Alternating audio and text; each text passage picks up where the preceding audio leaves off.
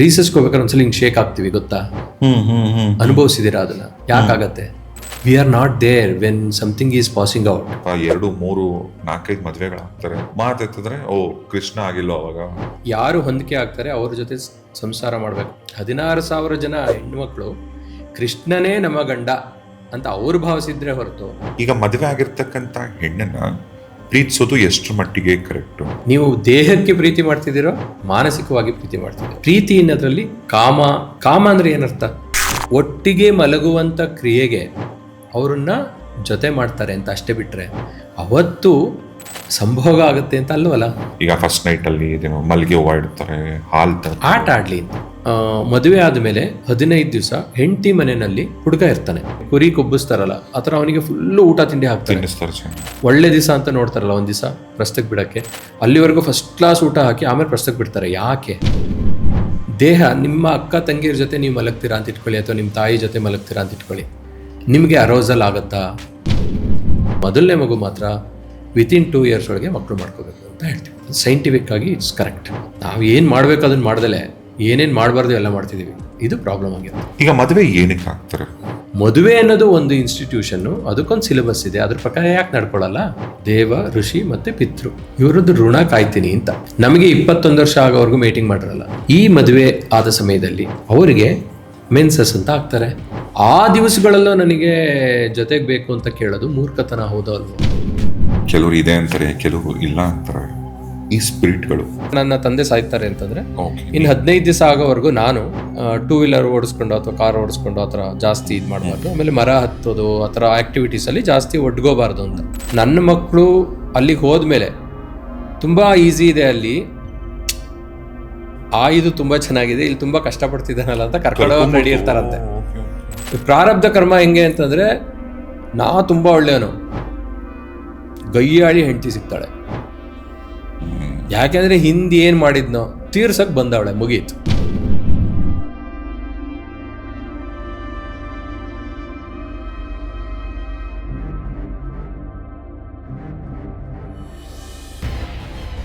ಇವತ್ತು ನಮ್ಮ ಪಾಡ್ಕಾಸ್ಟ್ ತುಂಬಾನೇ ಇಂಟ್ರೆಸ್ಟಿಂಗ್ ಆಗಿರುತ್ತೆ. ಬಿಕಾಸ್ ನಾವು ಮಾತಾಡೋ ವಿಚಾರ ಆಗಿರುತ್ತೆ. ಒಂದು, ಆಧ್ಯಾತ್ಮದ ಬಗ್ಗೆ ನಿಮಗೆ ತಿಳಿಸ್ಕೊಡ್ಬೇಕು. ಈಗ ಸ್ಪಿರಿಚುಯಾಲಿಟಿ ಅಂದ ತಕ್ಷಣ ತುಂಬಾ ಜನ ಯೋಚನೆ ಮಾಡೋದು ಏನು ಅಂದ್ರೆ, ಪದೇ ಪದೇ ದೇವಸ್ಥಾನಗಳಿಗೆ ಹೋಗಿ ಶುರು ಮಾಡಿದ್ರೆ, ಅಥವಾ ಕೈಗೊಂದು ದಾರ, ಕತ್ತಿಗೊಂದು ದಾರ, ಹಣೆಗೊಂದು ಕುಂಕುಮ ಇಟ್ಕೊಂಡ್ರೆ ಅವ್ರನ್ನ ಅಡ್ರೆಸ್ ಮಾಡೋ ರೀತಿ ನಾವಾಗಿರುತ್ತೆ. ಅವ್ನು ಬಿಡು ತುಂಬಾ ಸ್ಪಿರಿಚುವಲ್ ಅಂತ. ಇನ್ ಕೆಲವರು ದಿನ ಕೂತ್ಕೊಂಡು 10 ನಿಮಿಷ ಮೆಡಿಟೇಷನ್ ಮಾಡಿದ್ರೆ ಅವರು ಹಿಮಾಲಯ ಬೆಟ್ಟನೇ 10 ಬಂದಷ್ಟು ಹಂಗೆ ಯೋಚನೆ ಮಾಡ್ತಿರ್ತಾರೆ, ಏನೋ ಅಚೀವ್ ಮಾಡ್ಬಿಟ್ಟೆ ಅಂತ. ಸೊ ಈ ಧ್ಯಾನ ಅಂದ್ರೆ ಏನು, ಅಂಡ್ ಸ್ಪಿರಿಚುಯಾಲಿಟಿ ನಮ್ಮ ರಿಯಲ್ ಲೈಫ್ ಅಲ್ಲಿ ನಮ್ಗೆ ಹೆಂಗ್ ಹೆಲ್ಪ್ ಆಗತ್ತೆ, ಇದ್ರ ಕುರಿತಾಗಿ ಮಾತಾಡಕ್ಕೆ ಇವತ್ತು ನಮ್ಮ ಜೊತೆಗೆ ಡಾಕ್ಟರ್ ಅನಂತ ಕೃಷ್ಣ ಅವರಿದ್ದಾರೆ. ನಮಸ್ತೆ. ಹೇಗಿದ್ದೀರಾ? ನಾ ಚೆನ್ನಾಗಿದ್ದೀನಿ. ಒಳ್ಳೆ ಸಬ್ಜೆಕ್ಟ್ ಆರಿಸ್ಕೊಂಡಿದ್ದೀರಾ. ಯಾಕೆಂತಂದ್ರೆ ಈಗಿನ ಜನ್ರೇಷನ್ಗೆ ಬೇಕಾಗಿರೋದು, ನಾವು ಏನೇ ಮಾಡ್ತಿದ್ರು ಯಾಕೆ ಮಾಡ್ತಿದ್ದೀವಿ ಅನ್ನೋದು ಫಸ್ಟ್ ಇಂಪಾರ್ಟೆನ್ಸ್ ಇರಬೇಕು. ತಂದೆ ತಾಯಿಗಳ ಜೊತೆ ಇರ್ತೀವಿ, ಯಾಕಿದ್ದೀವಿ? ಅವ್ರಿಗೆ ಗೌರವ ಕೊಡ್ತೀವಿ, ಯಾಕೆ ಕೊಡ್ತೀವಿ?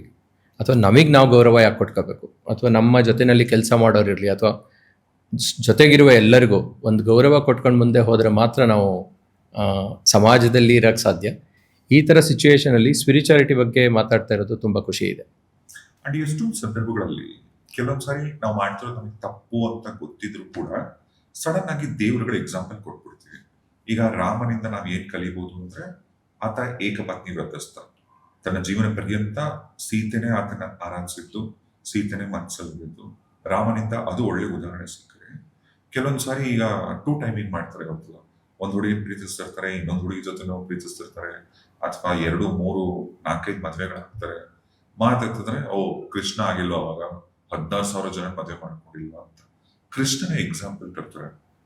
ಈ ರಿಯಲ್ ಲೈಫ್ ಅಲ್ಲಿ ಮದುವೆ ಅಂದ್ರೆ ಒಂದೇ ಹೆಂಡತಿನೇ ಇರ್ಬೇಕಾ, ಅಥವಾ ಕೃಷ್ಣನ ಎಕ್ಸಾಂಪಲ್ ತಗೋಬೇಕಾ? ಏನದು ಆಕ್ಚುಲಿ? ಇಲ್ಲ, ಈಗಿನ ಜನ್ರೇಷನ್ ಅಥವಾ ಆಗಿನ ಜನ್ರೇಷನ್ ಅಂತ ಏನಿಲ್ಲ.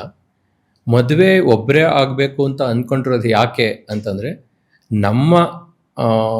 ನಮ್ಮ ವಿಚಾರಧಾರೆಗಳಿಗೆ ಅಥವಾ ಇನ್ನೊಂದು ಇದಕ್ಕೆ ಯಾರು ಹೊಂದಿಕೆ ಆಗ್ತಾರೆ ಅವ್ರ ಜೊತೆ ಸಂಸಾರ ಮಾಡಬೇಕು ಅನ್ನೋದು ಒಂದು ಕಾರಣ. ಆದರೆ ಈಗಿನ ಇದರಲ್ಲಿ ಸ್ಟೇಟಸ್ನಲ್ಲಿ ಒಂದು ಮದುವೆ ಆಗೋದು ಉತ್ತಮ ಅಂತ.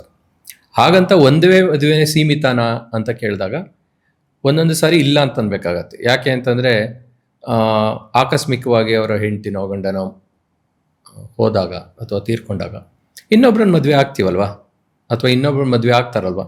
ಸೊ ಆ ವಿಚಾರನ ನೋಡಿಕೊಂಡ್ರೆ ಏಕಪತ್ನಿ ವ್ರತಸ್ಥ ಅನ್ನೋದು ಒಂದು, ನಾನು ಜೀವನ ಮಾಡುವಾಗ ನನ್ನ ಹೆಂಡತಿ ಇದ್ದಾಗ ಅಥವಾ ನನ್ನ ಗಂಡ ಇದ್ದಾಗ ಅವಳಿಗೆ ಬದ್ಧತೆಯಾಗಿರ್ತೀನಿ ಅನ್ನೋದನ್ನ ಏಕಪತ್ನಿ ವ್ರತಸ್ಥ ಅಂತ ತಿಳ್ಕೊಬೇಕು. ಯಾಕೆ ಅಂತಂದರೆ ನಾನು ಹೋದ್ಮೇಲೆ ಇನ್ನೊಂದು ಮದುವೆ ಆಗ್ಬೋದಲ್ವಾ ಅಂತ ಕೇಳ್ತಾರೆ. ಆದರೂ ಆಗ್ಬೋದು, ಬಿಟ್ಟರು ಬಿಡ್ಬೋದು. ನೀವು ಎಷ್ಟು ಅವರ ಮಾನಸಿಕ ಇದಕ್ಕೆ ಹತ್ತಿರವಾಗಿದ್ರಿ, ಅವರಲ್ಲೇ ಒಂದಾಗಿದ್ರಿ ಅನ್ನೋದ್ರ ಮೇಲೆ ಡಿಪೆಂಡ್ ಆಗಿರುತ್ತೆ. ಹೇಳ್ತಾರೆ ಒಂದು 14 ವರ್ಷ 15 ವರ್ಷ ಆದಮೇಲೆ, ಮದುವೆ ಆದಮೇಲೆ ಗಂಡ ಹೆಂಡತಿ ಥರ ಅಥವಾ ಹೆಂಡತಿ ಗಂಡನ ಥರ ಮಾತಾಡ್ತಾರೆ ಅಂತ. ನೋಡೋಕ್ಕೂ ಒಂದೇ ಥರ, ಯೋಚನೆಗಳು ಒಂದೇ ಥರ, ಬಿಹೇವ್ ಮಾಡೋಕ್ಕೆ ಒಂದೇ ಥರ. ಯಾಕೆ ಆಗ್ತಾರೆ? ಅವ್ರನ್ನ ಒಬ್ರನ್ನೊಬ್ರು ಅರ್ಥ ಮಾಡ್ಕೊಂಡಿರ್ತಾರೆ, ಸಿಂಕ್ ಆಗಿರ್ತಾರೆ. ಸೊ ಹಾಗಾಗಿ ಅದಾಗತ್ತಷ್ಟೆ. ಕೃಷ್ಣ ಆಗಿಲ್ವಾ?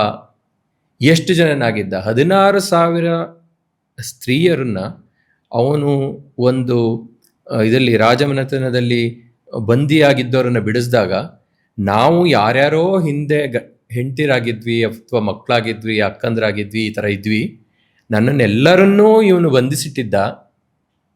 ಹಾಗಾಗಿ ನಾನೀಗ ಹೊರ ಜಗತ್ತಿಗೆ ಹೋದರೆ ಇಷ್ಟು ವರ್ಷ ಜೊತೆಲಿದೆಯಾ ಅಥವಾ ಅಲ್ಲಿದ್ದಾರೆ ರಾಕ್ಷಸನ ಜೊತೆ ಒಬ್ಬನ ಜೊತೆ ಇದ್ದಾರೆ, ಏನು ಸಂಬಂಧನೇ ಇರಲಿಲ್ವಾ ಅಂತ ಕೇಳ್ತಾರೆ.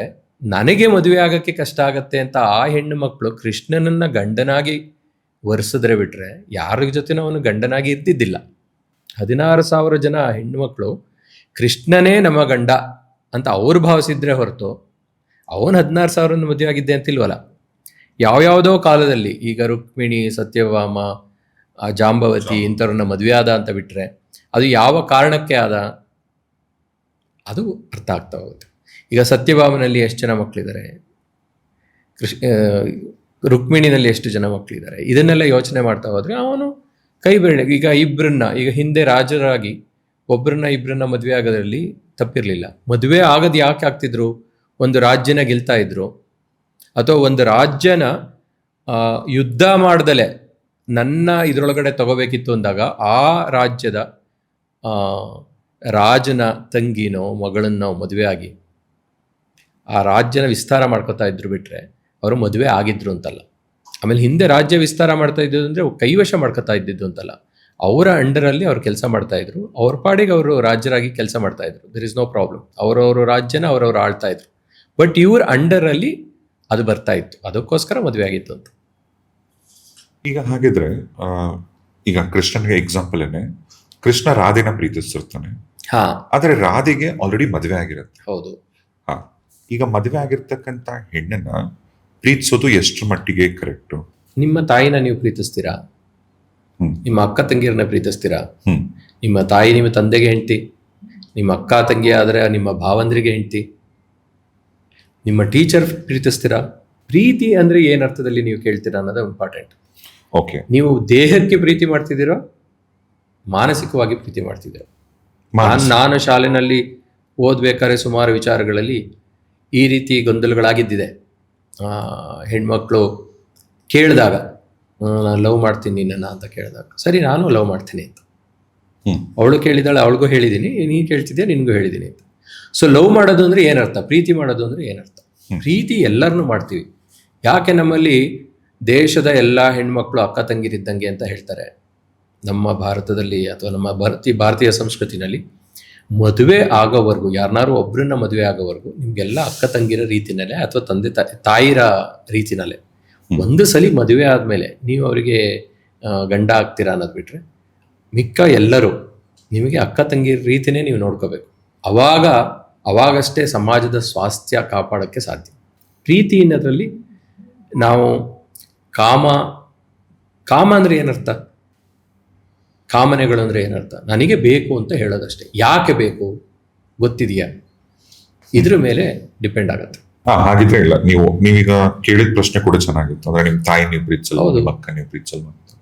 ಆದ್ರೆ ಇದೇ ರಾಧಾಕೃಷ್ಣ ಸ್ಟೋರಿಲಿ ಈಗ ರಾಧಾಕೃಷ್ಣ ರಾಸಲೀಲೆ ಅಂತ ಹೇಳ್ತಾರೆ. ರಾಸಲೀಲೆ ಅಂದ್ರೆ ಏನರ್ಥ ಮಾಡ್ಕೊಂಡಿದೀವಿ ನಾವು? ಅವರಿಬ್ರು ಎಷ್ಟು ಸಲ ಭೇಟಿಯಾಗಿದ್ರು ಅಂತ ನಮಗೆ ಗೊತ್ತಿದೆ. ಪಿಕ್ಚರೈಸೇಷನ್ ಮಾಡೋದು ಬೇರೆ, ಅಥವಾ ಓದನ್ನು ಅರ್ಥ ಮಾಡ್ಕೊಳ್ಳೋದು ಬೇರೆ. ಈಗ ನಾನು ನಿಮಗೆ ಈಗಿನ ಕಾಲದಲ್ಲಿ ಫೋನ್ ಇದೆ ಅಂತ ಹೇಳ್ತೀವಿ, ಮಾತಾಡ್ಬೋದು. ಏನು ಮಾತಾಡ್ತೀವಿ ಅನ್ನೋದು ಇಂಪಾರ್ಟೆಂಟು. ಇಬ್ಬರು ಮನಸ್ಸು ಯಾವ ರೀತಿ ಸಿಂಕ್ ಆಗ್ತಿತ್ತು ಅಂತ. ಅವಳು ನೆನೆಸ್ಕೊಂಡ್ರೆ ಸಾಕು ಅಲ್ಲಿ ಇರ್ತಿದ್ದ ಅಂತ. ಅದು ಇರ್ತಿದ್ದ ಅಲ್ಲ.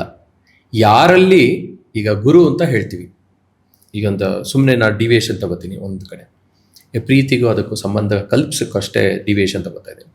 ಈಗ ಗುರು ಅಂತ ಹೇಳ್ತೀವಿ. ಗುರು ಅನ್ನೋದು ಮನುಷ್ಯನಲ್ಲಿದೆಯಾ ಅಥವಾ ತತ್ವದಲ್ಲಿದೆಯಾ ಅಂತ.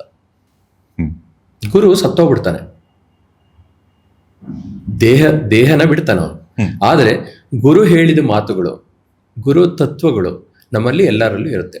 ನಾವು ಒಂದು ಕ್ಷಣದಲ್ಲಿ ಯೋಚನೆ ಮಾಡ್ತೀವಿ, ನಮಗೆ ಏನೋ ಕಷ್ಟ ಕಾಲ ಬಂದಿರುತ್ತೆ ಅಥವಾ ಏನೋ ಯೋಚನೆ ಮಾಡೋಕ್ಕೆ ಸಂದಿಗ್ಧ ಪರಿಸ್ಥಿತಿಯಲ್ಲಿ ಇರ್ತೀವಿ ಅಂತ ಇಟ್ಕೊಳ್ಳಿ.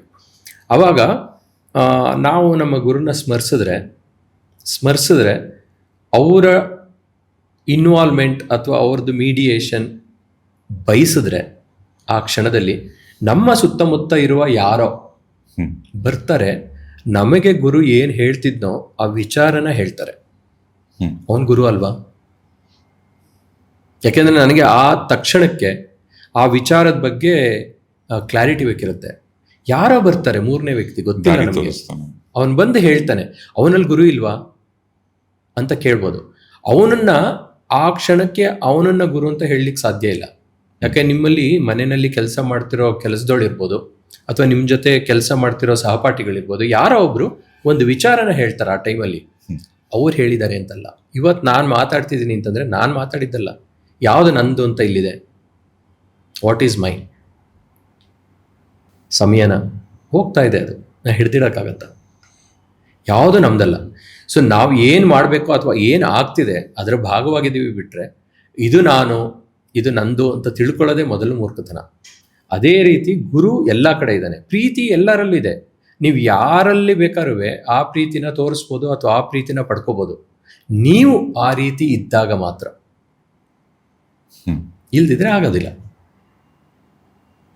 ಇದು ನನ್ನ ವೈಯಕ್ತಿಕ ಅಭಿಪ್ರಾಯ ಮತ್ತು ಸ್ಟಾಂಚ್. ಅಂದರೆ ನಾನು ಯಾವತ್ತೂ ನಂಬದೇ ಈ ಪದ್ಧತಿನ. ಏನಂತ, ನಿಮ್ಮಲ್ಲಿ ನಾನು ಎಷ್ಟು ದಿವಸದಿಂದ ನಿಮ್ಮನ್ನು ನೋಡಿದ್ದೀನಿ? ನಿಮ್ಮ ಹತ್ರ ಪ್ರೀತಿಯಾಗಿ ಮಾತಾಡೋಕ್ಕಾಗೋದಿಲ್ವಾ? ನಾನಿವತ್ತು ನಿಮ್ಮ ಜೊತೆಯಲ್ಲಿ ನಿಮ್ಮ ಆಫೀಸ್ನಲ್ಲಿ ಒಬ್ಬರನ್ನ ಭೇಟಿಯಾದೆ, ಅವ್ರನ್ನ ಮಾತಾಡ್ಸಿದ್ರು, ಅವ್ರನ್ನ ನಾನು ನೋಡ್ತಿರೋದು ಮೊದಲನೇ ಬಾರಿ. ಆದರೆ ಮಾತಿನಲ್ಲಿ ಯಾವ ಭಾವ ಇತ್ತು, ಅದು ಪ್ರೀತಿ ಆಗ್ಲಿಕ್ಕೆ ಸಾಧ್ಯ ಇಲ್ವಾ? ಪ್ರೀತಿ ಅನ್ನೋದನ್ನು ನಾವು ಏನು ಅನ್ಕೋತೀವಿ ಅದ್ರ ಮೇಲೆ ಡಿಪೆಂಡ್. ಅವಳು ಯಾವತ್ತೂ ಕಾಮರೂಪದಲ್ಲಿ ನೋಡೇ ಇಲ್ಲ, ಅವನು ನನಗೆ ಬೇಕು ಅಂತ ಹೇಳೇ ಇಲ್ಲ. ನೀನು ಎಲ್ಲರ ಜೊತೆ ಇರ್ತೀಯ, ಅವಾಗ ನನ್ನ ಜೊತೆನೇ ಯಾಕಿರಬಾರ್ದು ಕೇಳ್ತಾಳೆ ಅವಳು. ನೀನು ಎಲ್ಲರ ಜೊತೆ ಇದ್ದಾಗ ನನ್ನ ಜೊತೆನೇ ಯಾಕಿರಬಾರ್ದು ಅಂತ ಕೇಳ್ತಾಳೆ. ಸರಿ, ನಿನ್ನ ಜೊತೆನೇ ಇರ್ತೀನಿ ಅಂತಾನೆ. ಅವಳು ಯಾರಲ್ಲೂ ಅಥವಾ ಎಲ್ಲರಲ್ಲೂ ಕೃಷ್ಣನನ್ನ ನೋಡ್ತಾಳೆ ಬಿಟ್ರೆ, ಅವನು ಕೃಷ್ಣನಾಗೇ ವರ್ತಿಸಿದ್ರೆ, ಅಂದರೆ ನನ್ನ ಜೊತೆಲಿದ್ದವರು ಕೃಷ್ಣನಾಗೇ ವರ್ತಿಸಿದ್ರೆ ಅವಳು ಕೃಷ್ಣನಾಗೇ ನೋಡ್ತಾಳೆ. ಬೇರೆ ರೀತಿ ವರ್ತಿಸಿದ್ರೆ ಮಾತ್ರ ಇಲ್ಲ, ನಾ ಕೃಷ್ಣನಾಗಿ ನಿನ್ನನ್ನು ನೋಡೋದು, ಬೇರೆ ಯಾರನ್ನೂ ನೋಡೋಕೆ ಸಾಧ್ಯ ಇಲ್ಲ, ಯಾಕೆಂದರೆ ಕೃಷ್ಣ ನನ್ನ ಜೊತೆ ಈ ರೀತಿ ಇರ್ತಾಳೆ ಅಂತ ಹೇಳ್ತಾಳೆ ಬಿಟ್ರೆ. ರಾಧೆ ಪ್ರೀತಿ, ರಾಧೆಗೆ ಏನು ಪ್ರೀತಿ ಬೇಕೋ ಆ ಪ್ರೀತಿ ಕೃಷ್ಣ ತೋರಿಸ್ತಾನೆ. ದ್ರೌಪದಿ ಪ್ರೀತಿ ಮಾಡಲಿಲ್ವಾ? ಅವನನ್ನು ಯಾವ ರೀತಿ ಪ್ರೀತಿ ಮಾಡಿದ್ಲು ಆ ರೀತಿ ಪ್ರೀತಿ ತೋರಿಸ್ದ. ಅವನನ್ನು ಯಾವ ರೀತಿ ಯಾರು ನೋಡ್ತಾರೆ ಆ ರೀತಿ ಅವನ ಪ್ರೀತಿ ತೋರಿಸೋದು ಅವನ ಕರ್ತವ್ಯ. ಕೃಷ್ಣನಾಗಿ ಆ ಕೆಲಸ ಅವನು ಮಾಡಿದ್ದಾನೆ. ರಾಧೆಗೆ ಅವನ ಪ್ರೇಯಸಿಯಾಗಿ ಬೇಕಿತ್ತು, ಅವಳಿಗೆ ಅವನ ಪ್ರಿಯಕರನಾಗಿ ಬೇಕಿತ್ತು. ಅಂದರೆ ಪ್ರಿಯಕರ ಅಂದರೆ ಯಾವ ಲೆಕ್ಕ? ಪ್ರೀತಿ ಅಂದರೆ ಏನರ್ಥ? ಎಲ್ಲದರಲ್ಲೂ ನೀ ತಪ್ಪು ಮಾಡು, ಒಳ್ಳೇದು ಮಾಡು, ನನಗೆ ಸರಿಯಾಗುವಂಥದ್ದು ಮಾಡು ಅಥವಾ ನನಗೆ ವ್ಯತಿರಿಕ್ತವಾಗಿ ಮಾಡು, ತೊಂದರೆ ಇಲ್ಲ. ನಾನು ಇನ್ನೊಂದು ಪ್ರೀತಿಸ್ತೀನಿ ಅಂದರೆ ಪ್ರೀತಿಸ್ತೀನಿ ಅಷ್ಟೇ. ಅದರೊಳಗೆ ನನಗಿದಾದರೆ ಪ್ರೀತಿ ಮಾಡ್ತೀನಿ, ಇದಾಗಲಿಲ್ಲ ಅಂದರೆ ಪ್ರೀತಿ ಮಾಡ್ತೀನಿ ಅನ್ನೋ ದ್ವಂದ್ವ ಇಲ್ಲ. ಆ ರೀತಿ ಮಾಡೋ ಪ್ರೀತಿ ಇದ್ದರೆ ಯಾರನ್ನು ಬೇಕಾದ್ರೂ ಮಾಡ್ಬೋದು, ಎಷ್ಟು ಜನನ ಬೇಕಾದ್ರೂ ಮಾಡ್ಬೋದು. ನಿಮ್ಗೆ ಏನು ಅನ್ಸುತ್ತೆ ಇದರಲ್ಲಿ? ಸೊ ನೀವು ಹೇಳೋ ಪ್ರಕಾರ love is unconditional. Love should be ಅನ್ಕಂಡೀಷನ್. Love shouldn't B conditioned. ನಾನು ಪ್ರೀತಿ ಮಾಡಿದ್ರೆ ನೀ ನನ್ನನ್ನು ಮದುವೆ ಆಗಬೇಕು ಅನ್ನೋದಿದ್ರೆ ಮದುವೆನೇ ಆಗಿ ಪ್ರೀತಿ ಯಾಕೆ ಮಾಡಬೇಕು? ಅಥವಾ ಪ್ರೀತಿ ಮಾಡಿದ್ಮೇಲೆ ಏನಕ್ಕೆ ಪ್ರೀತಿ ಮಾಡ್ತೀವಿ ಅಥವಾ ಏನಕ್ಕೆ ಮದುವೆ ಮಾಡ್ತೀವಿ ಅನ್ನೋದ್ರ ಅರ್ಥ ಗೊತ್ತಿರಬೇಕು. ಈ ವೇದಿಕೆ ಸರಿ ಇಲ್ಲ. ಮದುವೆ ಆದಮೇಲೆ ಗಂಡ ಹೆಂಡತಿರ ಸಂಬಂಧ ಯಾವ ರೀತಿ ಇರಬೇಕು ಅನ್ನೋದಕ್ಕೋಸ್ಕರ ಏನಕ್ಕೆ ಮಾಡ್ತಾರೆ ಆ ಸಂಬಂಧನ? ಹೇಗಿರ್ಬೇಕು ಆ ಸಂಬಂಧ ಹೇಗಿರಬೇಕು? ಕರೆಕ್ಟಾಗಿ ಹೇಳಿದ್ರೆ ಸಂಬಂಧ ಹೇಗಿರಬೇಕು ಅಂತ ಅದರೊಳಗೆ ಹೇಳ್ತಾರೆ. ನೀನು ನನ್ನ ಜೊತೆ ಕೆಲಸ ಮಾಡುವಾಗ ಮಂತ್ರಿ ಥರ ಕೆಲಸ ಮಾಡು, ಮಂತ್ರಿ ಥರ ಕೆಲಸ ಮಾಡು.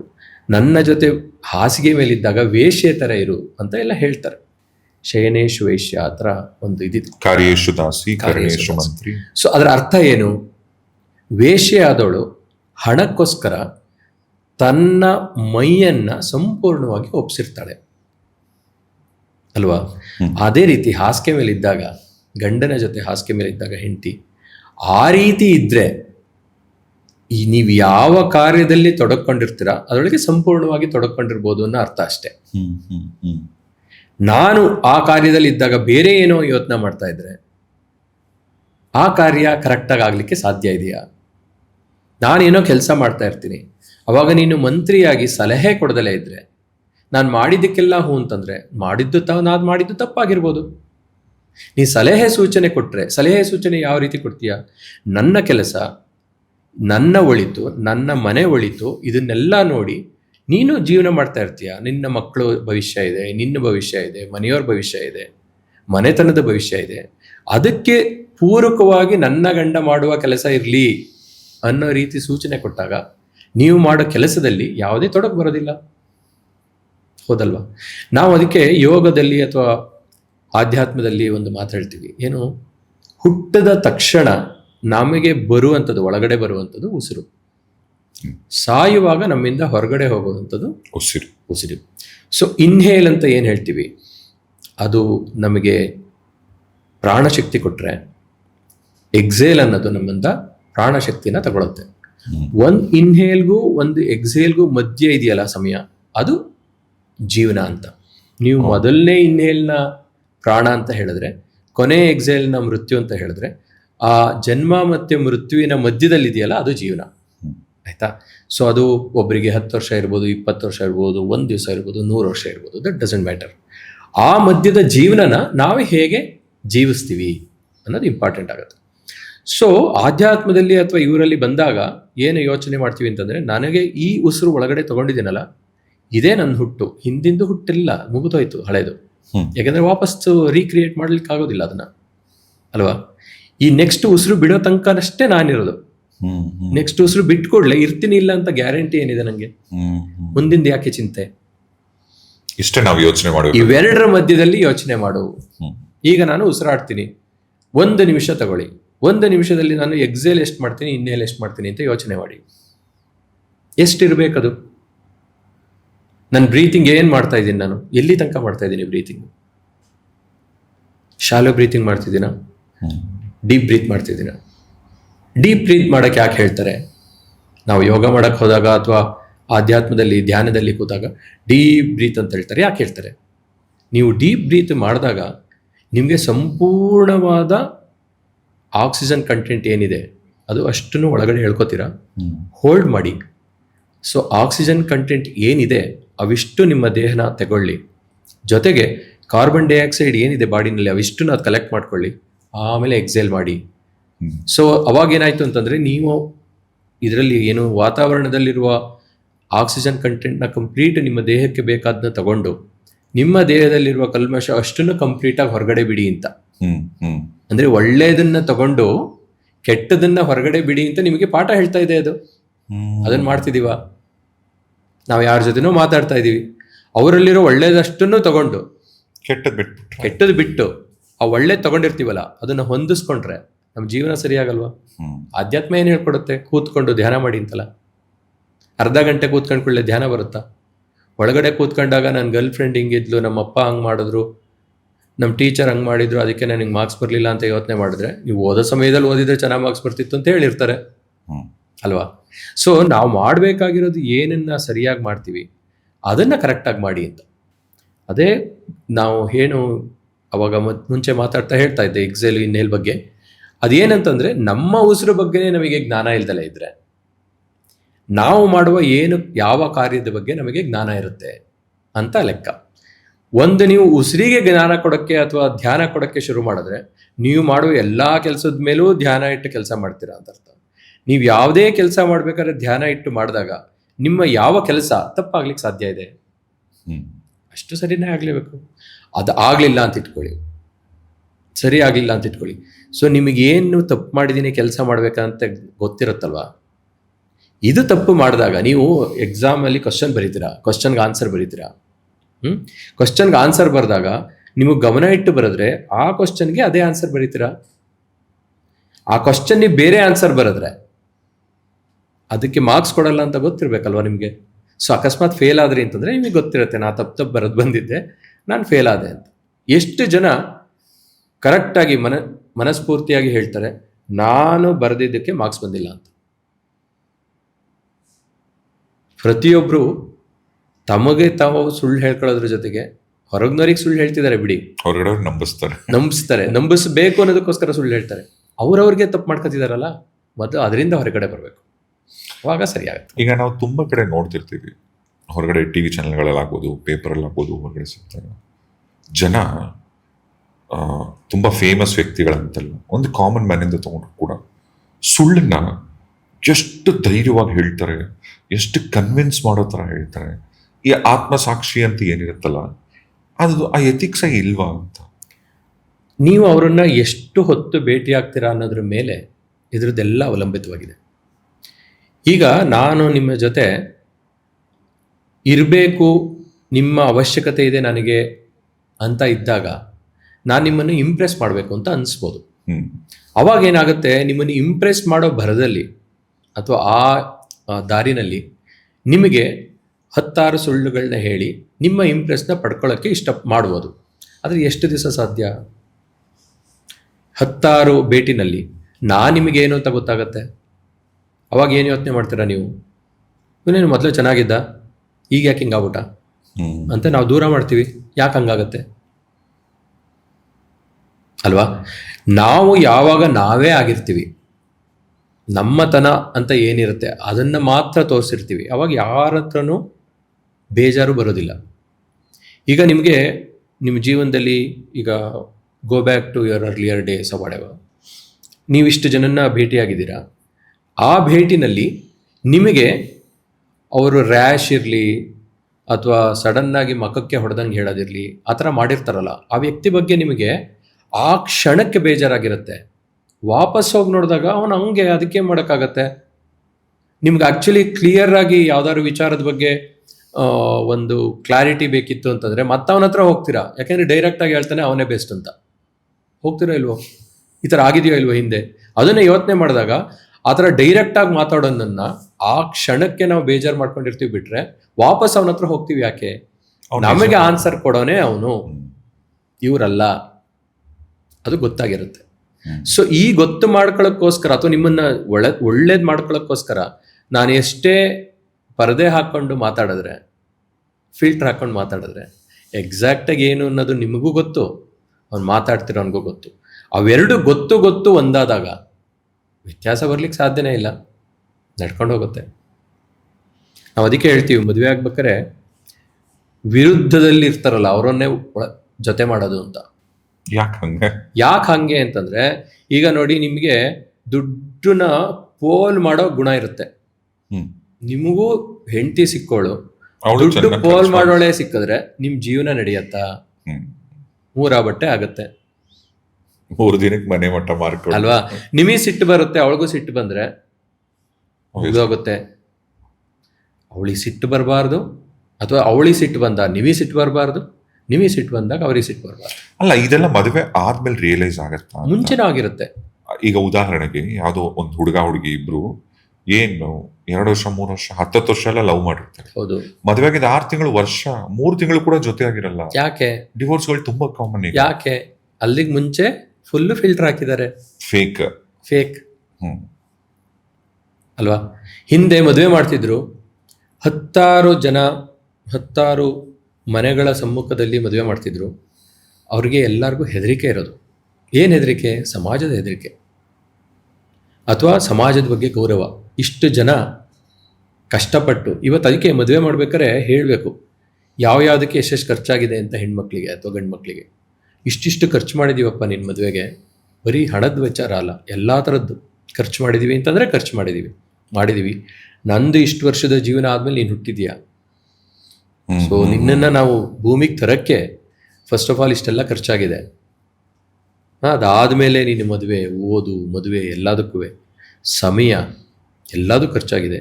ಇದಕ್ಕೊಂದು ಬೆಲೆ ಇದೆ. ಆ ಬೆಲೆಗೆ ಬೆಲೆ ಕೊಡು. ಹುಡುಗನಿಗೆ ಜೀವನ ಹೇಳ್ಬೇಕು, ಮಾಡ್ಬೋದು. ಅಪ್ಪನೂ ಅಮ್ಮನೂ. ಹೇಳಬೇಕು. ಆಮೇಲೆ ನನ್ನ ನಿಮ್ಮ ಫ್ರೆಂಡ್ಶಿಪ್ ಇರುತ್ತೆ ಅಂತ ಇಟ್ಕೊಳ್ಳಿ. ಆ ಫ್ರೆಂಡ್ಶಿಪ್ನ ಜೊತೆ ಮಾಡೋಕ್ಕಾಗಲಿ ಅಥವಾ ಫ್ರೆಂಡ್ಶಿಪ್ಪಲ್ಲಿ ಹೋಗ್ಲಿಕ್ಕಾಗಲಿ ಒಂದಿಷ್ಟು ಇದಾಗಿರುತ್ತಲ್ವ, ಏನೋ ಸಮಯ ಕಳೆದಿರ್ತೀವಲ್ವ, ಅದರೊಳಗೆ ಎಷ್ಟೋ ವಿಚಾರಗಳನ್ನ ಕೊಟ್ಟು ತಗೊಂಡು ಮಾಡಿರ್ತೀವಿ. ನಿಮ್ಮ ಸಮಯ ವ್ಯರ್ಥ ಮಾಡಿರ್ತೀರ. ನನಗೆ ಅವಶ್ಯಕತೆ ಇಲ್ದಿದ್ರೂ ನಾನೇನೋ ನಿಮ್ಮ ಸಮಯ ಕೇಳಿರ್ತೀನಿ, ನೀವು ಕೊಟ್ಟಿರ್ತೀರ. ಅದಕ್ಕೆ ಬೆಲೆ ಇಲ್ವಾ? ಆ ಬೆಲೆಗಳನ್ನು ಅರ್ಥ ಆದಾಗ ಮಾತ್ರ ಮನುಷ್ಯನ ಬೆಲೆ ಅರ್ಥ ಆಗುತ್ತೆ. ಯಾವತ್ತು ವ್ಯಾಲ್ಯೂ ಬೇಸ್ಡ್ ಸಿಸ್ಟಮಿಂದ ಹೊರಗಡೆ ಬಂದಿದ್ದೀವಿ ನಾವು, ಅವಾಗಿಂದ ಈ ಪ್ರಾಬ್ಲಮ್ಗಳು. ಮತ್ತೆ ಇನ್ನೊಂದು, ನಮ್ಮ ಸಂಪ್ರದಾಯದಲ್ಲಿ, ಬರೀ ನಮ್ಮ ಧರ್ಮ ಅಂತಲ್ಲ, ಕೆಲವೊಂದು ಧರ್ಮಗಳು ಕೂಡ ಇದನ್ನ ಪಾಲಿಸುತ್ತೆ. ಈಗಾದರೂ ಅಟ್ಲೀಸ್ಟ್ ಪರವಾಗಿಲ್ಲ, ಅರೇಂಜ್ ಮ್ಯಾರೇಜ್ ಅಂತ ತಗೊಂಡ್ರು ಕೂಡ ಹುಡುಗ ಹುಡುಗಿ ಭೇಟಿಯಾಗಿರ್ತಾರೆ, ಎಂಗೇಜ್ಮೆಂಟ್ ಆಗಿರುತ್ತೆ, ಮದುವೆ ಆಗತ್ತೆ. ಮದುವೆ ಆದ ನಂತರ ಅವತ್ತು ರಾತ್ರಿ ಫಸ್ಟ್ ನೈಟ್ ಪ್ರಸ್ತ ಅಂತ ಏನು ಕರಿತೀವಿ, ಆ ಶಾಸ್ತ್ರಗಳು ನಡೆಯುತ್ತೆ. ಮುಂಚೆ ಇಲ್ಲ, ಡೈರೆಕ್ಟ್ ಒಂದು ಹುಡುಗ ಹುಡುಗಿ ಮೀಟ್ ಆಗೋದೇ ಮದುವೆ ಮಂಟಪದಲ್ಲಂತೆ. ಎಷ್ಟೋ ಸರಿ ಈಗ ಅಜ್ಜಿ ತಾತನ ವಿಚಾರಗಳೆಲ್ಲ ತಗೊಂಡ್ರು, ಅವ್ರನ್ನ ನೋಡಿರಲಿಲ್ಲ, ಇವ್ರನ್ನ ಡೈರೆಕ್ಟ್ ತಾಳಿ ಕಟ್ಬೇಕಂದ್ರೆ ಗೊತ್ತಾಗಿತ್ತು ಅಂತಾರೆ. ತಾಳಿ ಕಟ್ತಾರೆ, ಸರಿ ಅವತ್ತು ರಾತ್ರಿಗೆ ಆ ಶಾಸ್ತ್ರಗಳು ಶುರು ಮಾಡ್ಕೋತಾರೆ, ಫಸ್ಟ್ ನೈಟ್ ಅಂತ. ನಾನು ಹೇಳೋದು, ಎಲ್ಲೋ ಹುಟ್ಟಿದ್ದು ಒಂದು ಹೆಣ್ಣು, ಎಲ್ಲೋ ಹುಟ್ಟಿದ್ದು ಒಂದು ಗಂಡು ಬಿಟ್ಬಿಡಿ. ಒಂದು ಹೆಣ್ಣು ಪಾಪ ಮದುವೆ ಆಗಿದೆ, ಅವತ್ತು ರಾತ್ರಿನೇ ಆಕ್ಚುಲಿ ಮಾನಸಿಕವಾಗಿ ಒಂದಾಗ್ಲಿ ಅಂತಲೇ ಅವ್ರನ್ನ ಜೊತೆ ಮಾಡೋದು, ಮೇಟಿಂಗ್ ಮಾಡ್ಲಿ ಅಂತಲ್ಲ. ಪ್ರಸ್ತ ಅಂತ ಅಂದ ಕೂಡಲೇ ಅವರನ್ನ ಆ ಒಟ್ಟಿಗೆ ಮಲಗುವಂಥ ಕ್ರಿಯೆಗೆ ಅವರನ್ನ ಜೊತೆ ಮಾಡ್ತಾರೆ ಅಂತ ಅಷ್ಟೇ ಬಿಟ್ಟರೆ ಅವತ್ತು ಸಂಭೋಗ ಆಗುತ್ತೆ ಅಂತ ಅಲ್ವಲ್ಲ. ಆ ರೀತಿ ಇಲ್ವೇ ಇಲ್ವಲ್ಲ.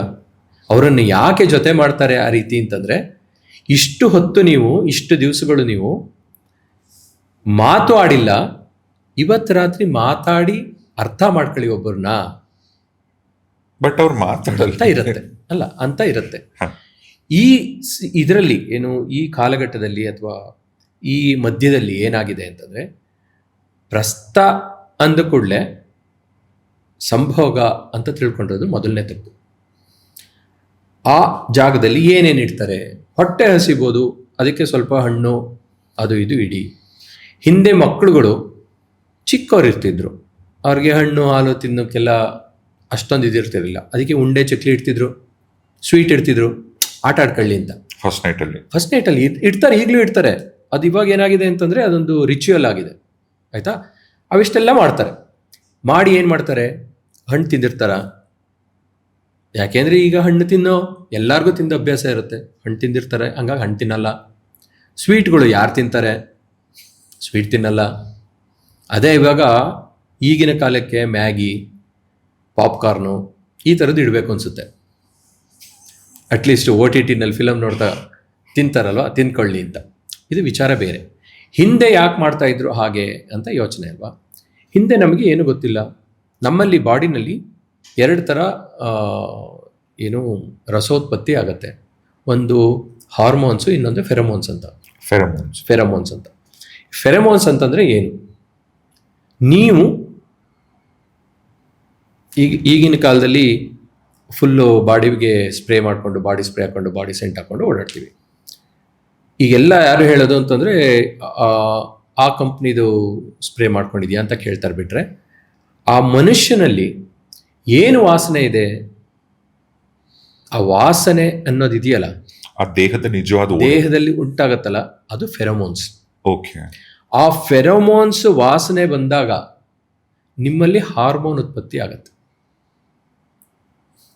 ಈಗ ಒಂದು ಎಕ್ಸಾಂಪಲ್ ಹೇಳ್ತೀನಿ ಇದಕ್ಕೆ. ಏನಂತಂದರೆ, ಈಗ ಹಾಸ್ಪಿಟಲ್ನಲ್ಲಿ ಡಾಕ್ಟರ್ಸ್ ಹೇಳ್ತಾರೆ, ಅಪ್ ಟು 3 months ಆಗೋವರೆಗೂ ಪಬ್ಲಿಕ್ ಟಾಯ್ಲೆಟ್ಗೆ ಹೋಗ್ಬೇಡಿ ಅಂತ ಹೆಣ್ಮಕ್ಳಿಗೆ. ಅಪ್ ಟು 3 months ಪ್ರೆಗ್ನೆನ್ಸಿ ಆಗುತ್ತಲ್ಲ, ಅವಾಗ ನೀವು ಪಬ್ಲಿಕ್ ಟಾಯ್ಲೆಟ್ಗೆ ಹೋಗ್ಬೇಡಿ ಅಂತ. ಯಾಕೆ ಹೇಳ್ತಾರೆ, ಆ ಫೆರಮೋನ್ಸ್ ಅಂದರೆ ರೀಸಸ್ ಮಾಡಿರ್ತಾರಲ್ಲ, ಆ ಜಾಗದಲ್ಲಿ ಆ ಸ್ಮೆಲ್ ಬರುತ್ತಲ್ಲ, ಆ ಸ್ಮೆಲ್ಲಿಗೆ ಅಭಾಷಣ ಆಗ್ಬಿಡ್ಬೋದು ಅಂತ. ಆ ಸ್ಮೆಲ್ಲಿಗೆ ಏನಾಗುತ್ತೆ, ನಿಮ್ಮಲ್ಲಿ ಈಸ್ಟ್ರೋಜನ್, ಪ್ರೊಜೆಸ್ಟ್ರಾನ್ ಅಂತ ಹೆಣ್ಮಕ್ಳಲ್ಲಿ ಇದಾಗುತ್ತೆ. ಈಸ್ಟ್ರೋಜನ್ ಯಾವಾಗ ಆಗುತ್ತೆ, ಪ್ರೊಜೆಸ್ಟ್ರಾನ್ ಆಗುತ್ತೆ, ಅದು ಸೈನ್ಸ್ ಬಗ್ಗೆ ಹೇಳಿದ್ವಿ ನಾವು. ಸೈನ್ಸಲ್ಲಿ ಏನು, ಫಸ್ಟ್ ಈಸ್ಟ್ರೋಜನ್ ಇರುತ್ತೆ. ಈಸ್ಟ್ರೋಜನ್ ಇದ್ದಾಗ ಸಂಭೋಗಕ್ಕೆ ಬೇಕಾದ ಹಾರ್ಮೋನ್ಸ್ ಅದು. ಆ ಹಾರ್ಮೋನ್ಸಿಂದ ಎಗ್ ಡೆವಲಪ್ ಆಗುತ್ತೆ, ಎಲ್ಲ ಆಗುತ್ತೆ. ಆಮೇಲೆ ಒಂದು ಸಲ ಪ್ರೆಗ್ನೆನ್ಸಿ ಆದರೆ ಆ ಪ್ರೆಗ್ನೆನ್ಸಿ ಆದಮೇಲೆ ಅಂದರೆ ಝೈಗೋಟ್ ಫಾರ್ಮೇಷನ್ ಅಂತ ಹೇಳ್ತೀವಿ ನಾವು, ಅದಾದಮೇಲೆ ಪ್ರೊಜೆಸ್ಟ್ರಾನ್ ಶುರುವಾಗುತ್ತೆ. ಅಂದರೆ ಪ್ರೊಜೆಸ್ಟ್ರಾನ್ ಏನು ಮಾಡುತ್ತೆ ಅಂತಂದರೆ ಈಸ್ಟ್ರೋಜನ್ ಪ್ರೊಡಕ್ಷನ್ ಇದೆಯಲ್ಲ ಅದನ್ನು ಕಮ್ಮಿ ಮಾಡುತ್ತೆ. ಸೊ ಮತ್ತೆ ಅವರು ಮೆನ್ಸಸ್ಸಿಗೆ ಬರಲ್ಲ ಅಂತ. ಇದು ಸಿಚುವೇಶನ್. ಅದಕ್ಕೂ ಏನು ಮಾಡ್ತಾರೆ, ಫಸ್ಟ್ 3 monthsಲ್ಲಿ ವೆರಿ ಡೈಸಿ ಇರುತ್ತೆ. ಅದು ಏನು ಎಂಡೋಮೆಟ್ರಿಯಮ್ ಅಂತ ಹೇಳ್ತೀವಿ ನಾವು, ಅದು ವೆರಿ ಡೈಸಿ ಇರುತ್ತೆ, ವೆರಿ ಶೇಕಿ ಇರುತ್ತೆ.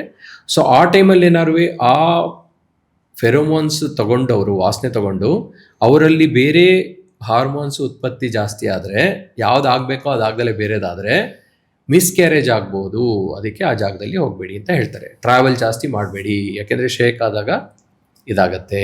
ಸೊ ಈ ಥರ ವಿಚಾರಗಳನ್ನ ಹೇಳ್ತಾರೆ. ಹಿಂದೆ ಮದುವೆ ಆದಾಗ ಲೈಟ್ ಇರಲಿಲ್ಲ. ಹಿಂದಿನ ಕಾಲದಲ್ಲಿ ನಾನು ಮಾತಾಡ್ತಾ ಇದ್ದೆ, 6 ಗಂಟೆ ಮೇಲೆ ಲೈಟ್ ಇರಲಿಲ್ಲ, ಎಲ್ಲ ದೀಪ ಆರಿಸಿ ಮಲಗೋರು. ಈಗಿನ ಥರ ಬೆಡ್ರೂಮ್ ಇರಲಿಲ್ಲ, ಎಲ್ಲ ಒಟ್ಟಿಗೆ ಮಲಗೋರು. ಮದುವೆ ಆದಾಗ ಒಂದು ಶಾಸ್ತ್ರ ಇದೆ, ಅದು ಈಚಿನ ದಿನಗಳಲ್ಲಿ ನಿಂತು ಹೋಗಿದೆ. ಏನಂತಂದರೆ ಹಣೆನ ನೋಡಿಸ್ತಾರೆ.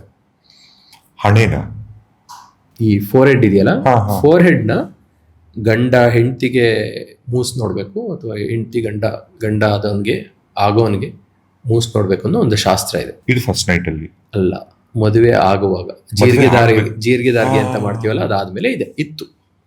ಇವಾಗ ಅದಿಲ್ಲ, ಮಾಡಲ್ಲ. ಅದು ಸುಮ್ಮನೆ ಇದು ಮಾಡಿಸ್ತಾರೆ, ತಲೆ ಮುಟ್ಟಿಸ್ತಾರೆ, ಅಷ್ಟನ್ನ ಮುಗಿಸಿದ್ದಾರೆ. ಯಾಕೆ ಮಾಡಿದ್ದಾರೆ? ಈ ತಲೆನಲ್ಲಿ ಅಥವಾ ಈ ಫೋರ್ಹೆಡ್ ಅಂತ ಏನು ಹೇಳ್ತೀವಿ, ಫ್ರಾಂಟನೆಲ್ ಅಂತ ಹೇಳ್ತೀವಿ ಅದಕ್ಕೆ. ಸೊ ಆ ಜಾಗದಲ್ಲಿ ಒಂದು ರೀತಿಯ ದ್ರವಿಸುತ್ತೆ. ಅದು very specific for that person ಅಂತ. ಅಂದ್ರೆ ಪ್ರತಿಯೊಬ್ಬೊಬ್ರಿಗೂ ಒಂದೊಂದಿರುತ್ತೆ, ಸಪರೇಟ್ ಇರುತ್ತೆ. ಓಕೆ. ಇವಾಗ ನಾವು ಶಾಂಪು ಹಾಕಿ ತೊಳ್ಕೊತೀವಿ, ನಮಗೆ ವಾಸನೆ ಬರ್ದಲೇ ಇರ್ಬೋದು. ಒಂದು 15 ದಿವಸ ಅಥವಾ 1 ತಿಂಗಳು ನೀವು ಸ್ನಾನನ ಶಾಂಪು ಹಾಕೊಳ್ಳದಲ್ಲೇ ಮಾಡಿ, ಬರೀ ಸ್ನಾನ ಮಾಡೋದಷ್ಟೇ, ಸೋಪು ಗೀಪ ಹಾಕಬಾರ್ದು. ಅವಾಗ ಗೊತ್ತಾಗತ್ತೆ ನಿಮಗೆ ಯಾವ್ಯಾವ ಜಾಗದಲ್ಲಿ ಯಾವ್ಯಾವ ವಾಸನೆ ಇದೆ ಅಂತ. ಪ್ರತಿಯೊಬ್ಬರಿಗೂ ಆಗತ್ತದು. ಆದರೆ ಈಗ ನಾವು ಹಾಕಿ ತೊಳೆಯೋದ್ರಿಂದ ಆ ವಾಸನೆನ ನೋಡೋಕೆ ಸಾಧ್ಯ ಇಲ್ಲ. ಅವಾಗ ರಾತ್ರಿ ಒಟ್ಟಿಗೆ ಮಲಗಿದ್ರು ಅವರವ್ರ ಹೆಂಡತಿರ ಜೊತೆ ಅವ್ರವ್ರು ಮಲಗ್ತಿದ್ರು ಬಿಟ್ರೆ ಬೇರೆಯವ್ರ ಜೊತೆ ಮಲಗ್ತಿರ್ಲಿಲ್ಲ. ಇದಕ್ಕೋಸ್ಕರ ಕಾಲು ತೊಳಿತಾರೆ. ಏನಕ್ಕೆ ತೊಳಿತಾರೆ? ಮದುವೆ ಆಗ್ಬೇಕಾದ್ರೆ ಕಾಲು ತೊಳಿತಾರೆ. ಏನಕ್ಕೆ ತೊಳಿತಾರೆ? ಅದಕ್ಕೇನಾದ್ರು ಅರ್ಥ ಇದೆಯಾ? ಇದೆ, ಅರ್ಥ ಇದೆ ಹಿಂದೆ ಮಾಡೋದ್ರಲ್ಲಿ. ಅಥವಾ ಈಗ ಯಾಕೆ ಮಾಡ್ತಿಲ್ಲ? ಈಗ ಮಾಡ್ತಾರೆ, ಬರೀ ರಿಚುವಲ್ ಆಗಿದೆ. ಈಗ ಅರ್ಥ ಗೊತ್ತಿಲ್ಲದಲೇ ಮಾಡೋದು. ಯಾಕೆ ಅಂತಂದರೆ ಜೀವ ಹೋಗೋಕ್ಕೆ 8 ಗಂಟೆಗಳ ಮುಂಚೆ ನೀವು ಕಾಲು ತೊಳೆಯೋ ಜಾಗದಲ್ಲಿ ನಾಡಿಗಳಿದೆಯಲ್ಲ, ಅಂದರೆ ರಕ್ತ ಚಲನೆ ಆಗುತ್ತಲ್ಲ, ಅಲ್ಲಿ ನಿಂತು ಹೋಗುತ್ತೆ. ಪೆರಿಫೆರಲ್ ರೀಜನಿಂದ ನಿಂತ್ಕೋತಾ ಬಂದು ನಮಗೆ 72,000 ನಾಡಿ ಅಂತ ಹೇಳ್ತೀವಿ ನಾವು. ಅಥವಾ ನಮ್ಮಲ್ಲಿ ಎಷ್ಟು ಪೇಸ್ ಮೇಕರ್ಸ್ ಇದೆ? ಇದೊಂದೇ ಪೇಸ್ ಮೇಕರ್ ಅಲ್ಲ, there are lot of pacemakers. Body ವರ್ತಿ ಇದೆ. ಅದು ಒಂದೊಂದಾಗಿ ಅಂದರೆ ಪೆರಿಫೆರಲ್ ರೀಜನಿಂದ ನಿಂತ್ಕೋತಾ ಬಂದು ಮೇನ್ ರೀಜನಿಗೆ ಬಂದು ಸ್ತಂಭನ ಆಗುತ್ತೆ ಅಂತ. ಸೊ ಈಗ ನೀವು ಸೈನ್ಸಿಗೆ ಹೋಗಿ ಕೇಳಿ, ಡಾಕ್ಟ್ರಿಗೆ ಹೋಗಿ ಕೇಳಿ, ಆ ಪೆರಿಫೆರಲ್ ಅಂದರೆ ಕಾಲಿನಲ್ಲಿ ಅದು ನಾಡಿ ಬಿಡ್ತಾ ನಡೀತಾ ಇರುತ್ತಲ್ಲ, ಅದು ಮೊದಲು ನಿಲ್ಲುತ್ತೆ ಸಾವಿಗೆ 8 ಗಂಟೆ ಮುಂಚೆ. ಸಾವಿಗೆ 8 ಗಂಟೆ ಮುಂಚೆ ಅದು ಯಾವ ಥರ ಸಾವ ಆದ್ರೂ ಅಥವಾ ನಿಲ್ಲುತ್ತೆ. ಅಲ್ಲ ಗುರುಗಳೇ, ಅಂದ್ರೆ ಈಗ ಸತ್ತೋಗ್ತಾರೆ ಯಾರೋ ಡೈರೆಕ್ಟ್ ಆಗಿ, ಇನ್ನು ಮೈಯೆಲ್ಲ ಬಿಸಿ ಇರುತ್ತೆ. ಯಾಕೆ ಬಿಸಿ ಇರುತ್ತೆ? ನಿಜವಾದ ಸಾವು ಬರುತ್ತಲ್ಲ, ಅಂದರೆ ನಿಜವಾದ ಸಾವು ಬಂದಾಗ ಪೆರಿಫೆರಲ್ ರೀಜನ್ ಇಂದ ಮಾಡ್ಕೋತಾ ಬಂದು ಹೃದಯ ಸ್ತಂಭನ ಆಗುತ್ತೆ ಅಂತ ಫೈನಲಿ. ಸೊ ಹಿಂದೆ ಯಾವ್ಯಾವುದೋ ಕಾರಣಕ್ಕೆ ಮದುವೆ ಮಾಡ್ತಿದ್ರು, ಆಸ್ತಿಯ ಇದಕ್ಕೋ ಅಥವಾ ಯಾವುದೋ ಒಂದು ವಂಶಕ್ಕೆ ವಂಶೋಭಿವೃದ್ಧಿ ಮಾಡೋಕ್ಕೆ ಯಾರು ಇಲ್ಲ ಅನ್ನೋದಕ್ಕೆ ಕಾರಣಕ್ಕೋ ಒಬ್ಬರನ್ನ ಮದುವೆ ಮಾಡ್ತಿದ್ರು. ಅವಾಗ ಆ ಇದರೊಳಗೆ ಕೂತಾಗ, ಏನು ಹಸೆ ಮಣೆ ಮೇಲೆ ಕೂತಾಗ ಅವನಿಗೆ ಸಾವು ಬರಬಾರ್ದು ಅಂತ ಕಾರಣ, ಇನ್ನು 8 ಗಂಟೆ ಕಾಲ ಅವನಲ್ಲಿ ಜೀವ ಇರುತ್ತೆ, ಇವನು ಸಂಸಾರ ಮಾಡ್ತಾನೆ ಮುಂದೆ ಅಂತ ಒಂದು ಕಾರಣ. ಆಮೇಲೆ ಸತ್ತ ಮೇಲೆ 4 ಗಂಟೆ ತನಕ, 4 hours ತನಕ ನೀವು ವೀರ್ಯನ ಹೊರಗೆ ತೆಗಿಬೋದು. ಸತ್ತ ನಂತರ ಕೂಡ ವೀರೇಚನ ಅಂತ ಮಾಡ್ತಾರೆ. ಸತ್ತಾಗ 2 ರೀತಿ ಆಗುತ್ತೆ. ಒಂದು ಟಾಯ್ಲೆಟ್ ಆಗ್ಬೋದು ಅಥವಾ ವೀರೇಚನ ಆಗ್ಬೋದು. ಎರಡು ಕಾರ್ಯ ನಡಿಬೋದು ಸಾಯುವಾಗ. ನೀವು ಒಂದು ಕ್ಷಣ ಹೊರಕ್ಕೆ ಬರೋಣ, ರೀಸರ್ಚ್ಗೆ ಹೋಗ್ಬೇಕಾದ್ರೆ ಒಂದ್ಸಲ ಹಿಂಗೆ ಶೇಕ್ ಆಗ್ತೀವಿ ಗೊತ್ತಾ? ಅನುಭವಿಸಿದ್ದೀರಾ ಅದನ್ನ? ಯಾಕಾಗತ್ತೆ? We are not there when something is passing out. We are not there. We gone out and came in. This is interesting. This is how it happens. ಯೋಗದಲ್ಲಿ ಅಥವಾ ಯಾವುದೇ ಕ್ಷಣದಲ್ಲಿ ಒಂದು ಕ್ಷಣ ಇದಾಗತ್ತೆ. ಆ ಕ್ಷಣ ಮಾತ್ರ ನೀವಿಲ್ಲ ಅಲ್ಲಿ. ನೀವು ಧ್ಯಾನ ಮಾಡ್ತಾ ಕೂತಿದ್ದೀರಾ. ಧ್ಯಾನ ಮಾಡ್ಬೇಕಾದ್ರೆ ಸುಮಾರು ಜನ ಹೇಳ್ತಾರೆ ಕಾನ್ಸಂಟ್ರೇಟ್ ಆನ್ ಸರ್ಟನ್ ಥಿಂಗ್ಸ್ ಅಂತ. ಯಾವಾಗ ಕಾನ್ಸಂಟ್ರೇಟ್ ಮಾಡ್ತೀರಾ ಅವಾಗ ಧ್ಯಾನ ಆಗ್ತಿರಲ್ಲ. ಯಾವಾಗ ಕಾನ್ಸಂಟ್ರೇಷನ್ ನಾವು ಯಾವುದ್ರ ಮೇಲೆ ಮಾಡ್ತಿದ್ದೀವಿ, ಅದು ಏನು ಮಾಡ್ತಿದ್ದೀವಿ ಅಂತ ಗೊತ್ತಾಗಲ್ವಲ್ಲ.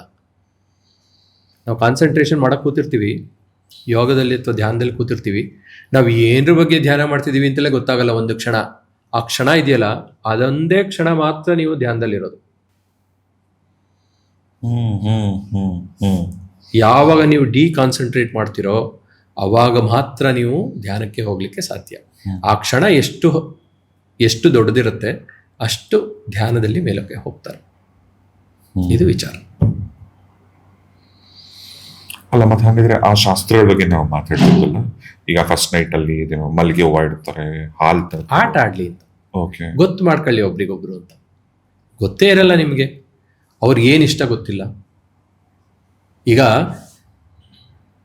ಚಿಕ್ಕ ಮಕ್ಕಳಲ್ಲಿ ಅಕ್ಷರಾಭ್ಯಾಸ ಅಂತ ಮಾಡಿಸ್ತಾರಲ್ವ, ಅಕ್ಷರಾಭ್ಯಾಸ ಮಾಡ್ಬೇಕಾದ್ರೆ ಏನೇನೋ ಇಟ್ಟಿರ್ತಾರೆ.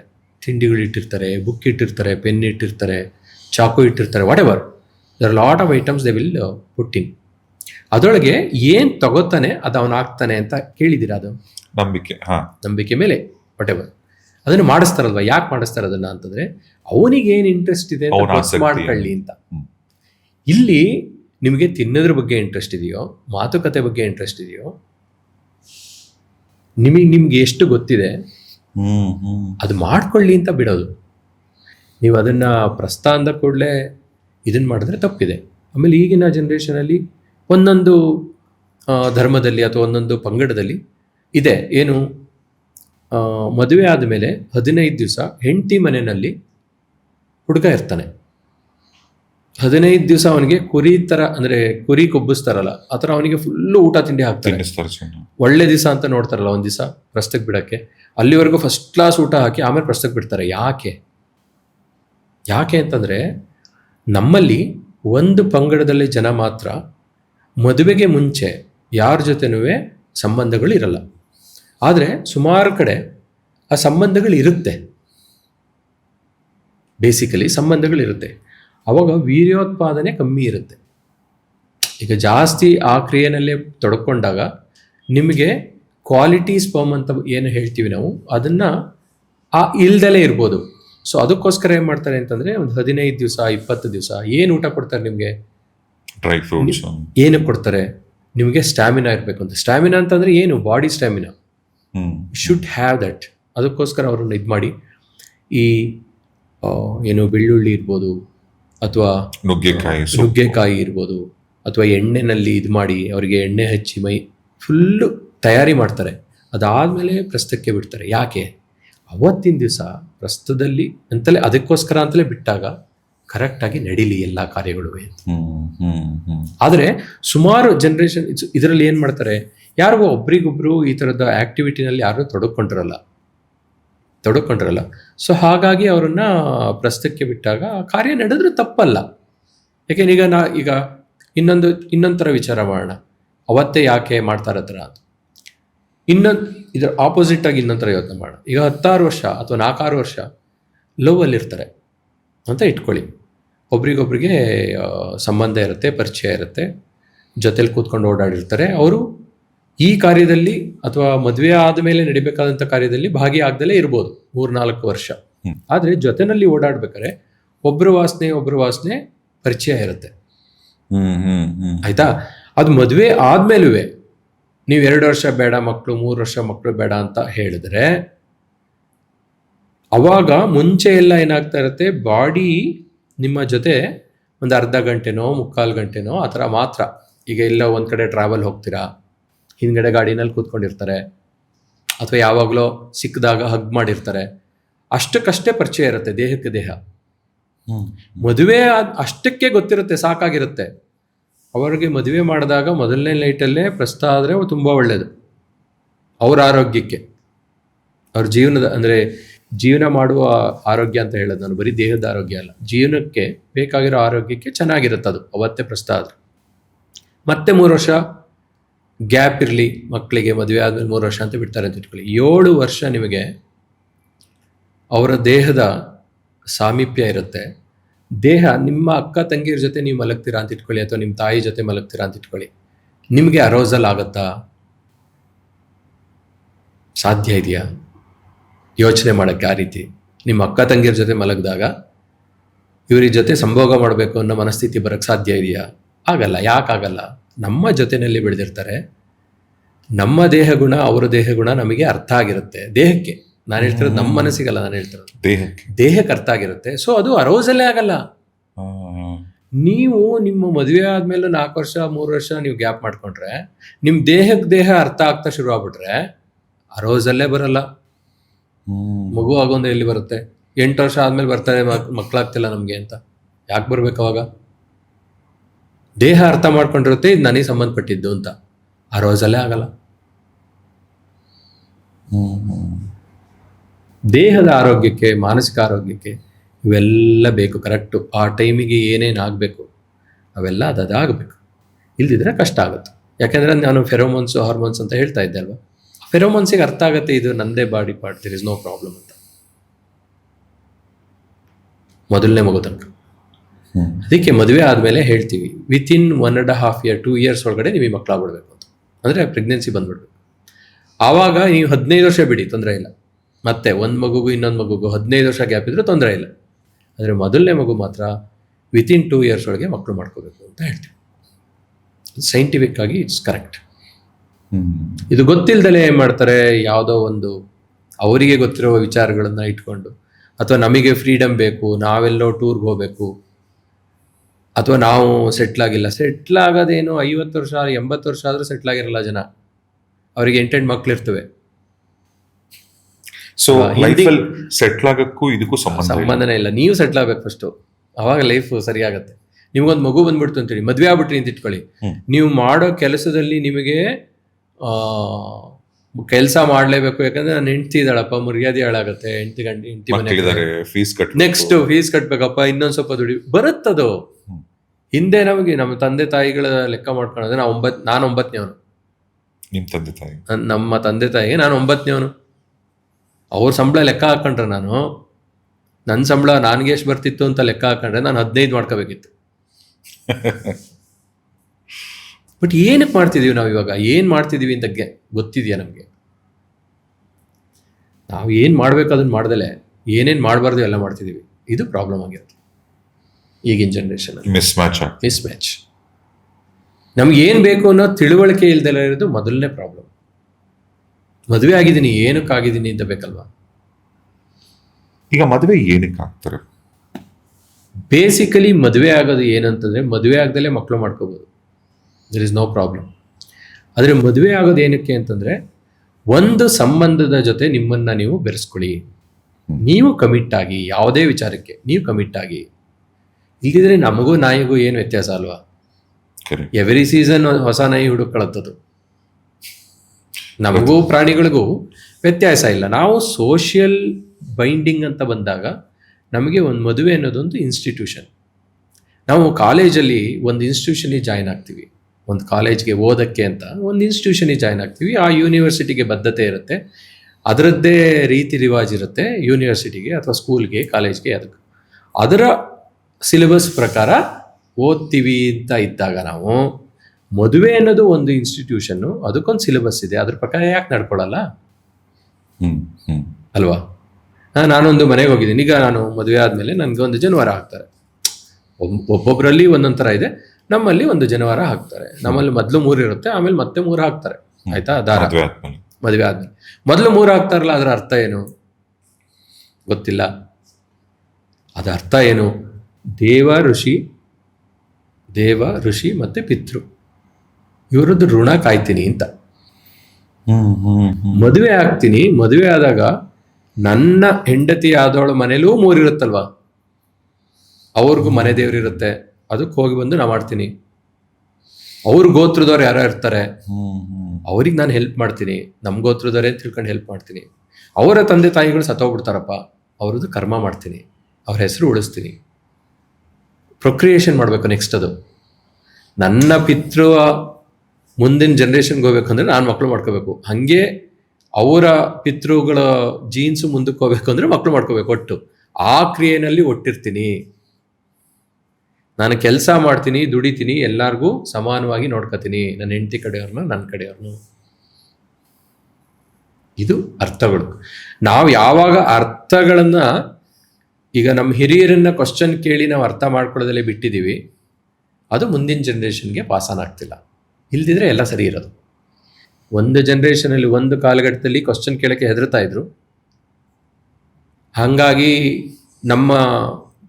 ನಮ್ಮ ಹಿರಿಯರಿಗೆ ಸ್ವಲ್ಪ ಭಾಗ ನಮಗೆ ವಿಚಾರ ಹೇಳ್ತಿರ್ಲಿಲ್ಲ. ಏನಾದ್ರು ಕೇಳೋದ್ ಕೂಡಲೇ ಬೈದ್ಬಿಟ್ಟು ಸುಮ್ಮನೆ ಮಾಡೋರು.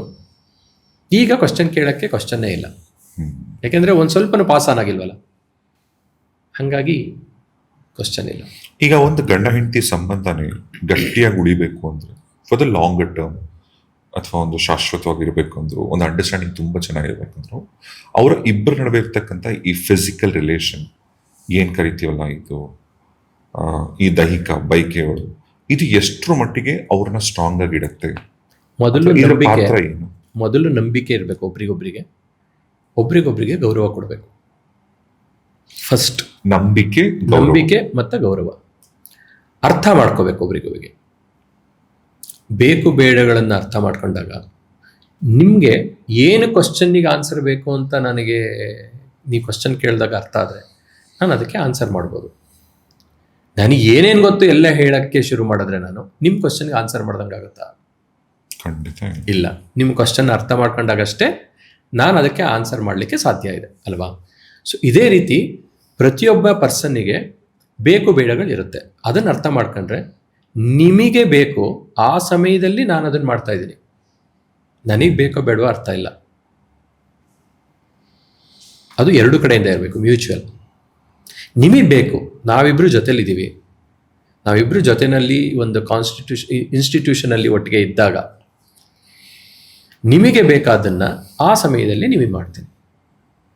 ನನಗೆ ಬೇಕಾಗಿಲ್ಲ, ನನಗೆ ಅದು ಬೇಡ, ಅದು ನಿಮಗೆ ಬೇಕು, ಅರ್ಥ ಆಗಿದೆ ನನಗದು, ನಿಮಗೆ ಅದು ಬೇಕಂತ.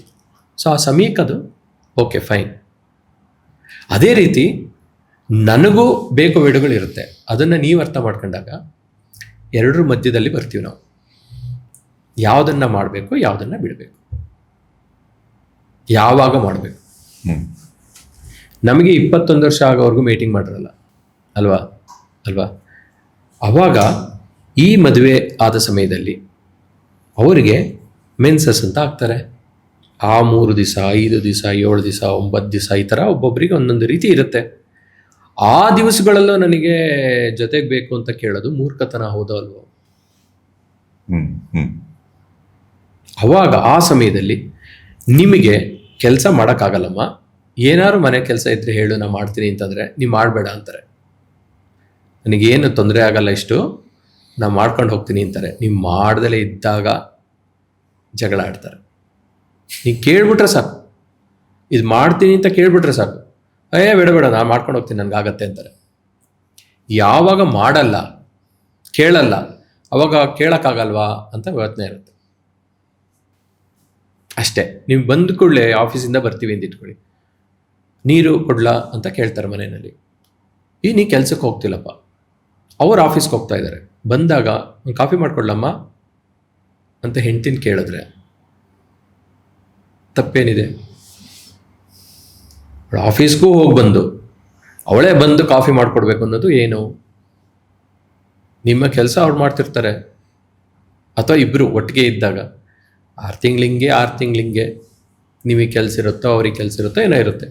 ನೀವು ಮನೆಯಲ್ಲಿ ಇರ್ತೀರ, ಬೆಳಗ್ಗಿಂದ ಸಂಜೆವರೆಗೂ 2 OTTನಲ್ಲಿ ಫಿಲಮ್ ನೋಡಿಕೊಂಡು ನೀವು ಮನೇಲಿ ಕೂತಿರ್ತೀರ. ಆಫೀಸಿಂದ ಕೆಲಸ ಮಾಡ್ಕೊಂಬರ್ತಾಳೆ, ಬಟ್ ನೀರು ಬೇಕಾ, ಹೆಂಗಾಯ್ತು ಆಫೀಸು, ಕಾಫಿ ಮಾಡ್ಕೊಡ್ಲಾ ಅಂತ ಕೇಳಿದ್ರೆ ಇಲ್ಲ ನಾನೇ ರೆಡಿಯಾಗಿ ಬರ್ತೀನಿ ಅಂತೇಳಿ ಕಾಫಿನೂ ಅವರೇ ಮಾಡ್ತಂದು ಕೊಡ್ತಾರೆ.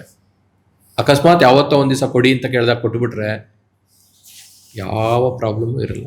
ನಾವು ಅರ್ಥ ಮಾಡ್ಕೊಂಡಿದ್ದೀವಿ ಅದನ್ನು. ಅರ್ಥ ಮಾಡಿಕೊಂಡು ಸ್ವಲ್ಪ ಭಾಗ ಅಡ್ಜಸ್ಟ್ಮೆಂಟ್ ಬೇಕಾಗುತ್ತೆ. ಅಂದರೆ ಫೈನ್ ಟ್ಯೂನ್ ಅಂತ. ಅಡ್ಜಸ್ಟ್ಮೆಂಟ್ ಅಂತಂದರೆ ಅವ್ರಿಗೋಸ್ಕರ ಅಡ್ಜಸ್ಟ್ ಆಗೋದು ಅಂತಲ್ಲ, ಫೈನ್ ಟ್ಯೂನ್ ಆಗಬೇಕು ಸ್ವಲ್ಪ, ಅಲ್ಪ ಸ್ವಲ್ಪ ಸಮಯಕ್ಕೆ ಸರಿಯಾಗಿ. ಈಗ ಮನೆಯಲ್ಲಿ ಅತ್ತೆ ಸೊಸೆ ಜಗಳ ಆಡ್ತಾರೆ ಅಂತ ಹೇಳ್ತಾರೆ. ಯಾಕೆ ಆಡ್ತಾರೆ ಅತ್ತೆ ಸೊಸೆ ಜಗಳ? ಯಾಕಾಗತ್ತೆ? ಯಾವ ಕಾರಣಕ್ಕಾಗತ್ತೆ? ನೀವು ನಿಮ್ಮ ಹೆಂಡತಿಗೆ ತೋರಿಸ್ಬೇಕಾದ ಅವರಲ್ಲಿ ಇಡಬೇಕಾದ ನಂಬಿಕೆ ಇರಲಿ, ಅವ್ರಿಗೆ ತೋರಿಸ್ಬೇಕಾದ ಗೌರವ ಇರಲಿ ಮಾಡ್ದಾಗಲೇ ಇದ್ದಾಗ, ಅವ್ರು ಯಾರೋ ಮನೆಯಿಂದ ಬಂದು ನಿಮಗೆ ನಿಮ್ಮ ಜೊತೇಲಿ ಇರ್ದಲೆ ನಿಮ್ಮ ಸುತ್ತಮುತ್ತದವ್ರು ಇರೋರ್ನೆಲ್ಲ ಒಳ್ಳೇದು ನೋಡ್ಕೋಬೇಕು ಅಂತ ಅವ್ರಿಗೇನು ತರದು? ಅದು ಮಾಡ್ತಿರ್ತಾರಲ್ಲ, ಅವಾಗ ನೀವು ಅವರಿಗೆ ಸ್ವಲ್ಪ ಗೌರವ ತೋರಿಸಿದ್ರೆ ಅವ್ರು ಇನ್ನೂ ಚೆನ್ನಾಗಿ ಕೆಲಸ ಮಾಡೋದು. ಆ ಅರ್ಥ ಇದೆಯಾ ನಿಮಗೆ? ಅರ್ಥ ಗೊತ್ತಾಗಿದೆಯಾ? ಅದನ್ನು ಮಾಡ್ದಲೇ ಇದ್ದಾಗ ಇವೆಲ್ಲ ಪ್ರಾಬ್ಲಮ್. ಇಲ್ದಿದ್ರೆ ಪರ್ಫೆಕ್ಟಾಗಿ ನಡೆಯುತ್ತೆ. ಅದರೊಳಗಡೆ ದೈಹಿಕ ಸಂಬಂಧಗಳನ್ನು ಕೇಳಿದ್ರು. ದೈಹಿಕ ಸಂಬಂಧಗಳು ಆಗಾಗ ಅಂದರೆ ಆ ಟೈಮ್ನಲ್ಲಿ ಅದಕ್ಕೆ ಆದ ಒಂದು ಬೆಲೆ ಇದೆ.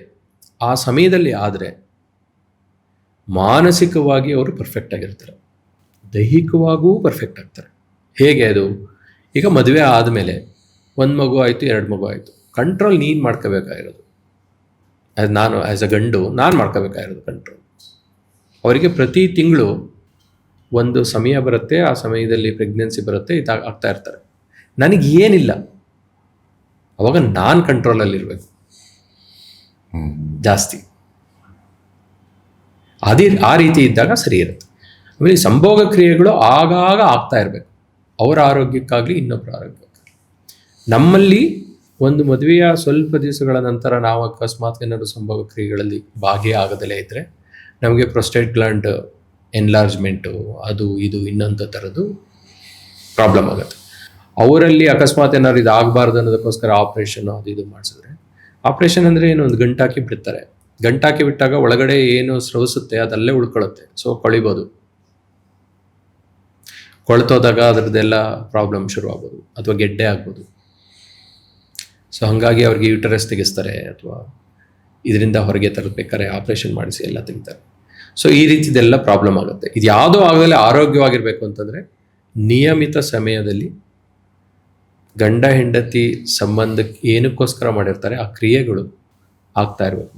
ಆವಾಗ ಆರೋಗ್ಯ ಅಂದರೆ ದೈಹಿಕವಾಗಿ ಮಾನಸಿಕವಾಗಿ ಅವರ ಆರೋಗ್ಯ ಸುಸ್ಥಿತಿನಲ್ಲಿರುತ್ತೆ, ಜೀವನ ಸುಸ್ಥಿತಿನಲ್ಲಿರುತ್ತೆ. ಇವಾಗ ಒಂದು ಕಡೆ ಎಷ್ಟೋ ಸಂದರ್ಭಗಳಲ್ಲಿ ಇವಾಗೆಲ್ಲ ಮುಂಚೆ ಎಲ್ಲ ಏನು ಗಂಡ ಹೆಂಡತಿ ನಡುವೆ ಅದೊಂದು ಎಕ್ಸ್ಪೆಕ್ಟೇಷನ್ಸ್ ಇತ್ತಲ್ಲ, ಗಂಡನಿಂದ ನಾನಿದು ಬಯಸ್ತೀನಿ, ಹೆಂಡತಿಯಿಂದ ನಾನಿದು ಬಯಸ್ತೀನಿ ಅಂತ ಅವನು ಈಗ ಇದೆಲ್ಲ ಹೊರಗಡೆ ಹುಡುಕೋತಾರೆ.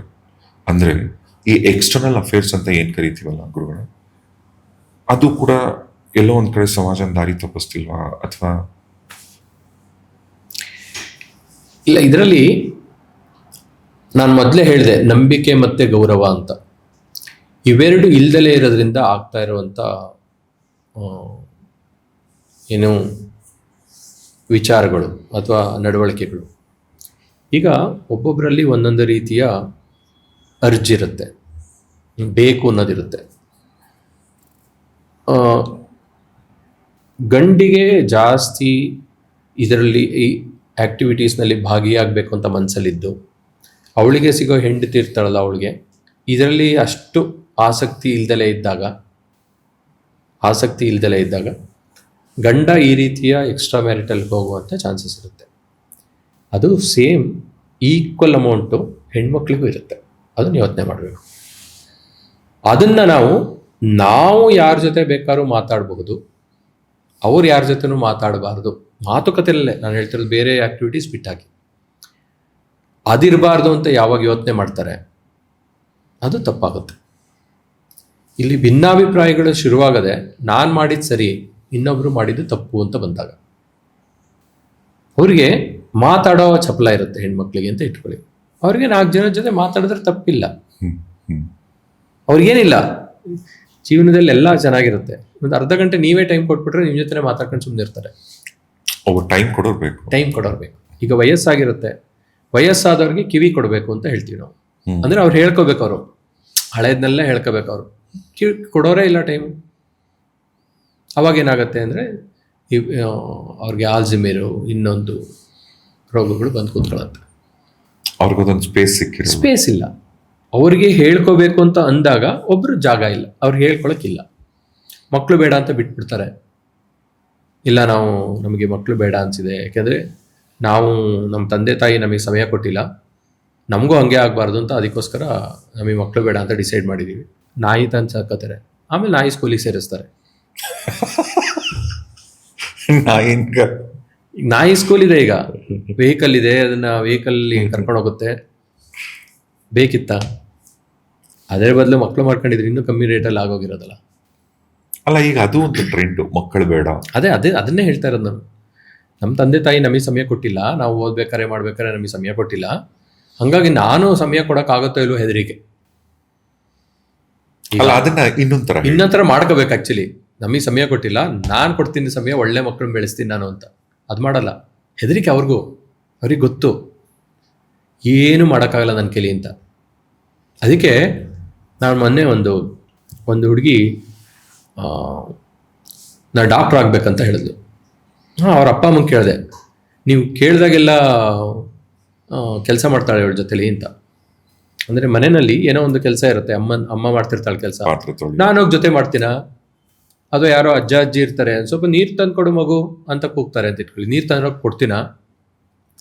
ಆ ಸೇವಾ ಮನೋಭಾವನೆ ಇರಲಿಲ್ಲ ಈ ಹುಡುಗಿಗೆ ಅಂತಂದರೆ ಡಾಕ್ಟ್ರ್ ಅಂತ ಆಗ್ತಾಳೆ. ಕೇಳಿದೆ, ಡಾಕ್ಟ್ರಿಗೆ ಬೇಕಾಗಿರೋದು first and final priority service oriented mind. ಅದೇ ಇಲ್ಲ ಅಂತಂದರೆ ಇವಳೆಂತ ಡಾಕ್ಟರ್ ಆಗ್ತಾಳೆ? ಓದ್ಬೋದು, whether she will be a good doctor. So ಹಾಗಾಗಿ ನಮ್ಮ ಮಾನಸಿಕತೆಗೆ ಸರಿಯಾಗುವಂಥ ಕೆಲಸನ ನಾವು ಹೊಂದಿಸ್ಕೋಬೇಕು. ಬಿಟ್ಟರೆ ಬೇರೆ ಎಲ್ಲ ಮಾಡೋದ್ರಲ್ಲೂ ಆಗ್ತೀವಿ, ಆದರೆ ಒಳ್ಳೆಯವರಾಗಲ್ಲ. ಹೇಳಿದ್ನಲ್ಲ ನಾನು, I am not a good teacher, I am a counsellor. 160 ಜನ ಕೂತಿರ್ತಾರೆ ಕ್ಲಾಸ್ ರೂಮಲ್ಲಿ, ನನ್ನ ಪಾಡಿ ನಾವು ಪಾಠ ಮಾಡ್ಕೊಂಡು ಹೋಗ್ತೀನಿ, ಯಾವನಿಗೆ ಅರ್ಥ ಆಗಲಿ ಬಿಡಲಿ. I am not that, I can't do that. ನಮ್ಮದೊಂದು ಟೆಂಪರ್ಮೆಂಟ್ ಇರುತ್ತೆ. ಆ ಟೆಂಪರ್ಮೆಂಟಿಗೆ ಏನು ಕೇಳಿದ್ರು ನಾವು ಹೇಳ್ಕೊಡ್ತೀವಿ ಅನ್ನೋ ಮನಸ್ಥಿತಿ ಇದ್ದಾಗ, ಏನು ಕೇಳಲಿ ಹೇಳ್ಕೊಡ್ತೀವಿ ಅನ್ನೋ ಮನಸ್ಥಿತಿ ಇದೆ ನಮಗೆ. ಅವಾಗ ನಾವು ಏನು ಹೇಳ್ಕೊಡ್ತೀವಲ್ಲ ಅದನ್ನು ಕಲಿಬೇಕು ಅನ್ನೋ ಮನಸ್ಥಿತಿ ಇರುತ್ತೆ ನಮಗೆ. ಆ ಥರ ಮೆಂಟಾಲಿಟಿ ಅವ್ರಿಗೆ. ನಾನು ಹೇಳ್ಕೊಡ್ತಾ ಇದ್ದೀನಿ, ಇಷ್ಟು ಕಷ್ಟಪಟ್ಟು ಹೇಳ್ಕೊಡ್ತಾ ಇದ್ದೀನಿ, ಮಕ್ಕಳು ಕಲೀಲಪ್ಪ ಒಳ್ಳೇದಾಗಲಿ ಅಂತ ಇರ್ತೀವಿ. ಆ ಥರ ವಾಪಸ್ ಬರಲಿಲ್ಲ ರಿಟರ್ನ್ಸ್ ಅಂತಂದರೆ ಆವಾಗ ಚೇಂಜ್ ಆಗ್ತಾ ಹೋಗುತ್ತೆ ನಮ್ಮ ಮೆಂಟಾಲಿಟಿ. ಅದಕ್ಕೆ ಬೆಟರ್ ಅಂತಂದರೆ ಆ ಥರ ಪೊಸಿಷನ್ಗೆ ನಾವು ಹೋಗ್ಬಾರ್ದು. ಅಲ್ಲ, ಇನ್ನೊಂದು ಕೆಲವರು ಈಗ ಮದುವೆ ಮಕ್ಕಳು ಯಾಕೆ ಮಾಡ್ಕೊಂಬಾರ್ದು ಅಂತ ಫಿಕ್ಸ್ ಆಗಿರ್ತಾರೆ ಅಂದರೆ, ಇನ್ನೊಂಥರ ಎಕ್ಸ್ಪ್ಲನೇಷನ್ನು, ಅವರ ತಂದೆ ತಾಯಿ ಅವ್ರಿಗೆ ಪ್ರೀತಿ ತೋರಿಸಿಲ್ಲ, ಈಗ ಪ್ರೀತಿ ಹೆಂಗಿರತ್ತೆ ಅಂತ ಗೊತ್ತಿಲ್ಲ, ಸೊ ದಟ್ ನನ್ನ ಮಕ್ಕಳಿಗೆ ನಾನು ಏನು ಕೊಡಲಿ. ಅದೇ ತೊಂದರೆ, ಮೇನ್ ಪ್ರಾಬ್ಲಮ್ ಅದೇ. ಮದುವೆ ಆಗಿದ್ದೀರಾ ಗೊತ್ತಾ? ಯಾವ ಬೇಸಿಸ್ ಮೇಲೆ ಮದುವೆ ಆದ್ರಿ? ಅಲ್ಲೂ ಪ್ರೀತಿ ಕೊಡಲೇಬೇಕಿತ್ತಲ್ವ? ಅಲ್ವಾ? ಪ್ರೀತಿ ಅಂದರೆ ಏನು ಅಂತ ಅರ್ಥ ಮಾಡ್ಕೊಳ್ತೀವಿ. ಬರೀ ದೈಹಿಕ ಬಯಕೆಗೋಸ್ಕರ ನಾವು ಪ್ರೀತಿ ಅನ್ನೋದಿದ್ರೆ ಅದು ಪ್ರೀತಿ ಅಲ್ಲ. ಅವ್ರಿಗೆ ಅರ್ಥ ಆಗಿಲ್ಲ ಅದು ಅಂತ. ಬೇಸಿಕಲಿ ಇರೋದು ಪ್ರೀತಿ ಅಂತಂದರೆ ಎಲ್ಲರೂ ತಂದೆ ತಾಯಿನ ಪ್ರೀತಿ ಮಾಡೋದು ಪ್ರೀತಿ. ಸ್ಟೂಡೆಂಟ್ಸ್ ಕ್ಲಾಸ್ ರೂಮಲ್ಲಿ ನನ್ನ ಸಹಪಾಠಿಗಳನ್ನು ಪ್ರೀತಿ ಮಾಡ್ತಿರ್ತೀನಿ, ನಮ್ಮ ಟೀಚರ್ನೇ ಪ್ರೀತಿ ಮಾಡ್ತಿರ್ತೀನಿ. ಸಹಪಾಠಿಗಳಿಗೆ ಏನಾದ್ರೂ ಫಸ್ಟ್ ಹೋಗಿ ನೋಡ್ಕೊತೀನಿ. ಯಾಕೆ? ಎಲ್ಲರನ್ನೂ ನೋಡ್ಕೊತೀನಿ ಆ ಥರ, ಅಥವಾ ಒಬ್ಬರಿಗೆ ನೋಡ್ಕೊತೀನಿ? ಇಲ್ಲ ಅಲ್ವ? ಎಲ್ಲರಿಗೂ, ಫ್ರೆಂಡ್ಸಲ್ಲಿ ಎಲ್ಲರಿಗೂ ಏನಾದ್ರೂ ತಕ್ಷಣ ಹೋಗ್ತೀವಿ. ಯಾರೋ ಒಬ್ಬರಲ್ಲಿ ಜಾಸ್ತಿ ಇರುತ್ತೆ ಅದು, ಅಂದರೆ ಒಬ್ಬರ ಹತ್ರ. ಸೊ ಅದನ್ನು ನಾವು ಅವ್ರ ಹತ್ರ ಜಾಸ್ತಿ ಇದೆ ಹಂಗಾಗಿ ಅವನನ್ನು ಲವ್ ಮಾಡ್ತಿದ್ದಾನೆ ಅಂತಂದರೆ ಅದು ತಪ್ಪು. ಅದು ಅರ್ಥ ಹಂಗಲ್ಲ. ಅವರ ಸಾಮೀಪ್ಯತೆ ಅಥವಾ ಅವರ ಮೆಂಟಾಲಿಟಿ ಇದೆಯಲ್ಲ, ಅದು ಜಾಸ್ತಿ ಹೊಂದುತ್ತೆ ನನಗೆ ಅಂತ. ನಾನು ಅವ್ರ ಜೊತೆ ವ್ಯವಹರಿಸೋದು ಸ್ವಲ್ಪ ಜಾಸ್ತಿ ಹೊಂದುತ್ತೆ. ನಾನು ಹೇಗೆ ಯೋಚನೆ ಮಾಡ್ತೀನೋ ಅದೇ ರೀತಿ ಒಂದು 50%, 60% ಅವರು ಯೋಚನೆ ಮಾಡ್ತಾರೆ. That's fine. ಅವಾಗ ನಾವು ಮದುವೆ ಆಗಬಾರ್ದು. ನಾವು 90% ಹೊಂದ್ಕೋತೀವಿ, ಮದುವೆ ಆಗಬಾರ್ದು ಅವ್ರನ್ನ. ಈಗ ಲೈಫು ಪ್ಲಾನ್ ಮಾಡಿದ್ರೆ ಅದ್ರ ಪ್ರಕಾರನೇ ಹೋಗುತ್ತಾ? ಹೆಂಗೆ ಹೋಗುತ್ತೆ? ನೀವೇನು ಪ್ಲಾನ್ ಮಾಡಿದ್ರಿ ಇವತ್ತು? ಅದೇ ಥರ ಹೋಗಿದೆಯಾ ಇವತ್ತಿಗೆ? ನಾನು ಹೇಳ್ತಿರೋದು ಬೇರೆ ದಿವಸದ ಬಿಟ್ಬಿಡಿ. ಸ್ವಲ್ಪ ಸಣ್ಣ ಪುಟ್ಟದು ಚೇಂಜಸ್ ಆಗಿರುತ್ತಲ್ವ? ಆ ಚೇಂಜಸ್ಸಿಗೆ ಯಾರು ಹೊಂದ್ಕೋತಾನೋ ಅವನು ಜೀವನ ಮಾಡ್ತಾನೆ. Change is constant. Change is constant. Only you have to adjust to that, or you have to walk with that. Till that time you will be having a problem. ನೀವು ಯಾವಾಗ ಬದಲಾವಣೆಗೆ ನಿಮ್ಮನ್ನು ನೀವು ಸರಿ ಮಾಡ್ಕೊಳ್ಳೋದಿಲ್ವೋ ಅಥವಾ ಒಗ್ಕೊಳ್ಳೋದಿಲ್ವೋ ಅಲ್ಲಿವರೆಗೂ ಪ್ರಾಬ್ಲಮ್ ಇರುತ್ತೆ, ವೈರುಧ್ಯ ಇರುತ್ತೆ. ಯಾವಾಗ ಬದಲಾವಣೆಗೆ ನಿಮ್ಮನ್ನು ನೀವು ಹೊಂದಿಸ್ಕೊತಿರೋ ಅವತ್ತಿಂದ ಯಾವುದೇ ತೊಂದರೆನೂ ಇರೋದಿಲ್ಲ. ಅದು ಒಬ್ಬರ ಪರ್ಸನ್ ಜೊತೆಗಿರ್ಬೋದು, ಅಥವಾ ಸಂಸ್ಥೆ ಜೊತೆ ಇರ್ಬೋದು, ಅಥವಾ ಸಮಾಜದ ಜೊತೆ ಇರ್ಬೋದು. ನಿಮ್ಮನ್ನು ನೀವು ಹೊಂದಿಸ್ಕೋಬೇಕು. ಕೃಷ್ಣ ಹೇಳಿರೋದು ಅದೇ, ಬದಲಾವಣೆ ಜಗದ ನಿಯಮ. ಯಾವತ್ತಿದ್ರೂ ಬದಲಾಗ್ತಾ ಇರುತ್ತೆ. ಆ ಬದಲಾಗೋ ಚಕ್ರದ ಜೊತೆಗೆ ನಾವು ಹೊಂದಿಸ್ಕೋಬೇಕು, ಇಲ್ದಿದ್ರೆ ಸಾಧ್ಯ ಇಲ್ಲ. ಸೊ ಏನಾದರೂ ತಪ್ಪಿಲ್ಲ ಬದಲಾವಣೆ ಯಾವಾಗಲೂ ಅದಕ್ಕೆ ಪೂರಕವಾಗಿರುತ್ತೆ. ನಮ್ಮ ಕಾರ್ಯಕ್ಕೆ ಪೂರಕವಾಗಿ ಬದಲಾವಣೆ ಆಗಿರುತ್ತೆ. ಅವಾಗಲೇ ಹೇಳಿದೆ ನಾನು, ಎಕ್ಸಾಮ್ ತಪ್ಪು ಬರೆದ್ರೆ ಫೇಲ್ ಆಗ್ತೀನಿ, ಗೊತ್ತಿರಬೇಕು ನನಗೆ. ತುಂಬ ಚೆನ್ನಾಗಿ ಬರೆದಾಗ ಪಾಸ್ ಆಗ್ತೀನಿ, ಬೇರೆ ಒಳ್ಳೆ ಕಾಲೇಜಿಗೆ ಸೇರ್ತೀನಿ. ಬದಲಾವಣೆ ಅಷ್ಟೆ. ಆ ಬದಲಾವಣೆಗೆ ನಾವು ಹೊಂದ್ಕೊಳ್ಳೋಕ್ಕೆ ನನ್ನ ಮನಸ್ಥಿತಿ ಇದೆಯಾ, ನಾನು ಓಪನ್ ಇದೀನ ಬದಲಾವಣೆಗಳನ್ನು ತಗೊಳ್ಕೊಳ್ಳೋಕೆ, ಅವಾಗ ನಾನು ಜೀವನ ಕರೆಕ್ಟಾಗಿ ಮಾಡ್ಬೋದು. ಗುರುಗಳಿಗೆ ಮತ್ತೊಂದು ಕ್ಯೂರಿಯಸ್ ವಿಚಾರ, ಕೆಲವರು ಇದೆ ಅಂತಾರೆ, ಕೆಲವರು ಇಲ್ಲ ಅಂತಾರೆ. ಈ ಸ್ಪಿರಿಟ್ಗಳು, ಆತ್ಮಗಳ ಬಗ್ಗೆ ಒಂಥರ ತುಂಬ ಕ್ಯೂರಿಯಸ್ ಸಬ್ಜೆಕ್ಟ್ ಅದು. ಸ್ಪಿರಿಟ್ಸ್ ಅಂತ ಯೋಚನೆ ಮಾಡಿದಾಗ ನಾವು ಸತ್ತೋರ ಬಗ್ಗೆನೇ ಯಾಕೆ ಯೋಚನೆ ಮಾಡಬೇಕು, ಇದ್ದವ್ರ ಬಗ್ಗೆನೂ ಯೋಚನೆ ಮಾಡ್ಬೋದು.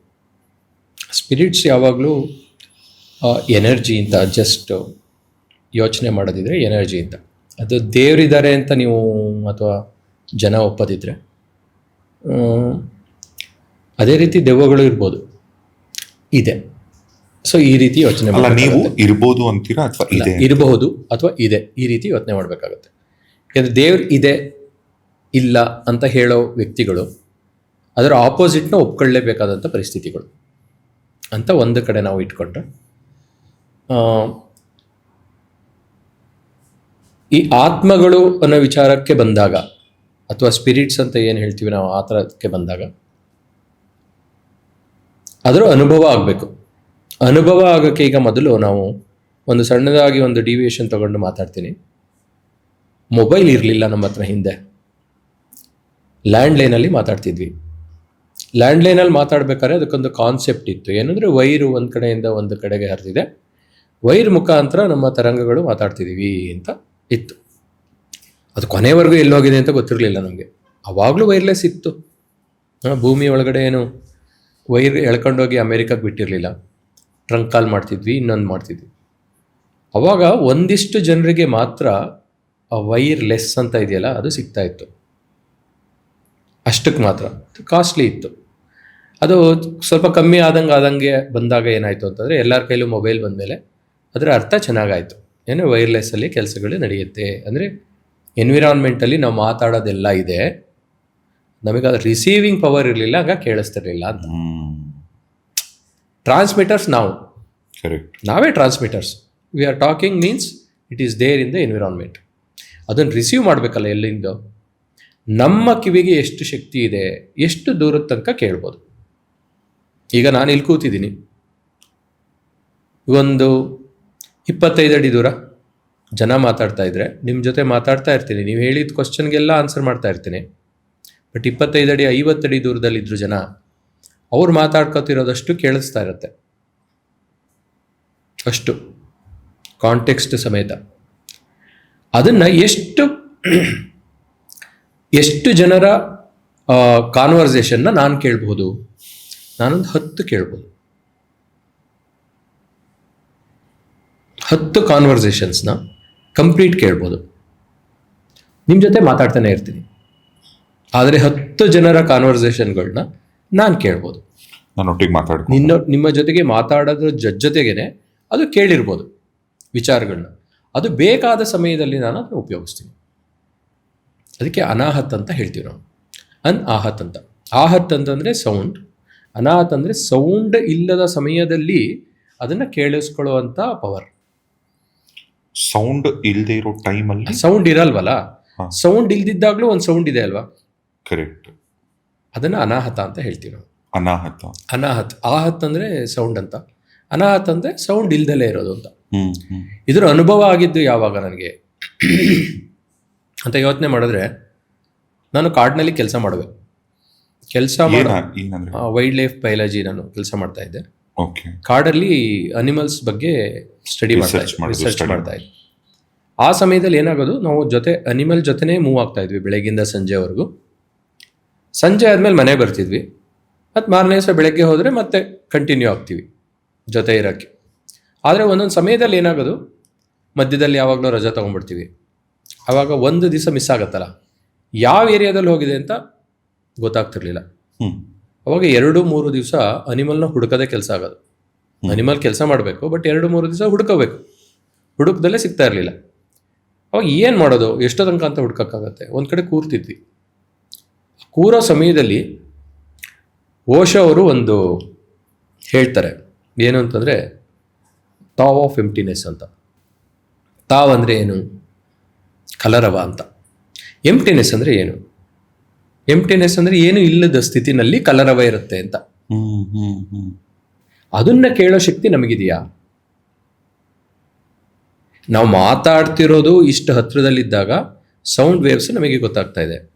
ಅದೇ ದೂರದಲ್ಲಿರೋದು ಮಾತಾಡ್ತಾ ಇದ್ದಾರಲ್ವಾ, ಆ ವೇವ್ಸ್ ನಮ್ಮ ತನಕಕ್ಕೆ ಬರ್ತಾ ಇದೆಯಾ? ಅಥವಾ ಈ ಎನ್ವಿರಾನ್ಮೆಂಟಲ್ಲಿ ಗಾಳಿ ಓಡಾಡ್ತಾ ಇದೆಯಲ್ಲ, ಅದರ ಸೌಂಡ್ ಕೇಳ್ಬೋದಾ ನಾವು? ಗಾಳಿನೇ ತಾನೇ ವಾಹಕ. ಕರೆಕ್ಟ್. ಅದ್ರ ಜೊತೆ ಹೋಗಬೇಕು ಅಂತಂದರೆ ನಾವು ಕೇಳೋವಂಥ ಸ್ಥಿತಿ ನಮಗೆ ಉತ್ಪನ್ನ ಆಗಬೇಕು. ಆ ಇದರಲ್ಲಿ ಕೂತ್ಕೊಂಡಾಗ ಆ ತಾವ್ ಆಫ್ ಎಂಪ್ಟಿನೆಸ್ ಕೇಳ್ತಾ ಇದೆ ಮುಂಚೆ. ಅದು ಏನು ಅದ್ರ ಬಗ್ಗೆ ಗೊತ್ತಿರಲಿಲ್ಲ ನಮಗೂ ಏನು. ಬಟ್ ಕೂತ್ಕೊಂಡಾಗ ಮಿಕ್ಕಿದ ಎಲ್ಲ ಸೆನ್ಸಸ್ಗಳು ಸತ್ತೋಗೋದು. ಅಂದರೆ ಏನು ಕೇಳಿಸ್ದಲೆ ನನಗೆ ಯಾವ ಅನಿಮಲ್ನ ಕೇಳಿಸ್ಕೋಬೇಕು ಅಂತಿರುತ್ತೋ ಆ ಅನಿಮಲ್ದು ಸೌಂಡ್ ಮಾತ್ರ ಗಮನ ಕೊಡೋದು ಅಂತ ಹೇಳ್ತಾ ಇದ್ದೀನಿ, ಕೇಂದ್ರೀಕರಿಸೋದು ಅಂತ ಹೇಳ್ತಿಲ್ಲ. ಈಗ ಉದಾಹರಣೆಗೆ ನೀವು ಕಾಡಿಗೆ ಹೋದಾಗ ಒಂದು ಅನಿಮಲ್, ಹುಲಿದು ಏನೋ ಸದ್ದು ಕೇಳಬೇಕು ಅಂತ ಹೋಗಿ, ಅಥವಾ ಕೋತಿ ಅಂತ ಇಟ್ಕೊಳ್ಳಿ. ಆ ಕೋತಿ ಮೇಲೆ ಕೆಲಸ ಮಾಡ್ತಿದ್ದೆ. ಕೋತಿ, ಆ ಕೋತಿ ಸೌಂಡ್ ಮಾಡುತ್ತೆ, ಮಾತಾಡುತ್ತೆ, ಒಂದಕ್ಕೊಂದು ಮಾತಾಡುತ್ತೆ, ಕಮ್ಯುನಿಕೇಶನ್ ಇರುತ್ತೆ. ಅದು ಎಷ್ಟು ದೂರದಲ್ಲಿದೆ ಗೊತ್ತಿಲ್ಲ ನಮಗೆ, ಹಾಗಾಗಿ ಕೇಳಿಸ್ತಾ ಇಲ್ಲ. ಬಟ್ ಗಮನ ಕೊಡೋದು ಅಂತ ಹೇಳಿದೆ ನಾನು, ಕಾನ್ಸಂಟ್ರೇಟ್ ಮಾಡೋದು ಅಂತ ಹೇಳಲಿಲ್ಲ. ಗಮನ ಕೊಟ್ಟಾಗ ಮಿಕ್ಕಿದ್ದೆಲ್ಲ ನಿಂತೋಗುತ್ತೆ, ಗಮನ ಮಾತ್ರ ಅದಕ್ಕಿರುತ್ತೆ ಸೌಂಡಿಗೆ. ಮಿಕ್ಕಿದ್ದೆಲ್ಲ ಸೌಂಡ್ ಇರುತ್ತೆ ಕಾಡಲ್ಲಿ, ಹಕ್ಕಿಗಳಿರುತ್ತೆ, ಕೀಟಗಳಿರುತ್ತೆ, ಎಲ್ಲದೂ ಸೌಂಡ್ ಮಾಡ್ತಾ ಇರುತ್ತೆ. ಬಟ್ ನಿಮ್ಮ ಗಮನನ ಅದಕ್ಕೆ ಸಾಯಿಸಿ ಮಿಕ್ಕಿದ್ದಕ್ಕೆಲ್ಲ ಅದು ಒಂದಕ್ಕೆ ಗಮನ ಕೊಟ್ಟಾಗ ಆ ಸೌಂಡ್ ಕೇಳುವಂಥ ಪರಿಸ್ಥಿತಿ ಬಂತು. ಅಂದರೆ ಆ ಥರ ಸಿಚುಯೇಷನ್ ಅರೈಸ್ ಆಯಿತು. ವಾಪಸ್ ನಾವು ಕಾಲ್ ಮಾಡ್ತಾ ಇದ್ವಿ, ಅದು ಕಾಲಿಗೆ ವಾಪಸ್ ಆನ್ಸರ್ ಕೊಡೋದು animals. So it become habit to me to make such a call and go around the forest, go around inside the forest to seek an answer from them. Once ಅದು ಆನ್ಸರ್ ಮಾಡೋದು ಕೂಡಲೇ ಆ ಏರಿಯಾದಲ್ಲಿದೆ ಅಂತೇಳಿ ಅಥವಾ ಆ ಡೈರೆಕ್ಷನಲ್ಲಿದೆ ಅಂತೇಳಿ ನಾವು ಮೂವ್ ಆಗಿ ಅನಿಮಲ್ ಇದು ಮಾಡ್ತೀವಿ. ಅಂದರೆ ನಮಗೆ ಆ ಪವರ್ ಇರಲಿಲ್ಲ ಅನ್ನೋದಕ್ಕೋಸ್ಕರ ಅದು ಇಲ್ಲ ಅಂತಲ್ಲ. ಯಾವುದೇ ವಿಚಾರ ನಮಗೆ, ಈಗ ಮೊಬೈಲ್ದು ವಿಚಾರ ಮಾತಾಡ್ತಾ ಇದ್ದೆ ನಾನು, ನಮಗೆ ಅದನ್ನು ಕೇಳೋ ಕೆಪಬಿಲಿಟಿ ಇರಲಿಲ್ಲ, ಹಾಗಾಗಿ ನಾವು ಮೊಬೈಲ್ನ ತಯಾರು ಮಾಡಿರಲಿಲ್ಲ. ಈ ಮೊಬೈಲ್ ತಯಾರು ಮಾಡಿದ್ದು ನಾವೇ ತಾನೇ, ಮನುಷ್ಯ ಅಲ್ವಾ. ಇದಕ್ಕೆ ಮುಂಚೆ ಇದಿತ್ತಲ್ವ, ಏನು ಟೆಲಿಪತಿ ಅಂತ ಇತ್ತಲ್ಲ, ಅದು ಹಿಂದೆ ನಾವು ಆಡ್ಕೋತಿದ್ವಿ, ಅದು ಇದೆಯಾ ಅನ್ನೋ ಲೆಕ್ಕದಲ್ಲಿ ಮಾತಾಡ್ತಿದ್ವಿ. ಈಗ ಅದು ಕರೆಕ್ಟ್ ಅಲ್ವಾ? ಅದು ನಮ್ದು ಅದೊಂದು ಡಿವೈಸ್ ಕಂಡಿಡ್ಕೊಂಡಿದ್ದೀವಿ, ನಮಗೆ ಗೊತ್ತಿಲ್ಲ, ನಮಗೆ ಡಿವೈಸ್ ಕಂಡಿಡ್ಕೊಂಡಿದ್ದೀವಿ. ಅದ್ರ ಮುಖಾಂತರ ಟೆಲಿಪತಿ ಬಗ್ಗೆನೇ ಮಾತಾಡ್ತಿದ್ವಿ. US ಅಲ್ಲಿ ಮಾತಾಡ್ತಾರೆ, ಆ ಸಮಯದಲ್ಲಿ ಇಲ್ಲಿ ಮಾತಾಡ್ತೀವಿ. ಅದನ್ನು ಈಗ ಸುಮಾರು ಜನ ಇದ್ದಾರೆ, ಏನು ನಿಮ್ಮನ್ನು ಟ್ರಾನ್ಸಿಗೆ ಕರ್ಕೊಂಡು ಹೋಗ್ತಾರೆ, ಅಂದರೆ ಟ್ರಾನ್ಸ್ ಪೊಸಿಷನಿಗೆ ಕರ್ಕೊಂಡು ಹೋಗ್ತಾರೆ. ಆ ಸಮಯದಲ್ಲಿ ನಿಮ್ಮನ್ನು ನೀವು ಯಾವ್ದು ಹೇಳ್ತಿರೋ ಊರಿಗೆ, ಆ ಊರಿಗೆ ಕಳಿಸ್ತಾರೆ. ಅಲ್ಲಿ ಏನು ನಡೀತಿದೆ ಅದನ್ನು ವಾಪಸ್ ಇಲ್ಲಿರೋನು ಬಾಯಿನಲ್ಲಿ ಹೇಳ್ತಾ ಇರ್ತಾನೆ. You can call them, talk to that person, what dress he is wearing, where exactly he was at that point of time ಅಂತ ಮಾತಾಡ್ಸಿದ್ರೆ ಇವನೇನು ಹೇಳಿರ್ತಾನೆ ಅದಕ್ಕೆ ತಾಳೆ ಆಗುತ್ತೆ. ಅದನ್ನು ಹೇಗೆ ಆನ್ಸರ್ ಮಾಡ್ತೀರಾ? ಇದು ಸ್ಪಿರಿಟ್ ಅಲ್ವಾ? ಅಂದರೆ ನೀವು ಇರುವ ಸಮಯದಲ್ಲೂ ಬೇರೊಂದು ಕಡೆ ಹೋಗಬಲ್ಲ ಸಾಮರ್ಥ್ಯ ಸ್ಪಿರಿಟ್ಗಿದೆ. ಆದರೆ ಆ ಸ್ಪಿರಿಟ್ನ ಹೊರಗಡೆ ತಂದು ಅದನ್ನು ಕಳಿಸೋ ಸಾಮರ್ಥ್ಯ ನಮಗಿದೆಯಾ, ಇನ್ನೂ ನಾವು ಪಡ್ಕೊಂಡಿದ್ದೀವ ಅಂತ ಗೊತ್ತಿಲ್ಲ. ಅದಕ್ಕೆ ಒಬ್ಬರು ಅಸಿಸ್ಟೆನ್ಸ್ ಬೇಕಾಗುತ್ತೆ. ಇವಾಗ ಮಾಡ್ತಿದ್ದಾರೆ, ಯಾರೋ ಒಂದಿಷ್ಟು ಜನ ಮಾಡ್ತಿದ್ದಾರೆ. ಅದನ್ನು ಪ್ರತಿಯೊಬ್ಬರು ಮಾಡ್ಬೋದು, ಆದರೆ ಆ ಮಟ್ಟಕ್ಕೆ ನಾವು ಏರಿದೀವ ಅನ್ನೋದು ಇಂಪಾರ್ಟೆಂಟ್ ಆಗುತ್ತೆ. ನಿಮಗೆ ದೈವದ ಅಥವಾ ಸ್ಪಿರಿಟ್ನ ಅನುಭವ ಆಗೋಕ್ಕೆ ಮೊದಲು ನೀವು ಆ ಸ್ಥಿತಿಗೆ ಏರಬೇಕು. ಆಮೇಲೆ ಮುಂಚೆ ನಾನು ಮೊದಲೇ ಮಾತಾಡಿದ ಹಾಗೆ ನಾವು ಅದಕ್ಕೆ ಒಕ್ಕೋಬೇಕು, ನಾವು ಅದಕ್ಕೆ ತೆರ್ಕೋಬೇಕು. ಅವಾಗಷ್ಟೇ ಅದನ್ನು ಅನುಭವಿಸೋಕ್ಕೆ ಸಾಧ್ಯ. ನಾವು ಕಾಲೇಜ್ಗೆ ಹೋಗ್ದಲೇ ಕಾಲೇಜ್ ಎಜುಕೇಷನ್ ಸಿಗೋದಿಲ್ಲ ಅಲ್ವಾ? ಆದರೆ ಮಂತ್ರ ಹೇಳ್ದಲೇ ಅದರ ಅರ್ಥ ಗೊತ್ತಾಗೋದಿಲ್ಲ. ಅದಕ್ಕೆ ಇಳಿಬೇಕು, ಆಳಕ್ಕೆ ಇಳಿದಾಗಲಷ್ಟೇ ಆಳ ಗೊತ್ತಾಗೋದು, ನೀರಿಗೆ ಇಳಿದಾಗಷ್ಟೇ ಅದರದ್ದು ಆಳ ಗೊತ್ತಾಗೋದು, ಇಲ್ಲಿದ್ರೆ ಗೊತ್ತಾಗೋದಿಲ್ಲ. ಪ್ರತಿಯೊಬ್ಬರು ಪಡಿಬೋದು ಇದನ್ನು. ಇದು ನಾನು ಬಲವಾಗಿ ನಂಬಿದ್ದೇನೆ ಮತ್ತು ಅನುಭವಿಸಿದ್ದೇನೆ, ಅದಕ್ಕೋಸ್ಕರ ಹೇಳ್ತಾ ಇದ್ದೀನಿ. ಒಂದಷ್ಟು ಉದಾಹರಣೆಗಳು ಏನಾದರೂ ನೀವು ಎನ್ಕೌಂಟರ್ ಮಾಡಿದ್ದು, ಅದು ಕೇಸಸ್ ನೀವು ಸ್ಟಡಿ ಮಾಡಿದ್ದು, ನಿಮ್ಮ ಹತ್ರ ಬಂದಿದ್ದು? ಈಗ ಒಂದಿಷ್ಟು ಯೋಚನೆ ಮಾಡೋಣ. ಯಾವ ರೀತಿ ಅಂತಂದರೆ, ಇನ್ನೇನು ಆಕ್ಸಿಡೆಂಟ್ ಆಗೋದ್ರಲ್ಲಿತ್ತು, ಯಾರೋ ಬಂದು ಹೇಳ್ಕೊಂಡ್ರು. ಪರ್ಸನಲ್ ಆಗಲ್ಲ, ಯಾರೋ ನಿಮ್ಮನ್ನು ಫಿಸಿಕಲ್ ಆಗಿ ಯಾರೂ ಹೇಳ್ದಿರೋಲ್ಲ. ಆದ್ರೂ ಇನ್ನೇನು ಆಕ್ಸಿಡೆಂಟ್ ಆಗೋದ್ರಲ್ಲಿತ್ತು, ಯಾರೋ ಹೇಳ್ದಂಗಾಯ್ತು, ಈ ಕಡೆ ಬಂದೆ. ಯಾರು ಹೇಳ್ದಿದ್ರು? ಕರೆಕ್ಟ್. ಎಲ್ಲೋ ಬಿದ್ದು ಹೋಗ್ಬಿಡ್ತಿದ್ದೆ. ಕರೆಕ್ಟ್. ಯಾರೋ ಹಿಡ್ಕೊಂಡಂಗೆ ಆಯಿತು. ಅಲ್ಲ, ನಾನು ಬರೀ ಹೇಳಿದ್ ಕೇಳಿರೋದು ಹೇಳ್ತಿಲ್ಲ, ನಾನು ಆಗಿದ್ದನ್ನು ಅನುಭವಿಸಿದ್ದನ್ನು ಹೇಳ್ತಿದ್ದೆ. ಕರೆಕ್ಟ್. ನಿಮಗೆ ನಾನು ಹೇಳಿದಾಗ ಅದಕ್ಕೆ ರಿಲೇಟ್ ಮಾಡ್ಕೋತೀರ, ಹಿಂದಕ್ಕೆ ಹೋಗಿ ಅದನ್ನು ರಿಲೇಟ್ ಮಾಡ್ಕೋತೀವಿ. ಹಂಗಾಗಿತ್ತು, ಕರೆಕ್ಟ್, ಇದಿರ್ಬೋದು ಅಂತ. ಅದ್ರ ಬಗ್ಗೆ ಎಷ್ಟು ಗಮನ ಕೊಟ್ಟಿದ್ದೀವಿ ನಾವು, ಎಷ್ಟು ಆಳಕ್ಕೆ ಹೋಗಿ ಅದ್ರ ಬಗ್ಗೆ ಅಭ್ಯಾಸ ಮಾಡಿದ್ದೀವಿ. ಯಾವುದೋ ಅಭ್ಯಾಸ ಮಾಡ್ದಲೇ ಬರೋದಿಲ್ಲ. ಮನೆಯಲ್ಲಿ ಕೊತ್ತಂಬರಿ ಸೊಪ್ಪು ಹೆಚ್ಚೋದಿದೆಯಲ್ಲ, ಅದಕ್ಕೆ ಅಭ್ಯಾಸ ಬೇಕಲ್ವಾ? ಅದಕ್ಕೆ ಅಭ್ಯಾಸ ಬೇಕಾದಾಗ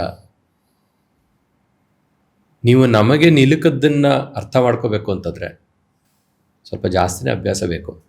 ಅಭ್ಯಾಸ ಕಮ್ಮಿ ಆಗಿರೋದಕ್ಕೋಸ್ಕರ ಅದನ್ನಿಲ್ಲ ಅಂತ ಅಲ್ಲಗಳಿಬೇಕು, ಬಿಟ್ಟರೆ ಅದಿಲ್ಲ ಅಂತ ಹೇಳಬಾರ್ದು ಅಂತ ನಾನು ಜನರಲ್ ಆಗಿ ಹೇಳೋದು. ಬಟ್ ಅನುಭವ ಆಗಿಲ್ವಾ? ಆಗಿರುತ್ತೆ, ಪ್ರತಿಯೊಬ್ಬರಲ್ಲೂ ಅನುಭವ ಆಗಿರುತ್ತೆ. ಅದನ್ನು ರಿಲೇಟ್ ಮಾಡ್ಕೊಂಡಿರಲ್ಲ. ಈಗ ಹೇಳ್ತೀವಿ, ನಾನು ನಿಮ್ಮನ್ನು ಮಾತಾಡಿಸ್ಬೇಕು ಅಂತಿದ್ದೆ, ಈಗ ನಿಮಗೆ ಫೋನ್ ಮಾಡಬೇಕು ಅಂತ ಕಾಲೆತ್ಕೊಂಡೆ ನೀವೇ ಬಂದ್ರಿ ಅಂತ. ಹೇಗೆ? ನಿಮಗೂ ನನಗೂ ಆ ಸಂವಹನ ಉಂಟ ಮಾಡಿರೋರು ಯಾರು ಅಲ್ವಾ? ಸಂವಹನ ಇಲ್ದಲೇ ಇದ್ದಿದ್ರೆ ನಿಮ್ಮ ಭೇಟಿನೇ ಆಗ್ತಿರ್ಲಿಲ್ಲ. ಭೇಟಿ ಆಗಬೇಕು ಅಂದರೆ ಸಂವಹನ ಬೇಕು. ಯಾರೋ ಮುಖಾಂತರ ಇರ್ಬೋದು, ಅಥವಾ ನಾವಾಗೇ ಮಾತಾಡ್ಬೋದು. ಎರಡು ರೀತಿ. ನಾವಾಗೇ ಮಾಡೋದಿದ್ರೆ ನಿಮ್ಮ ಕಮ್ಯುನಿಕೇಷನ್ ಯಾವ ರೀತಿ ಇದೆ ಅನ್ನೋದ್ರ ಮೇಲೆ ಅದು ಆಗ್ತಾ ಹೋಗುತ್ತೆ. ಇದಕ್ಕೆ ಇನ್ನೊಂದು ಉದಾಹರಣೆ ಕೊಡ್ತೀನಿ. ಏನು? ನಿಮ್ಮ ತಂದೆ, ನೀವು ಓದೋ ಸಮಯದಲ್ಲಿ ನಿಮ್ಮ ತಂದೆನ ಏನು ಕ್ವಶನ್ನು ಅಥವಾ ನಿಮಗೆ ಬೇಕಾದ್ದು ಎಲ್ಲದನ್ನು ಎಲ್ಲ ಸಮಯದಲ್ಲೂ ಕೇಳ್ತಾ ಇದ್ರಾ? ಎಲ್ಲ ಸಮಯದಲ್ಲೂ. ಈಗ ಆಫೀಸಿಂದ ಬರ್ತಾರೆ, ಬಂದ ಕೂಡಲೇ ನನಗೆ ಬ್ಯಾಟ್ ಬೇಕು, ಕೊಡ್ಸೋಕೆ ಕರ್ಕೊಂಡೋಗು ಅಂತಂದರೆ ಕರ್ಕೊಂಡು ಹೋಗ್ತಿದ್ರಾ? ಸಾಧ್ಯ ಇಲ್ಲ. ಅದಕ್ಕೊಂದು ಸಮಯ ನೋಡ್ತಿದ್ರಿ ನೀವು. ಈ ಸಮಯದಲ್ಲಿ ಕೇಳಿದ್ರೆ ಗ್ಯಾರಂಟಿ ಕೊಡ್ತಾರೆ ಅಂತ.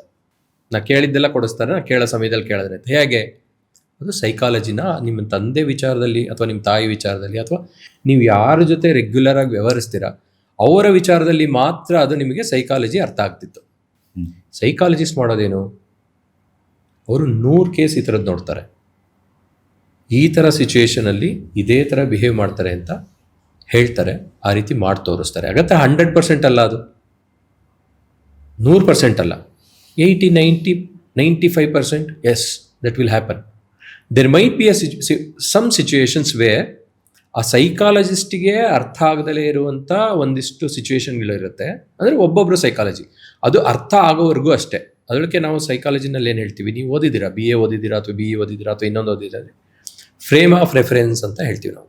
ಫ್ರೇಮ್ ಆಫ್ ರೆಫರೆನ್ಸ್ ಅಂತಂದರೆ ನಮ್ಮ ಚೌಕಟ್ಟಿನೊಳಗಡೆ ನಾವು ಅರ್ಥ ಮಾಡ್ಕೋತಾ ಇರ್ತೀವಿ. ಆ ಚೌಕಟ್ಟು ಹೇಗಿರಬೇಕು ಅಂದರೆ ರಿಜಿಡ್ ಆಗಿರಬಾರ್ದು ಅಂತ.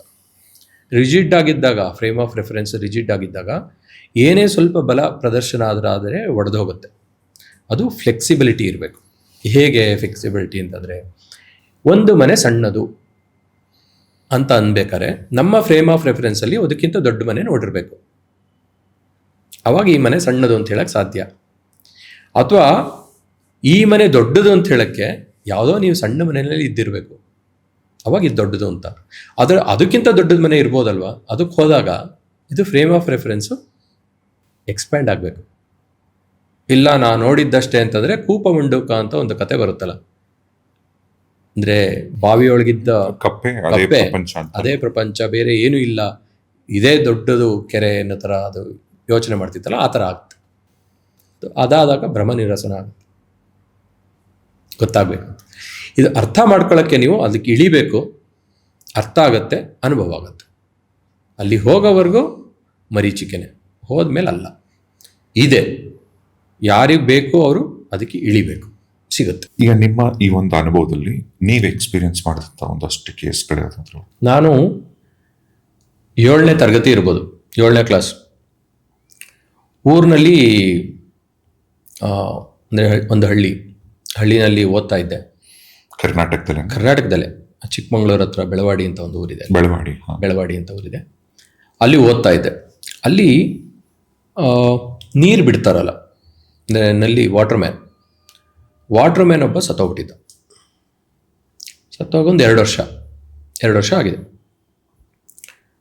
ಆ ಊರಿಗೆ ಯಾರೋ ಮನೆಗೆ ಒಂದು ಹೆಂಗಸ್ ಬರ್ತಾಳೆ. ಆ ಊರಿಗೆ ಯಾರೋ ಮನೆಗೆ ಒಬ್ರು ನೆಂಟರು ಬರ್ತಾಳೆ. ಇವ್ರ ಕ್ಯಾಸ್ಟ್ ಅಲ್ಲ, ಇವ್ರಿಗೆ ಪರಿಚಯ ಇರೋರಲ್ಲ, ಯಾರೋ ಅಲ್ಲ.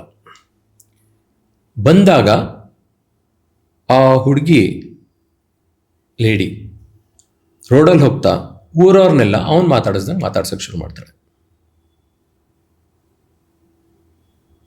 ಸೇಮ್ ಆಕ್ಸೆಂಟ್, ಸೇಮ್ ಕರೆಯೋ ರೀತಿ ಇದೆಯಲ್ಲ. ಅಂದರೆ ನಾನು ನಿಮ್ಮನ್ನು ಏನ್ರಿ ರಾಜೇಶ್ ಅಂತ ಮಾತಾಡಿಸ್ತಿದ್ದೆ ಅಂತ ಇಟ್ಕೊಳ್ಳಿ. ಬಂದಾಗ ಏನ್ರಿ ರಾಜೇಶ್ ಅಂತ ಮಾತಾಡಿಸ್ತಾರೆ, ಎಲ್ಲ ಕತೆಗಳು ಹೇಳ್ತಾರೆ ನಿಮ್ಮ ಬಗ್ಗೆ, ಈ ಥರ ಹೇಳ್ತಾ ಹೋಗ್ತಾಳೆ ಅವಳು, ಕರೆಯೋದು ಮಾಡೋದು. ಅವಾಗ ಆ ಊರಿಗೆ ಬಂದಿದ್ದಾಳೆ ಪಾಪ ಅವಳು. ಯಾರೋ ಊರಿನವ್ರು ನೆಂಟರು ಬಂದಿದ್ದಾರೆ. ದೆವ್ವ ಬಿಡಿಸ್ಬೇಕಲ್ಲ, ಕರ್ಕೊಂಡು ಹೋಗ್ತಾರೆ ದೇವಸ್ಥಾನದ ಹತ್ರ ಕರ್ಕೊಂಡೋದಾಗ ಹಿಡಿದು ಪಡೆದು ದೇವ್ರ ಹತ್ರ ಇದು ಮಾಡಿದಾಗ ಹೇಳ್ತೆ, ನಾ ಬಿಟ್ಟು ಹೋಗ್ತೀನಿ ಅಂತ. ಕುರು ಏನು ಅಂತ ಕೇಳ್ತಾರೆ. ಹಳ್ಳಿಗಳಲ್ಲಿ ಕುರು ಕೇಳ್ತಾರೆ, ನೀವು ಬಿಟ್ಟೋಗಿದೆಯಾ ಅನ್ನೋದಕ್ಕೆ ಏನು ಒಂದು ಪ್ರೂಫ್ ಬೇಕು. ಅಲ್ಲಿ ಮಳೆ ಮತ್ತು ಸುತ್ತಿಗೆ ಇಡ್ತಾರೆ, ಮರಕ್ಕೆ ಹೊಡೆದೋಗು ಅಂತ. ಸುತ್ತಿಗೆ ತಗೊಂಡು ಆ ಮಳೆನ ಮರಕ್ಕೆ ಹೊಡೆದೋಗ್ಬೇಕು, ಬಿಟ್ಟೋಗಿದ್ದೀನಿ ಅಂತ ಗೊತ್ತಾಗಬೇಕಂದ್ರೆ. ಬರೀ ಸುತ್ತಿಗೆ ಮಾತ್ರ ಎದ್ದೇಳುತ್ತೆ, ಮಳೆ ಮಾತ್ರ ಎದ್ದೇಳುತ್ತೆ ಭೂಮಿಯಿಂದ, ಮರಕ್ಕೆ ಹೊಡೆಯುತ್ತೆ. ಮಳೆನ ಮರಕ್ಕೆ ಹೊಡೆಯುತ್ತೆ, ಇವಳು ಇಲ್ಲೇ ಕೂತಿರ್ತಾಳೆ ಪಾರ್ಟಿ. ಅಲ್ಲ, ಅದು ಹೊಡೆಯೋದು ಯಾರು? ಅದನ್ನೇ ಕೇಳ್ತಾ ಇದ್ದೀನಿ ನಾನು. ಹಾ, ಇದನ್ನ ಹೇಗೆ ಅರ್ಥ ಮಾಡ್ಕೋಬೇಕು ನೀವು?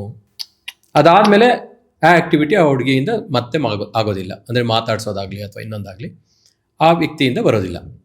ಇದನ್ನ ನೋಡಿದಾಗ ನೀವು 7ನೇ ಕ್ಲಾಸಲ್ಲೇ ನೋಡ್ಬಿಡ್ತೀರಾ ಅಂತ ಇಟ್ಕೊಳ್ಳಿ, ಚಿಕ್ಕ ವಯಸ್ಸಿನಲ್ಲೇ ನೋಡ್ತೀರಾ ಅಂತ ಇಟ್ಕೊಳ್ಳಿ. ಅವಾಗ ನಿಮಗೆ ಭಾಸ ಆಗೋದಲ್ಲ, ಅನುಭವಕ್ಕೆ ಬರುತ್ತೆ. ಇದು ನಿಮಗೆ ನಿಮ್ಮ ಕಣ್ಣಿಗೆ ಕಾಣಿಸ್ದಲೇ ಇರ್ಬೋದು, ಆದರೆ ಅಂದರೆ ಆಕೃತಿ ಕಾಣಿಸ್ದಲೇ ಇರ್ಬೋದು.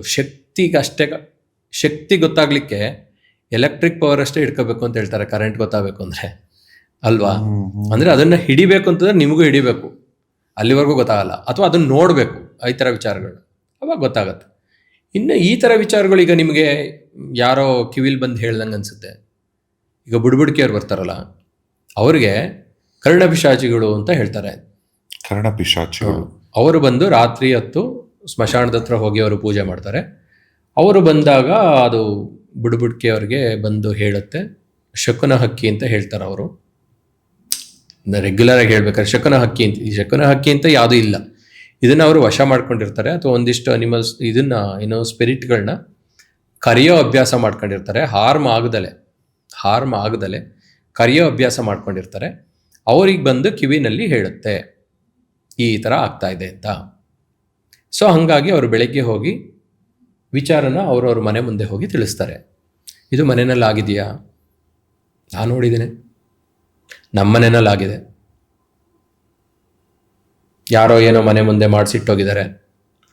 ಬೆಳಗ್ಗೆ ಬರ್ತಾನೆ ಬುಡ್ಬುಡ್ಕಿಯವನು, ನಮ್ಮ ಮನೇಲಿ ಸಾವಾಗಿದೆ, ನಾವು ಭಿಕ್ಷೆ ಹಾಕೋ ಆಗಿಲ್ಲ. ಬಂದು ಕೇಳಿದಾಗ ಇಲ್ಲಪ್ಪ ಭಿಕ್ಷೆ ಹಾಕೋ ಆಗಿಲ್ಲ, ನನಗೆ ಗೊತ್ತು ನಿಮ್ಮ ಮನೆಯಲ್ಲಿ ಭಿಕ್ಷೆ ಹಾಕೋ ಆಗಿಲ್ಲ, 3 ದಿವಸದ ಹಿಂದೆ ನಿಮ್ಮಲ್ಲಿ ಸಾವಾಗಿದೆ, ಇನ್ನು 10 ದಿವಸದಲ್ಲಿ ಈ ರೋಡ್ನಲ್ಲಿ 2 ಸಾವಾಗ್ತದೆ.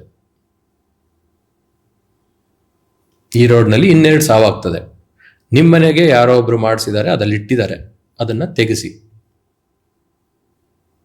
ಬರ್ತಾರೆ, ಆಮೇಲೆ ಇನ್ಯಾರಿಗೋ ಹೇಳ್ತೀವಿ, ಅಲ್ಲಿ ಬರ್ತಾರೆ, ಅದನ್ನು ತೆಗಿತಾರೆ, ಒಗಿತಾರೆ. ಇನ್ನು 3 ದಿವಸ ಬಿಟ್ಟು ಅಥವಾ ಇನ್ನು 6 ದಿವಸದ ಒಳಗಡೆ 2 ಸಾವು ಆಗ್ತದೆ ಆ ರೋಡಲ್ಲಿ. ಯಾರು ಹೇಳಿದ್ರು?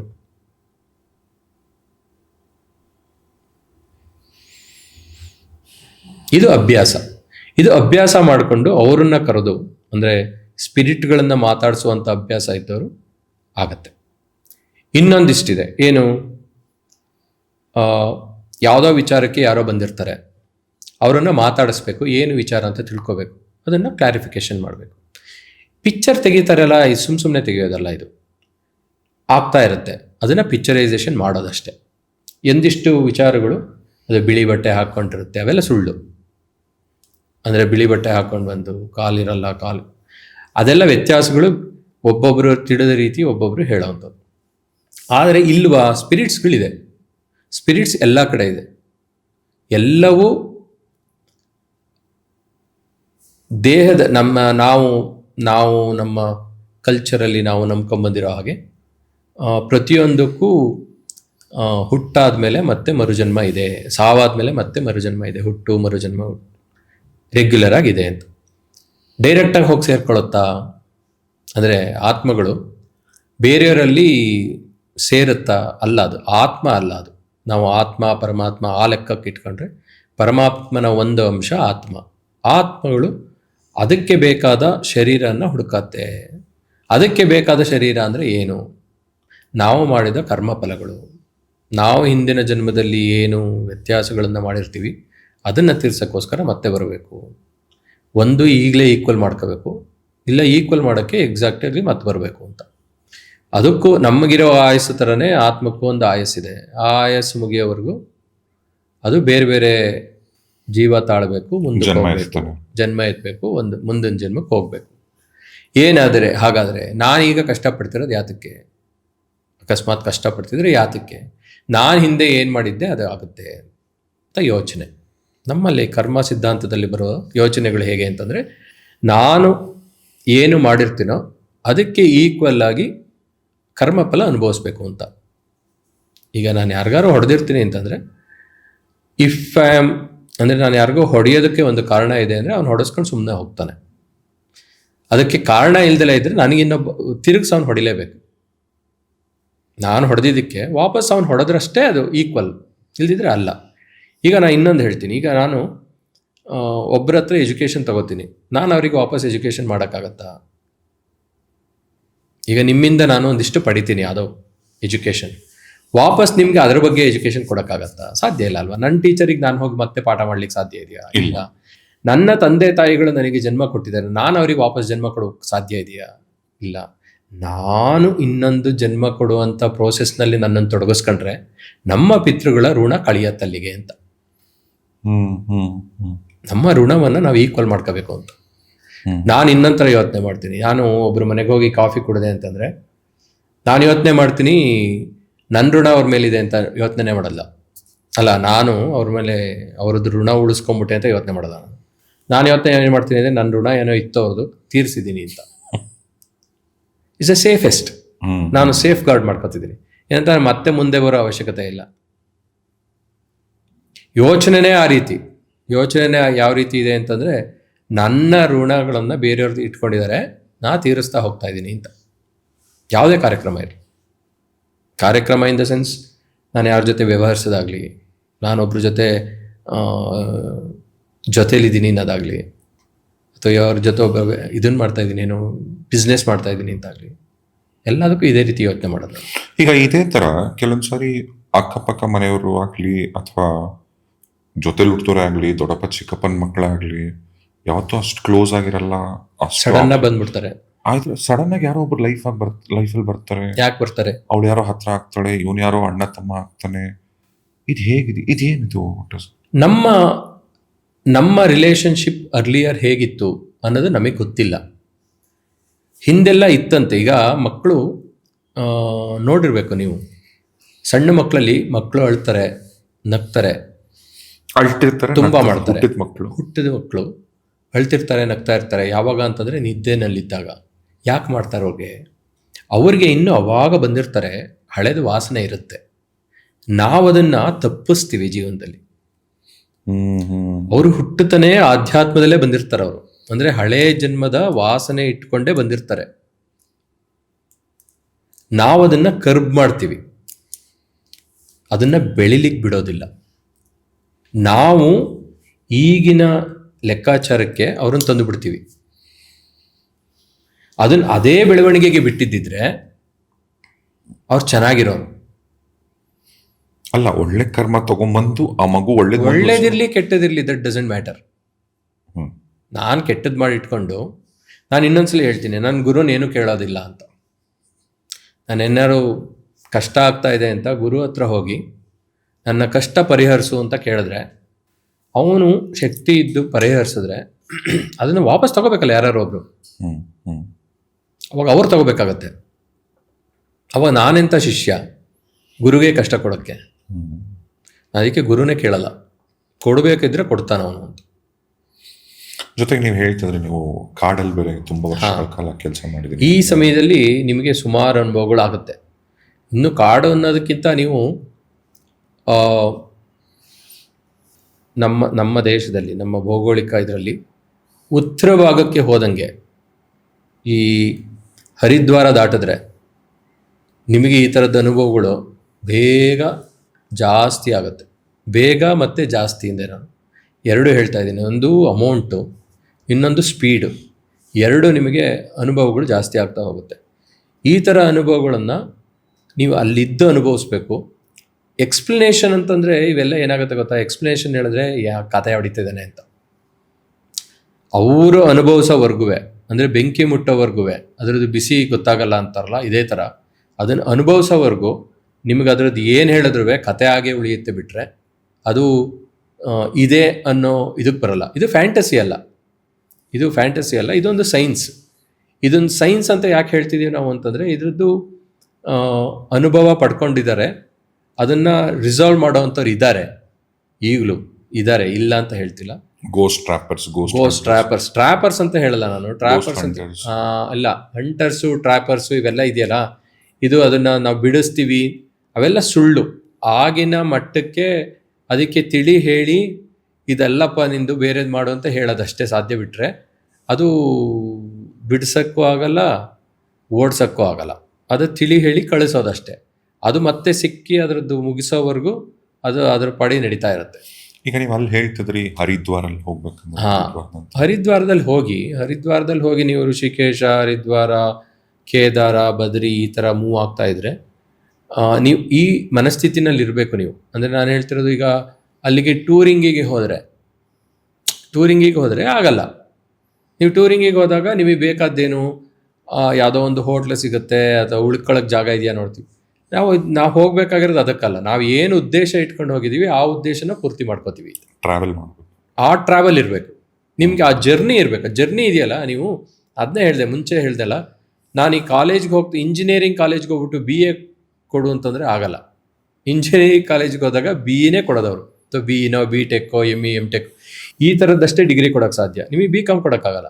ಇಂಟರ್ ಡಿಸಿಪ್ಲಿನರಿಯಲ್ಲಿ ಕೊಡುತ್ತೆ. ಆ ಥರ ಯೂನಿವರ್ಸಿಟಿಗೆ ಹೋಗ್ಬೇಕು. ಅವಾಗ ಒಂದು ಯೂನಿವರ್ಸಿಟಿಗೆ ಹೋದರೆ ಅದರೊಳಗೆ ಸಿಗುತ್ತೆ. ಅಂದರೆ ಇದೊಂದು ಯೂನಿವರ್ಸಿಟಿ, ನಿಮಗೆ ಏನು ಕೇಳ್ತಿರೋ ಆ ಪಾತ್ನಲ್ಲಿ ಹೋದರೆ ಅದು ಸಿಗುತ್ತೆ. ನಿಮಗೆ ಆ ಥರದಲ್ಲಿ ಏನಾದರೂ ಎಕ್ಸ್ಪೀರಿಯನ್ಸ್ ಆಗಿತ್ತು? ಅನುಭವಗಳಾಗಿದೆ. ಹೇಗೆ ಅನುಭವಗಳು ಸ್ವಂತಕ್ಕಾಗಿದೆ ಹೇಗೆ ಅಂತಂದರೆ, ಓಕೆ, ವಿಚಾರ ಹೇಳ್ತೀನಿ. ಆ್ಯಕ್ಚುಲಿ ಇದನ್ನೆಲ್ಲ ಏನು ಗೊತ್ತಾ, ಹೇಳಿದ್ರೆ ಕಥೆ ಹೇಳ್ತಿದ್ದಾರೇನೋ ಅಂತ ಒಂದ್ಸಲಿ ಅನ್ನಿಸ್ಬೋದು. ಬಟ್ ಇದು ಆಗಿರೋ ವಿಚಾರ ಆಗಿರೋದಂತ ಹೇಳ್ತಾ ಇದ್ದೀನಿ. ನಾವು ಇಲ್ಲಿ ಒಂದು 5-6 ಜನ, ನಾವು ಗಾಂಪುರ ಗುಂಪು ಅಂತ ಹೇಳ್ತೀವಿ ನಮ್ಮದು. ನಾನೇ ಚಿಕ್ಕವನದ್ರಲ್ಲಿ ಗಾಂಪುರ ಗುಂಪು ಅಂತ ನಮ್ಮದು. ನಾವೊಂದು 5-6 ಜನ ಇದ್ದೀವಿ. ನಾನೇ ಸಣ್ಣವನು, ಒಂದು 70 ವರ್ಷ ಪ್ಲಸ್ ಇರೋರು ಹಿರಿಯರಿದ್ರು.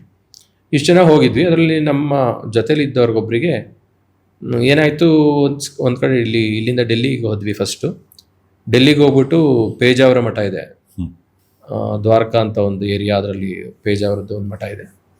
ಆ ಮಠದಲ್ಲಿ ಉಳ್ಕೊಂಡಿದ್ವಿ ರಾತ್ರಿ. ಒಂದಿಬ್ಬರು ಒಂದು ಮಂಚ ಇತ್ತು ಅಲ್ಲಿ ರೂಮಲ್ಲಿ ಕೊಟ್ಟಾಗ ನಮಗೆ. 2 ಮೇಲ್ಗಡೆ ಮಲಗಿದ್ರು, 4 ಜನ ಕೆಳಗಡೆ ಮಲಗಿದ್ರು. ಮೇಲ್ಗಡೆ ಒಬ್ರು ಹಿಂಗೆ ಮಲಗಿದ್ರು, ಕೆಳಗಡೆ 3 ಜನ ಮಲಗಿದ್ವಿ. ನನ್ನ ಕಾಲಿಗೇನೋ ಟಚ್ ಆದಂಗೆ ಆಯಿತು.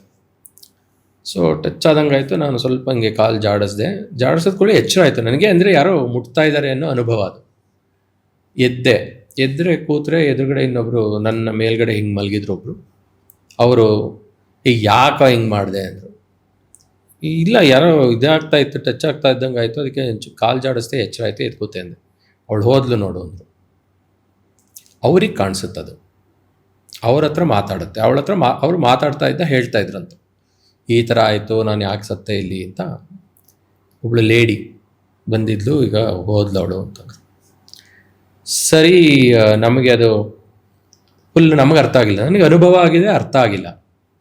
ಅವಳು ಅವಾಗಷ್ಟೇ ಎದ್ದೋದ್ಲು ಅಂತ ನಮಗೆ ಹೇಳಿದ್ರು.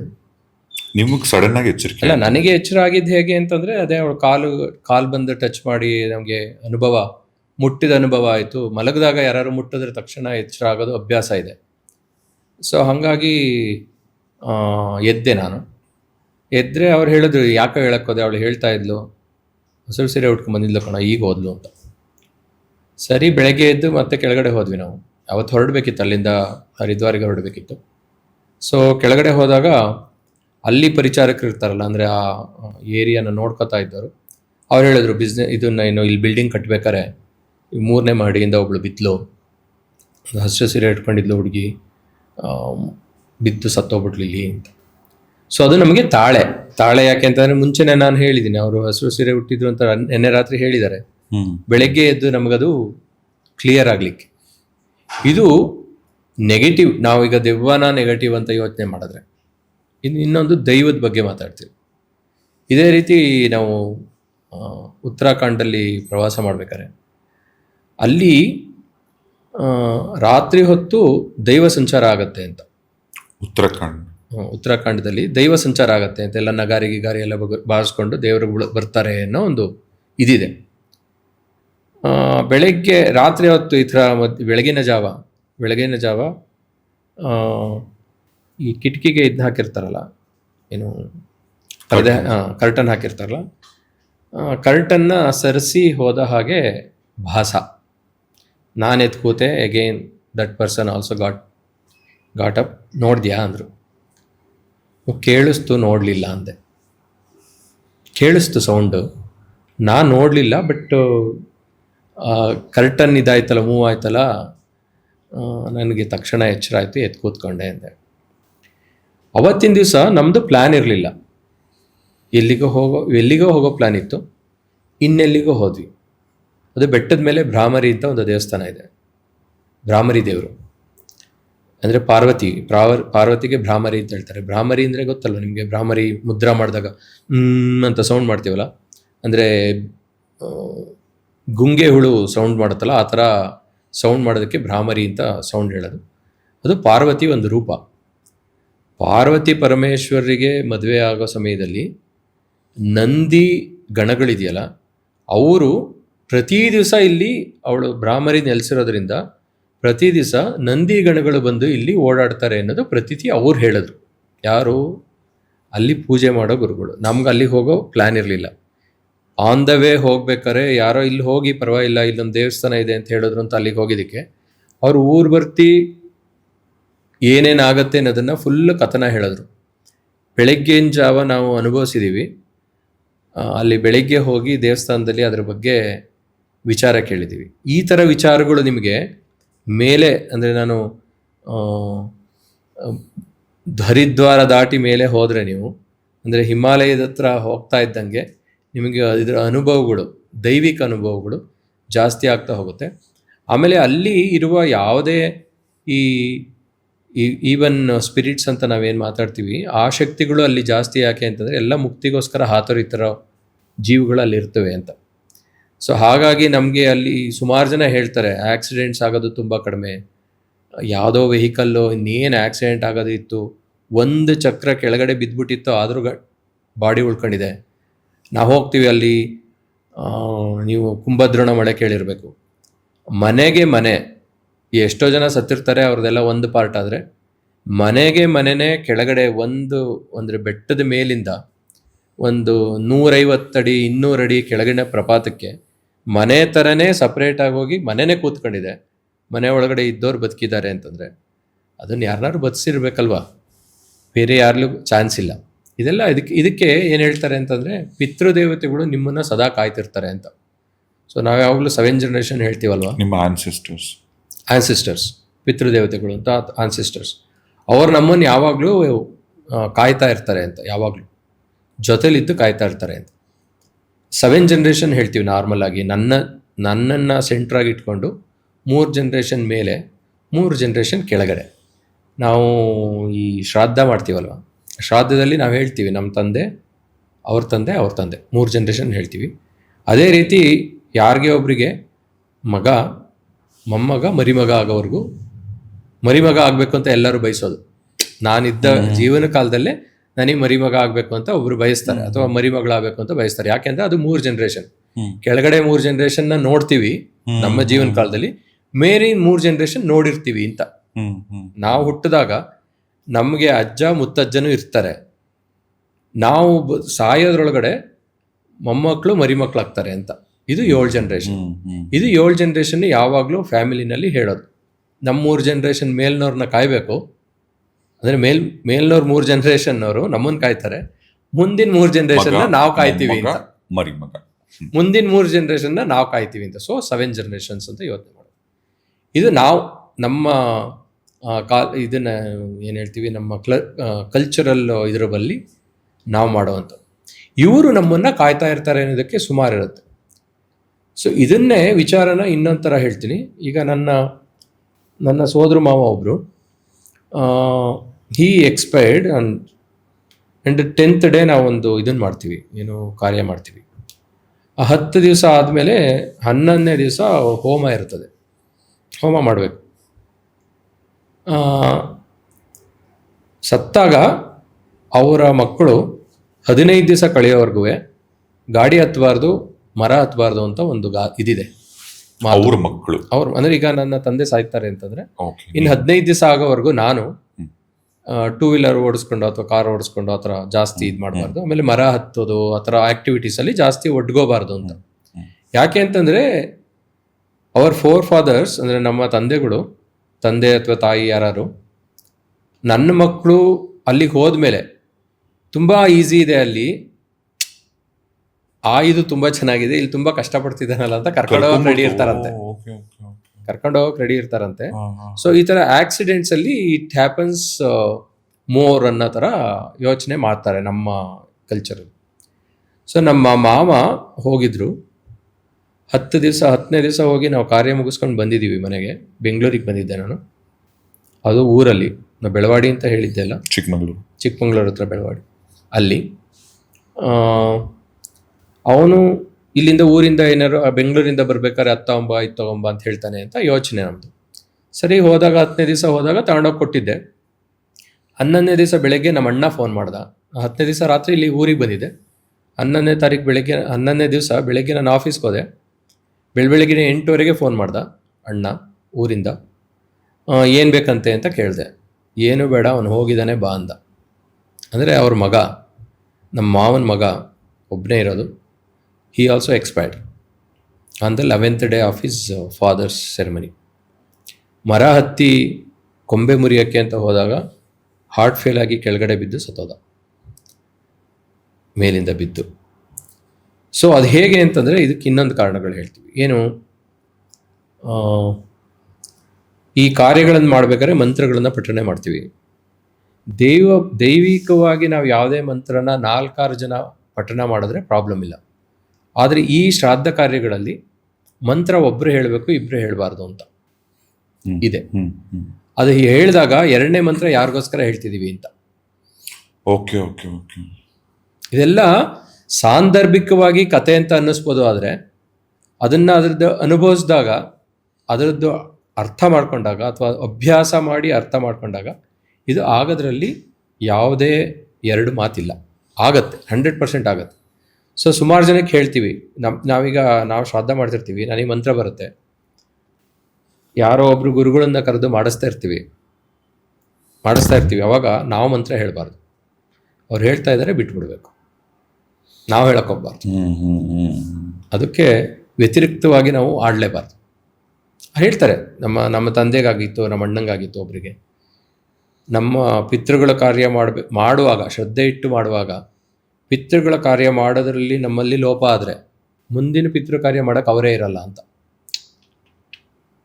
ಲೋಪ ಆದರೆ ಮಾನಸಿಕವಾಗಿ ಲೋಪ ಆಗೋದು ನಮಗೆ ಗೊತ್ತಾಗೋ ರೀತಿಯಲ್ಲಿ ಲೋಪ ಆಗೋದಕ್ಕೂ ವ್ಯತ್ಯಾಸ ಇದೆ. ಗೊತ್ತಾಗದಲ್ಲೇ ಈಗ ಯಾರೋ ಏನೋ ಮಂತ್ರದಲ್ಲಿ ವ್ಯತ್ಯಾಸ ಮಾಡಿರ್ತಾರೆ, ಅದು ನಮಗೆ ಸಂಬಂಧಕ್ಕೆ ಬರಲ್ಲ. ಯಾಕೆಂದರೆ ನಾನು ಮಾನಸಿಕವಾಗಿ ನಾನು ಶ್ರದ್ಧಾಭಕ್ತಿಯಿಂದ ಅದನ್ನು ಕೆಲಸ ಮಾಡ್ತಾ ಇರ್ತೀನಿ, ನಮ್ಗೆ ಅವಾಗ ತೊಂದರೆ ಬರೋದಿಲ್ಲ. ಯಾರಿಗೆ ತೊಂದರೆ ಬರುತ್ತೆ? ಅದು ಮಾಡಿಸ್ದವ್ರಿಗೆ ತೊಂದರೆ ಬರ್ಬೋದು. ನೀವು ನೋಡಿರ್ತೀರ, ಈ ಪೂಜೆ ಪುನಸ್ಕಾರ ಮಾಡ್ತಾರಲ್ಲ, ಅವ್ರ ಮನೆಗಳಲ್ಲಿ ಎಲ್ಲದೂ ಚೆನ್ನಾಗಿರಲ್ಲ. ಒಂದು ಅವರೇ ಚೆನ್ನಾಗಿರಲ್ಲ, ಇಲ್ಲ ಮಕ್ಕಳು ಮರಿಗಳು ಚೆನ್ನಾಗಿರಲ್ಲ. ಯಾಕೆ ಅಂತಂದರೆ ಕರ್ಮ ಫಲ ಅವ್ರು ಅನುಭವಿಸ್ತಾ ಇರ್ತಾರೆ. ಕರ್ಮ ಮಾಡ್ತಿರೋದು ಅವ್ರ ಅಪ್ಪ ಆದ್ರೂ, ಈಗ ಅವ್ರ ಅಪ್ಪ ದುಡ್ದಿದ್ರಲ್ಲಿ ತಂದಾಕಿ ತಿನ್ನೋದು ಅವ್ರ ಮಕ್ಕಳು ತಾನೆ, ಅದನ್ನು ಅವರು ತಿಂದಿರ್ತಾರೆ, ಅನುಭವಿಸ್ಬೇಕು. ಈಗ ನಮ್ಮ ತಂದೆ ಹೇಗೆ ದುಡ್ದಿದ್ದಾರೆ ಅಥವಾ ನಾನು ಹೇಗೆ ದುಡಿಮೆ ಮಾಡಿದ್ದೀನಿ ಅನ್ನೋದು ನನ್ನ ಮಕ್ಕಳ ಬೆಳವಣಿಗೆಯಲ್ಲಿ ಗೊತ್ತಾಗುತ್ತೆ. ನಾನು ಮಾಡೋದೇ ಅನ್ಯಾಯ ಆದರೆ ನನ್ನ ಮಕ್ಕಳು ಹೇಗೆ ಒಳ್ಳೆಯದನ್ನು ಅನುಭವಿಸೋಕ್ಕೆ ಸಾಧ್ಯ? ಅನುಭವಿಸ್ಲೇಬೇಕು, ಅವ್ರು ಅನುಭವಿಸ್ಲೇಬೇಕು. ಮತ್ತು ಇನ್ನೊಂದು ನಾವು ಕೇಳಿರೋ ಕಥೆಗಳು, ಪರ್ಸ್ನಲಿ ನಾನು ಎಕ್ಸ್ಪೀರಿಯನ್ಸ್ ಮಾಡಿಲ್ಲ, ತುಂಬ ಜನ ಈಗ ಯಾರೋ ಒಬ್ಬರು ಏನೋ ಒಂದು ವಿಚಾರ ಹೇಳ್ತೀಯಾನಂದ್ರೆ ಇಲ್ಲ ಅವ್ನು ಸುಳ್ಳು ಹೇಳ್ತಿದ್ದಾನೆ ಅಂತ ವಾದಿಸ್ಬೋದು. ಇಬ್ಬರು ಹೇಳಿದಾಗ ಓಕೆ ಅವರು ಸುಳ್ಳು ಅಂತಾನೆ ಅನ್ಕೊಬೋದು. 10 ಓಕೆ, ಸಾವಿರಾರು ಲಕ್ಷಾಂತರ ಜನ ಮಾತಾಡ್ತಾರೆ ಕೆಲವೊಂದು ವಿಚಾರಗಳ ಬಗ್ಗೆ. ಹೇಗೆ ಅಂದ್ರೆ, ಯಾವ ವಿಚಾರ? ಯಾವುದೋ ಒಂದು ರಸ್ತೆಯಲ್ಲಿ ಹೋಗ್ತಿದ್ವಿ, ಯಾವುದೋ ಒಂದು ಆಕಾರ ಕಾಣಿಸ್ತು ನಮಗೆ ಅಂತ, ಅಥವಾ ಕೆಲವೊಂದ್ಸರಿ ಯಾವುದೋ ಒಂದು ಪರ್ಟಿಕ್ಯುಲರ್ ಪ್ಲೇಸ್ ಇರುತ್ತೆ. ಈಗ ಬೆಂಗಳೂರು ಟು ಮೈಸೂರು ಹೈವೇನೋ ಅಥವಾ ಹೈದರಾಬಾದ್ ರೋಡಲ್ಲೋ, ಅಥವಾ ಈಗಲೂ ಕೆಲವೊಂದ್ಸರಿ ಮಾತಾಡ್ತಾರೆ ಕೆಲವೊಂದು ಪರ್ಟಿಕ್ಯುಲರ್ ಏರಿಯಾ ರೋಡ್ಗಳಲ್ಲಿ, ಅಂತ ಅದೇ ಜಾಗಗಳಲ್ಲೇ ಆಕ್ಸಿಡೆಂಟ್ಗಳು ಜಾಸ್ತಿ ಆಗತ್ತೆ. ಅಲ್ಲಿ ಯಾವುದೇ ತರದ ತಿರುವಿರಲ್ಲ, ಯಾವುದೇ ತರದ್ ಏನೂ ಇರಲ್ಲ, ಬಟ್ ಕೆಲವೊಂದು ಸರ್ಟನ್ ಪ್ಲೇಸಸ್ ಇದೆ. ನಾವು ಅರ್ಥ ಮಾಡ್ಕೋಬೇಕು ಏನು ಅಂತಂದ್ರೆ, ಬೇಸಿಕಲಿ ಆ ಸುತ್ತಮುತ್ತ ಏನಿದೆ, ಯಾವ್ಯಾವ ಜಾಗಗಳಲ್ಲಿ ಇದಾಗತ್ತೆ ಅಂತ. ಒಂದು ಕೆರೆ ದಂಡೆ ಇರುತ್ತಲ್ಲ, ಅಂದರೆ ಒಂದು ಕೆರೆ ಇರುತ್ತೆ, ಆ ಕೆರೆಯನ್ನು ಪಾಸ್ ಮಾಡೋ ರೋಡ್ ಇರುತ್ತೆ, ಅಲ್ಲಿ ಕೇಳ್ಬೋದು ಇದನ್ನು, ಈ ಥರ ಜಾಗಗಳಲ್ಲಿ. ಅಥವಾ ಸುತ್ತಮುತ್ತ ಸ್ಮಶಾನಗಳಿದೆ, ಅಂದರೆ ಸತ್ತವ್ರನ್ನ ಹೂಳ್ತಾರಲ್ಲ ಜಾಗ, ಆ ಜಾಗಗಳಿದೆ, ಆ ಜಾಗಗಳಲ್ಲಿ ಕೇಳ್ಬೋದು. ಅಥವಾ ರೆಗ್ಯುಲರ್ ಆಗಿ ಆಕ್ಸಿಡೆಂಟ್ಸ್ ಆಗ್ತಾ ಇದೆ ಆ ಜಾಗದಲ್ಲಿ, ಯಾಕೆ ಆಗ್ತಾ ಇದೆ ಅಂತ ಯೋಚನೆ ಮಾಡಿದ್ರೆ, ಈ ಏರಿಯಾಗಳಲ್ಲಿ ಒಂದು ಈ ಕೆರೆಗಳಿರುತ್ತೆ ಸುತ್ತಮುತ್ತ, ಕೆರೆ ಪಕ್ಕದಲ್ಲೇ ನಾರ್ಮಲ್ ಆಗಿ ಸ್ಮಶಾನಗಳಿರೋದು. ಕರೆಕ್ಟ್. ಎಲ್ಲೇ ಯಾವುದೇ ಊರಲ್ಲಿ ನೀವು ಹೋದ್ರು, ಯಾಕೆ ಅಂತಂದರೆ ಸ್ಮಶಾನದಲ್ಲಿ ಅದನ್ನು ದಹನ ಮಾಡಿದ್ಮೇಲೆ ಸ್ನಾನ ಮಾಡಿಬರ್ಬೇಕು ಅನ್ನೋ ಒಂದು ಕಲ್ಪನೆ ಇರೋದ್ರಿಂದ ನಮ್ಮಲ್ಲಿ ಯಾವಾಗಲೂ ಸುತ್ತಮುತ್ತ ಕೆರೆ ಇರಬೇಕು ಅಥವಾ ನೀರಿನ ಇದಿರಬೇಕು, ಸೆಲೆ ಇರಬೇಕು. ಆ ಥರ ಜಾಗಗಳಲ್ಲಿ ಸ್ಮಶಾನಗಳನ್ನು ಮಾಡ್ತಾರೆ. ಸ್ಮಶಾನಗಳಿಗೆ ಗೋರಿನೇ ಇರಬೇಕಾ? Not necessarily. ನಮ್ಮಲ್ಲೆಲ್ಲ ಹೂಳೋದ್ರ ಜೊತೆಗೆ ಸುಡೋ ಅಭ್ಯಾಸನೂ ಇದೆ.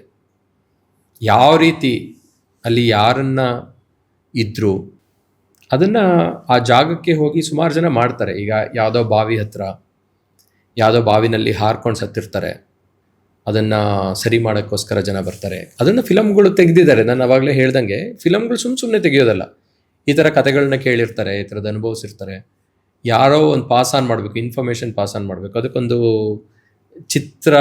ಚಿತ್ರಕಥೆ ಮುಖಾಂತರ ಒಂದಿಷ್ಟು ಮಸಾಲ ಸೇರಿಸಿ ಒಂದು ಪಿಕ್ಚರ್ ಮಾಡಿರ್ತಾರೆ. ಈಗ ನಾಗವಲ್ಲಿ ಪಿಕ್ಚರ್ ಮಾಡಿದ್ರು, ಅದರೊಳಗೆ ಬರಲಿಲ್ವಾ? ಸೊ ಈ ಥರ ಅದನ್ನು ಮಾಡಿದವರು ಯಾರೂ ಉಳಿಲಿಲ್ಲ ಅಂತ. ಸೊ ಹಂಗಂತ ಎಲ್ಲ ಪಿಕ್ಚರಲ್ಲಿ 100 ಜನ ಕೆಲಸ ಮಾಡಿರ್ತಾರೆ, ಹಂಗಂತ 100 ಜನಕ್ಕೂ ಆಗಿರಲ್ಲ. ಎಷ್ಟೋ ಫಿಲಮ್ಗಳು ನಡಿಬೇಕಾರೆ ಸಡನ್ನಾಗಿ ಸ್ಟಾಪ್ ಆಗ್ಬಿಡ್ದು. ಈ ಥರ ವಿಚಾರಗಳು ಆಗ್ಬೇಕಾರೆ ಸಡನ್ ಸ್ಟಾಪ್ ಆಗತ್ತೆ. ಕಾರಣ ಬೇಕಾಗಿಲ್ಲ, ಅದು ಅಲ್ಲಿ ಕಟ್ ಆಗಬೇಕಷ್ಟೆ. ಇದಿದೆಯಲ್ಲ, ಏನು ಎಳೆ ಇದೆಯಲ್ಲ, ಎಳೆ ಅದೇ ರೀತಿ ಕಂಟಿನ್ಯೂ ಆದರೆ ವಾತಾವರಣದಲ್ಲಿ ಪ್ರಾಬ್ಲಮ್ ಆಗುತ್ತೆ. ಎಳೆ ಅದೇ ರೀತಿ ಕಂಟಿನ್ಯೂ ಆದರೆ ವಾತಾವರಣದಲ್ಲಿ ಪ್ರಾಬ್ಲಮ್ ಆಗುತ್ತೆ. ಅದು ಕಟ್ಟಾಗಬೇಕು. ಆ ಕಟ್ಟಾಗೋದಕ್ಕೋಸ್ಕರ ಯಾವುದೋ ಒಂದು ಸಿಚುವೇಶನ್ನ ತಗೊಂಬರುತ್ತೆ. ಇದರ ಕರೆಂಟ್ ಹೋಗುತ್ತಾ, ಅಥವಾ ಪಿಕ್ಚರೈಸೇಷನ್ ಮಾಡ್ತಾ ಇರ್ತೀವಿ, ಅಲ್ಲಿವರೆಗೂ ವಿಡಿಯೋ ಚೆನ್ನಾಗಿ ವರ್ಕ್ ಆಗ್ತಿರುತ್ತೆ, ಪಟ್ಟಂತ ಹೋಗ್ಬಿಡುತ್ತೆ, ವಿಡಿಯೋನೇ ಬರಲ್ಲ. ಕರೆಕ್ಟ್. ತುಂಬ ಕಡೆ ಆಗಿದೆ ಇದು. ಅದು ಏನಾಗಿದೆ ಅಂತ ಟೆಕ್ನಿಕಲಿ ಸೌಂಡ್ ಆಗಿರೋ ಜನ ಇರ್ತಾರಲ್ಲ, ಅಂದರೆ ವಿಡಿಯೋಗ್ರಫಿ ಮಾಡ್ತಿದ್ದವರು ಟೆಕ್ನಿಕಲಿ 100% ಗೊತ್ತಿರುತ್ತೆ, ಏನಾಯ್ತು ಅಂತ ಗೊತ್ತಿಲ್ಲ ಸರ್, ಹೋಗ್ಬಿಟ್ಟಿದೆ, ಅದಾದ್ಮೇಲೆ ಎಲ್ಲ ಸರಿ ಇದೆ ಸರ್ ಅಂತಾರೆ. ಅಷ್ಟು ಮಾತ್ರ ರೆಕಾರ್ಡ್ ಮಾತ್ರ ರೆಕಾರ್ಡ್ ಆಗಿರಲ್ಲ, ಅಥವಾ ರೆಕಾರ್ಡ್ ಆದ್ರೂ ಮತ್ತಿನ್ನೊಂದ್ಸಲ ಅದನ್ನ ರೀಕ್ರಿಯೇಟ್ ಮಾಡಬೇಕು ನಾವು ಬಿಟ್ರೆ ಅಲ್ಲಿ ಕಟ್ ಆಗತ್ತೆ, ಇನ್ಫಾರ್ಮೇಶನ್ ಕಟ್ ಆಗೋಗುತ್ತೆ. ಅಂಡ್ ಈ ತರದ ವಿಚಾರಗಳೆಲ್ಲ ತುಂಬಾ ದೊಡ್ಡವರೇ ಹೇಳಿರೋದು. ಆ ಇನ್ಫಾರ್ಮೇಶನ್ ಕಟ್ ಆಗೋದಂತಂದ್ರೆ ಏನ್ ಗೊತ್ತಾ, ನಿಮ್ ಮತ್ತೆ ಅದು ರೀಕ್ರಿಯೇಟ್ ಮತ್ತೆ ವಿಚಾರ ಅಷ್ಟೇ ಹೇಳ್ಬೇಕು, ನೀವು ಆ ಭಾವನೆಗೆ ಹೋಗಂಗಿಲ್ಲ. ನೀವು ಆ ವಿಚಾರನ ರೀಕ್ರಿಯೇಟ್ ಮಾಡ್ಬೋದು ಬಿಟ್ರೆ ಪರಿಸ್ಥಿತಿ ರೀಕ್ರಿಯೇಟ್ ಮಾಡೋಕ್ಕಾಗಲ್ಲ. ನಿಮಗೆ ಕಥೆನೇ ಅದು ಆಮೇಲೆ. ಯಾಕೆ ನಾವು ಮುಕ್ತಿ ಅಂತ ಹೇಳ್ತೀವಿ, ಮುಕ್ತಿ ಸಿಗ್ಬೇಕಾರೆ ಅವ್ರು ಇರಬೇಕು ಅಂತ. ಈಗ ನಾವು ನಮ್ಮ ಇದರೊಳಗೆ ನಾವು ಯಾವ ರೀತಿ ಯೋಚನೆ ಮಾಡೋದಂದ್ರೆ, ಇವತ್ತು ನನಗೆ ಒಂದು ದಿವಸದ ಊಟ ಸಿಗ್ತಾ ಇದೆ ಅಂತಂದ್ರೆ ನಾವು ಹೇಳ್ತೀವಲ್ವ, 1 ವರ್ಷ 1 ದಿವಸ, ನಮಗೆ ಅವರಿಗೆ ಒಂದು ದಿವಸ, ನಮಗೆ 1 ವರ್ಷ ಅಂತ. ಈಗ ಸತ್ತಾಗ ಪ್ರತಿ ದಿವಸ 15 ದಿವಸ ಕೆಲಸ ಮಾಡ್ತೀವಿ, ಶ್ರಾದ್ದ ಮಾಡ್ತೀವಿ, 15 ದಿವಸ ಪ್ರತಿ ದಿವಸ ಮಾಡ್ತೀವಿ. ಅದು ಕಳೆದ ಮೇಲೆ ತಿಂಗಳಿಗೊಂದ್ಸಲ ಮಾಡ್ತೀವಿ, ಅದಾದ್ಮೇಲೆ ವರ್ಷಕ್ಕೊಂದ್ಸಲ ಮಾಡ್ಕೊತಾ ಹೋಗ್ತೀವಿ. ಅಂದ್ರೆ ಅವರಿಗೆ 1 ದಿವಸ ಅಂದ್ರೆ ನಾವು ಪ್ರತಿ ದಿವಸ ಊಟ ಹಾಕ್ತಿದೀವಿ ಅಂತ ಲೆಕ್ಕ. ಅವರನ್ನ ನೆನೆಸಿ ಅವತ್ತಿನ ದಿವಸ ಪ್ರತಿ ದಿವಸ ಅವ್ರಿಗೆ ಊಟ ಹಾಕ್ತಿದೀವಿ ಅಂತ ಲೆಕ್ಕ. ನಾವು 1 ವರ್ಷ ಲೆಕ್ಕ ಮಾಡ್ಕೋಬೇಕು. ಈಗ ಬ್ರಹ್ಮಂಗ್ 1 ವರ್ಷ, ಬ್ರಹ್ಮಂಗ್ ಏನೋ ಕಣ್ರೆಪ್ಪೆ ಬಿಟ್ರೆ 1 ವರ್ಷ ಆಗುತ್ತೆ ಅಂತ, ಕಣ್ಣು ಮುಚ್ಚಿದ್ರೆ 1 ವರ್ಷ ಅಂತ ಅವನಿಗೆ ಈಗ ಲೆಕ್ಕ ಮಾಡ್ತೀವಿ ಆ ಥರ. ಈಗ ಉದಾಹರಣೆಗೆ ಯಾರೋ ಒಂದು ಹುಡುಗ ಒಂದು ಕಾಡಲ್ಲೋ ಒಂದು ರಸ್ತೆಯಲ್ಲೋ ಎಲ್ಲೋ ಯಾರು ಇದ್ದೇ ಇರ್ತಕ್ಕಂಥ ಒಂದು ನಿರ್ಜನ ಪ್ರದೇಶದಲ್ಲಿ ನಡ್ಕೊಂಡು ಹೋಗ್ತಿದ್ದ. ಅಲ್ಲಿರ್ತಕ್ಕಂಥದ್ದು ಯಾವುದೋ ಒಂದು ಸಡನ್ ಆಗಿ ಅಲ್ಲೊಂದು ಇತ್ತು ಅಂತಾನೆ ಇಟ್ಕೊಳ್ಳಿ, ನೆಗೆಟಿವ್ ಶಕ್ತಿ, ಒಂದು ಪ್ರೇತನೋ ಭೂತನೋ, ಅದು ಯಾವುದೋ ಒಂದು ಈತನ ಏನಕ್ಕೆ ತೊಂದರೆ ಮಾಡಬೇಕು? ಅವರ ಸಂಬಂಧಿಕ ಅಲ್ಲ, ಅವನು ಯಾರು ಏನು ಅಂತಾನೆ ಗೊತ್ತಿಲ್ಲ, ಅಥವಾ ಮಾಡುತ್ತಾ? ಈಗ ಅಲ್ಲ, ತೊಂದರೆ ಅಂತ ನಾವು ತಿಳ್ಕೊಳ್ಳೋದಲ್ಲ. ಈಗ ಹೇಗೆ ಅಂತಂದರೆ, ಕಾಡಲ್ಲಿ ಆನೆ ಹೋಗ್ತಾ ಇರುತ್ತೆ, ಈಗ ನನಗೆ ಪರಿಚಯ ಇದ್ದವ್ರು ಇದ್ದಾರೆ ಅಂತ ಇಟ್ಕೊಳ್ಳಿ. ನನಗೆ ಪರಿಚಯ ಆದಮೇಲೆ ನಮಗೊಂದು ಸರ್ಕಲ್ ಹಾಕ್ಕೊಂಡಿರ್ತೀವಿ, ನಮಗೆ ಇಂಡಿವಿಜುವಲ್ ಆಗಿ ಒಂದು ಸರ್ಕಲ್ ಇರುತ್ತೆ. ಆ ಸರ್ಕಲ್ ಒಳಗಡೆ ಯಾರನ್ನೂ ಬರೋಕ್ಕೆ ಬಿಡೋದಿಲ್ಲ, either it is physically or mentally, both. Correct. ಯಾಕೆಂದರೆ ನಮ್ಮದೇ ಒಂದು ಪರಿಧಿ ಇರುತ್ತೆ, ಆ ಪರಿಧಿ ಒಳಗಡೆ ಯಾರನ್ನೂ ಬರೋಕ್ಕೆ ಬಿಟ್ಕೊಳ್ಳಲ್ಲ. ಪರಿಧಿ ಒಳಗಡೆ ಬರೋಕ್ಕೆ ಬಿಟ್ಕೊಂಡ್ವಿ ಅಂತಂದರೆ ನಿಮಗೆ ರಿಲೇಷನ್ಶಿಪ್ ಇರಬೇಕು, ಒಂದು ರಿಲೇಷನ್ಶಿಪ್ ಇರಬೇಕು, ಆವಾಗ ಬಿಟ್ಕೋತೀವಿ. ಸ್ವಲ್ಪ ದೂರಕ್ಕೆ, ಫುಲ್ ಒಳಗಡೆ ಕೋರಿಗೆ ಯಾರನ್ನೂ ಬಿಡಲ್ಲ, ನಮ್ಮದೇ ಸ್ವಂತ. ಸೊ ಈ ಥರ ಕಾಡಿನಲ್ಲಿ ಹೋಗ್ಬೇಕಾದ್ರೆ ನಮ್ಮ ಮನುಷ್ಯರಿಗೆ ಇಷ್ಟಿರ್ಬೇಕಾದ್ರೆ, ನಾವು ಸೋಷಿಯಲ್ ಜೀವಿ, ಪ್ರಪಂಚದಲ್ಲಿ ನಾವು ಬದುಕ್ತಿದ್ದೀವಿ ಎಲ್ಲರ ಜೊತೆ, ನಮಗೆ ಅಂತ ಒಂದು ಪರಿಧಿ ಇದ್ದಾಗ ಕಾಡಲ್ಲಿರೋ ಅನಿಮಲ್ಸ್ ಇರುತ್ತಲ್ಲ, ಅದಕ್ಕೊಂದು ಪರಿಧಿ ಇರುತ್ತಲ್ವ. ಆ ಪರಿಧಿ ಒಳಗಡೆ ನಾವು ಎಂಟ್ರ್ ಆದಾಗ ಮಾತ್ರ ಅನಿಮಲ್ಸ್ ಅಟ್ಯಾಕ್ ಮಾಡುತ್ತೆ, ಇಲ್ದಿದ್ರೆ ಅಟ್ಯಾಕ್ ಮಾಡೋದಿಲ್ಲ. ಅದು ಅಟ್ಯಾಕ್ ಮಾಡೋದು ವೆಂಜೆನ್ಸ್ಗಲ್ವಲ್ಲ, ಅದ್ರ ಪ್ರಾಣ ಭಯಕ್ಕೋಸ್ಕರ ಅಥವಾ ಅದರದ್ದೇ ಒಂದು ಇದಕ್ಕೆ ಒಳಪಟ್ಟಾಗ ನನಗೇನಾದ್ರು ಹಾರ್ಮ್ ಆಗತ್ತೇನೋ ಅನ್ನೋದು ಆಗುತ್ತೆ. ಇದನ್ನು ನಾನು ಸ್ಪಿರಿಟ್ ಲೆವೆಲ್ಗೆ ತಗೊಂಡು ಹೋಗ್ತೀನಿ. ಹೇಗೆ ತಗೊಂಡು ಹೋಗ್ತೀನಿ ಅಂತಂದರೆ, ಅದರದ್ದು ಯಾವುದೋ ಒಂದು ಹುಡುಕಾಟದಲ್ಲಿ ಅದಿರುತ್ತೆ. ನಾವು ಬಾರ್ಜಿನ್ ಮಾಡ್ತೀವ ನಮಗೆ ಗೊತ್ತಿಲ್ದಲೆ, ನಾನು ಹೇಳ್ತಾರೆ ನಮಗೆ ಗೊತ್ತಿಲ್ದಲೆ ಆ ಬಾರ್ಜಿನ್ ಮಾಡ್ತೀವ. ನಿಮಗೆ ಒಂದು ದೇವರದ್ದು ಒಂದು ಪಟ ನೆಲದ ಮೇಲೆ ಬಿದ್ದಿರುತ್ತೆ, ನೀವು ತುಂಬ ನಂಬ್ತಾ ಇರ್ತೀರ, ನನಗೇನು ಅಲ್ಲ ಅದು, ನಾನು ಅದನ್ನು ತುಳಿತೀನಿ. ನಿಮಗೇನು ಅನ್ಸುತ್ತೆ ಅವಾಗ? ಕೆನ್ನೆಗಾಗ್ತೀರ ಒಂದು. ಕರೆಕ್ಟ್. ದೇವ್ರ ಫೋಟೋ ಇದೆ ನೋಡೋಕ್ಕಾಗಲ್ಲ ನಾವು ಅಂತ ಕೆನ್ನೆ ಮೇಲೆ ಹೊಡಿತೀರ. ಯಾಕೆ? ದೇವರು ನೀವು ದೇವರು ಅಂತ ನಂಬಿರೋ ದೇವರು. ನಾನು ಪ್ರಿಂಟಿಂಗ್ ಪ್ರೆಸ್ಸಲ್ಲಿ ಇದ್ದೀನಿ, ನಂದು ಲೆಕ್ಕನೇ ದೇವ್ರಗಳ ಫೋಟೋ ಪ್ರಿಂಟ್ ಮಾಡೋದು. 100 ಪ್ರಿಂಟ್ ಮಾಡಿರ್ತೀನಿ, 101ನೇದು ಚೆನ್ನಾಗಿ ಬಂದಿರಲಿಲ್ಲ, ಕೆಳಗೆ ಬಿದ್ದಿದೆ, ಅದನ್ನು ತುಳಿತಾ ಇದ್ದೀನಿ. ನನಗೇನಲ್ಲ ಅದು, ನಿಮಗದು. ಇದೇ ರೀತಿ ನನ್ನದಲ್ಲದ ಜಾಗದಲ್ಲಿ ನಾನು ಹೋದಾಗ ನನಗದರ ಅನುಭವ ಆಗುತ್ತೆ. ಒಳ್ಳೇದು ಆಗ್ಬೋದು, ಕೆಟ್ಟದ್ದು ಆಗ್ಬೋದು. ಈಗ ಯಾವುದೋ ಒಂದು ದೇವ್ರು ಇರುತ್ತೆ, ನೆಲ ಅಗಿತಾ ಇರ್ಬೇಕಾದ್ರೆ ದೇವ್ರು ಸಿಗುತ್ತೆ ಅಂತ ಮನೆಗೆ ತಗೊಂಡೋಗಿ ಪೂಜೆ ಮಾಡೋಲ್ವಾ?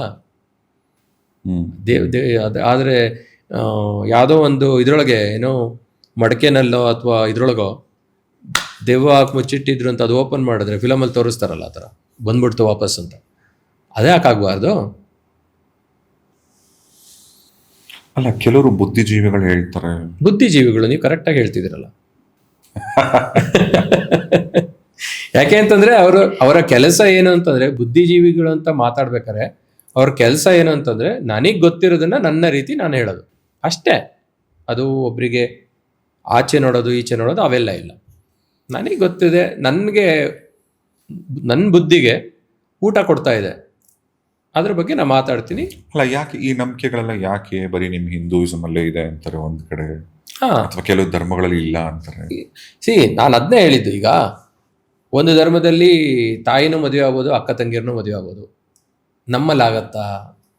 ಆಗಲ್ಲ ಅಲ್ವಾ? ಸೊ ನಮ್ಮ ನಂಬಿಕೆ ಮೇಲೆ ಏನು ನಡೀತಾ ಇದೆ ಅದೇ ನಡೆಯೋದು. ಅದೇ ಫಸ್ಟ್ ಮೊದಲು ಶುರು ಮಾಡಿದಾಗಲೇ ಹೇಳಿದೆ, ಒಂದು ಫ್ಯಾಮಿಲಿನಲ್ಲಿ ಗಂಡ ಹೆಂಡತಿ ಜೊತೆಲಿ ಇರಬೇಕಾದ್ರೆ ಅವರಿಗೆ ನಂಬಿಕೆ ಗೌರವ ಇರಬೇಕು ಅಂತ ಹೇಳಿದಾಗ, ಒಂದು ಧರ್ಮದ ಬಗ್ಗೆ ಮಾತಾಡ್ಬೇಕಾದ್ರೆ ನಾವು ನಂಬಿಕೆ ಗೌರವ ಇಲ್ದಲೇ ಇದ್ರೆ ಹೇಗೆ ಅದು ವರ್ಕೌಟ್ ಆಗುತ್ತೆ? ವರ್ಕೌಟ್ ಅಂತ ಹೇಳ್ತಿದ್ದು ನಾನು, ವರ್ಕ್ ಅಂಡ್ ಔಟ್. ನನಗೆ ಇನ್ನೊಬ್ರು ಬುದ್ಧಿಜೀವಿ ಒಂದು ಮಾತು ಕೇಳಿದ್ರು. ಬುದ್ಧಿಜೀವಿ ಹೇಗೆ ಈಗ ಯಾವುದೋ ಒಂದು ಆತ್ಮಕ್ಕೆ ಅವ್ರಿಗೆ ತೊಂದರೆ ಕೊಟ್ಟಿರ್ತಕ್ಕಂಥವ್ರಿಗೆ, ಈಗ ಫಾರ್ ಎಕ್ಸಾಂಪಲ್ ಒಂದು ಮನೇಲೇನೋ ಒಂದು ಸಮಸ್ಯೆ ಇದೆ, ಅಲ್ಲಿ ಬಂದು ನೋಡಿದಂಥವ್ರು ಹೇಳ್ತಾರೆ, ಇಲ್ಲ ಈ ಮನೇಲಿದ್ದು ಇದ್ದಂಥವ್ರಿಗೂ ಅಥವಾ ನಿಮಗೆ ಸಂಬಂಧಿಕರು ಆ ಸೋಲ್ಗೆ, ಆ ಪರ್ಟಿಕ್ಯುಲರ್ ಆತ್ಮಕ್ಕೆ ನೀವು ತುಂಬಾ ತೊಂದರೆ ಕೊಟ್ಟಿದ್ರಿ, ಅದಕ್ಕೆ ಅದು ನಿಮ್ಮನ್ನ ರಿವೆಂಜ್ ಮಾಡ್ತಾ ಇದೆ ಅಂತ ಹೇಳ್ಕೊಳ್ಳಿ ಅಂತಂದಾಗ ಅವ್ರು ಹೇಳ್ತಾರೆ, ಓಕೆ ಈಗ ಆ ಫ್ಯಾಮಿಲಿ ಅಮೆರಿಕ ಕೊಟ್ಟೋದ್ರೆ ಈ ದೆವ್ವ ಹೋಗತ್ತಾ ಅಮೆರಿಕಾಗೆ ಅಂತ ಕೇಳ್ತಾರೆ. ನಿನಗೆ ಜಾಗ ಮಾತ್ರ ಬಿಡಿಸ್ಬೇಕು ಅಂತ ಅದ್ರದ್ದಿದ್ರೆ ಜಾಗ ಅಷ್ಟೇ ಬಿಡಿಸುತ್ತೆ, ನಿನಗೆ ತೊಂದರೆ ಕೊಡಬೇಕು ಅಂತೇನಿಲ್ಲ.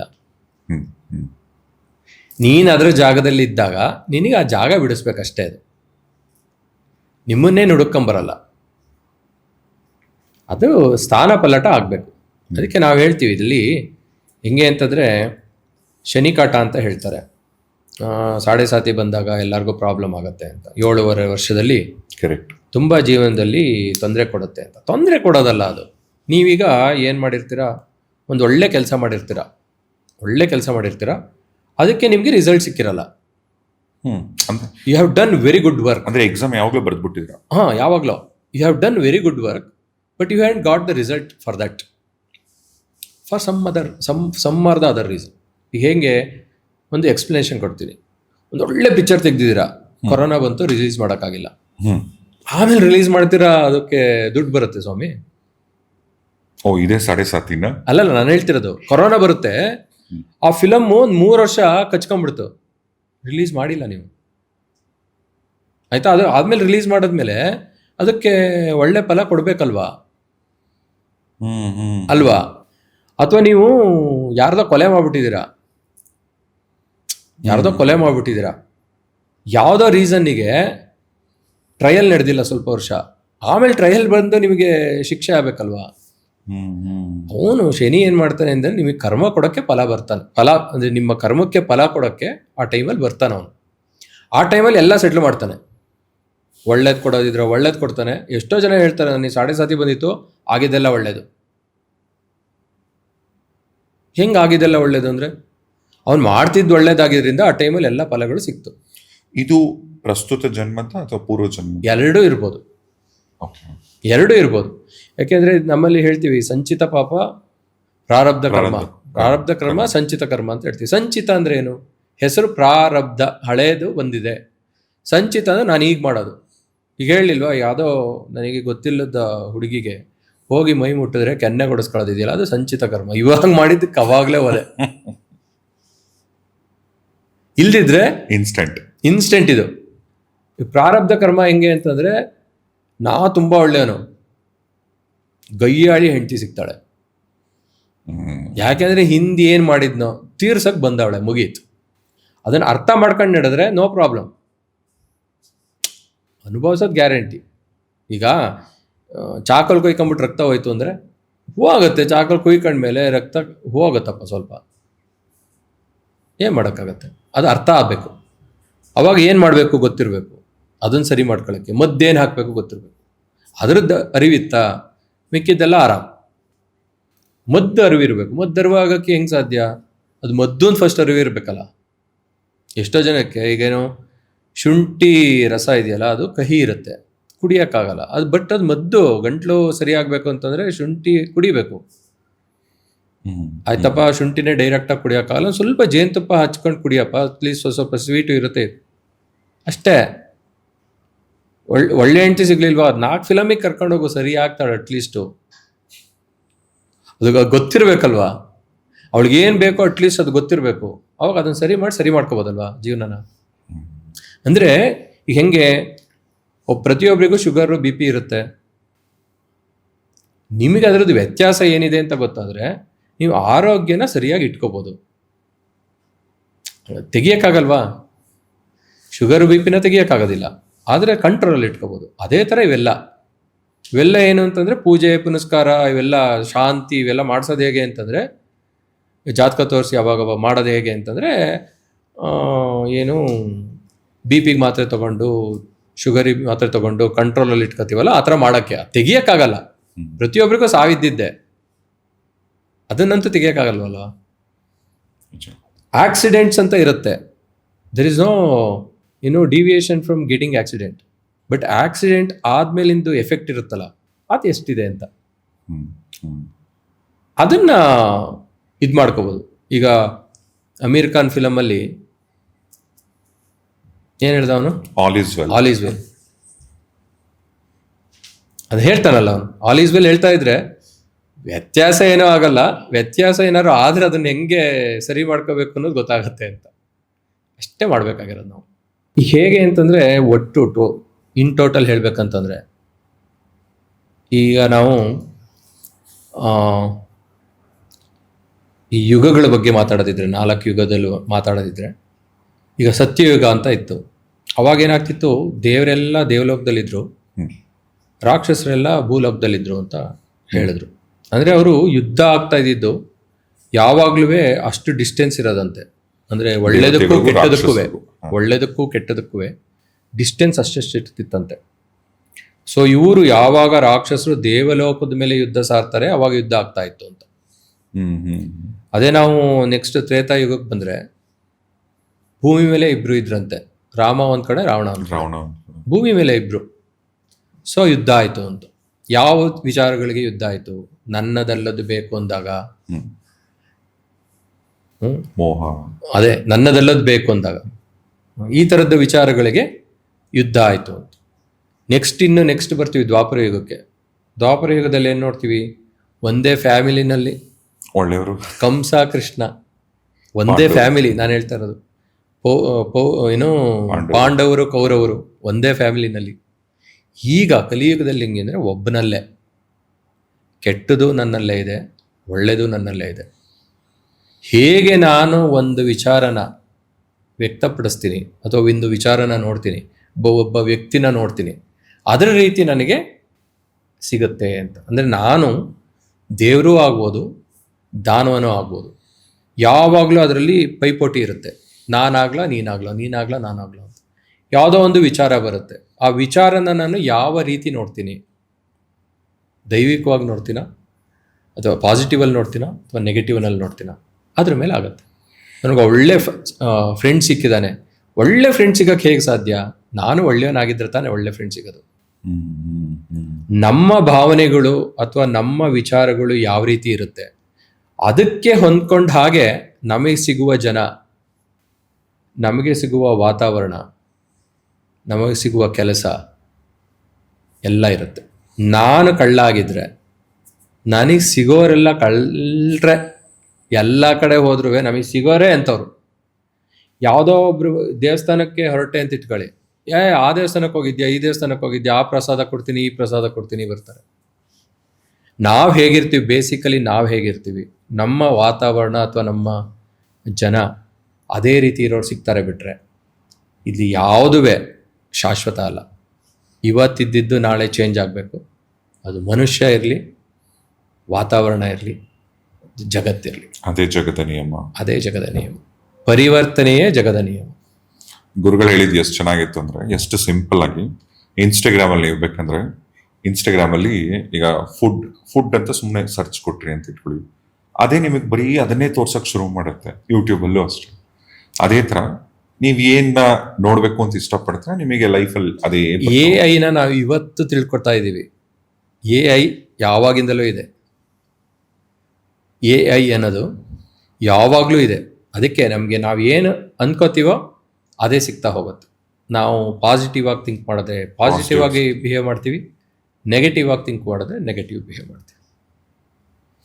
ನಿಜವಾಗ್ಲೂ ಕೆಲವು ಕಾಂಪ್ಲೆಕ್ಸ್ ವಿಚಾರಗಳನ್ನ ಬಹಳ ಸಿಂಪಲ್ ಆಗಿ ಸರಳವಾಗಿ ಸುಂದರವಾಗಿ ತಿಳಿಸ್ಬಿಟ್ರಿ. ಥ್ಯಾಂಕ್ ಯು ಗುರುಗಳೇ. ಧನ್ಯವಾದ. Thank you.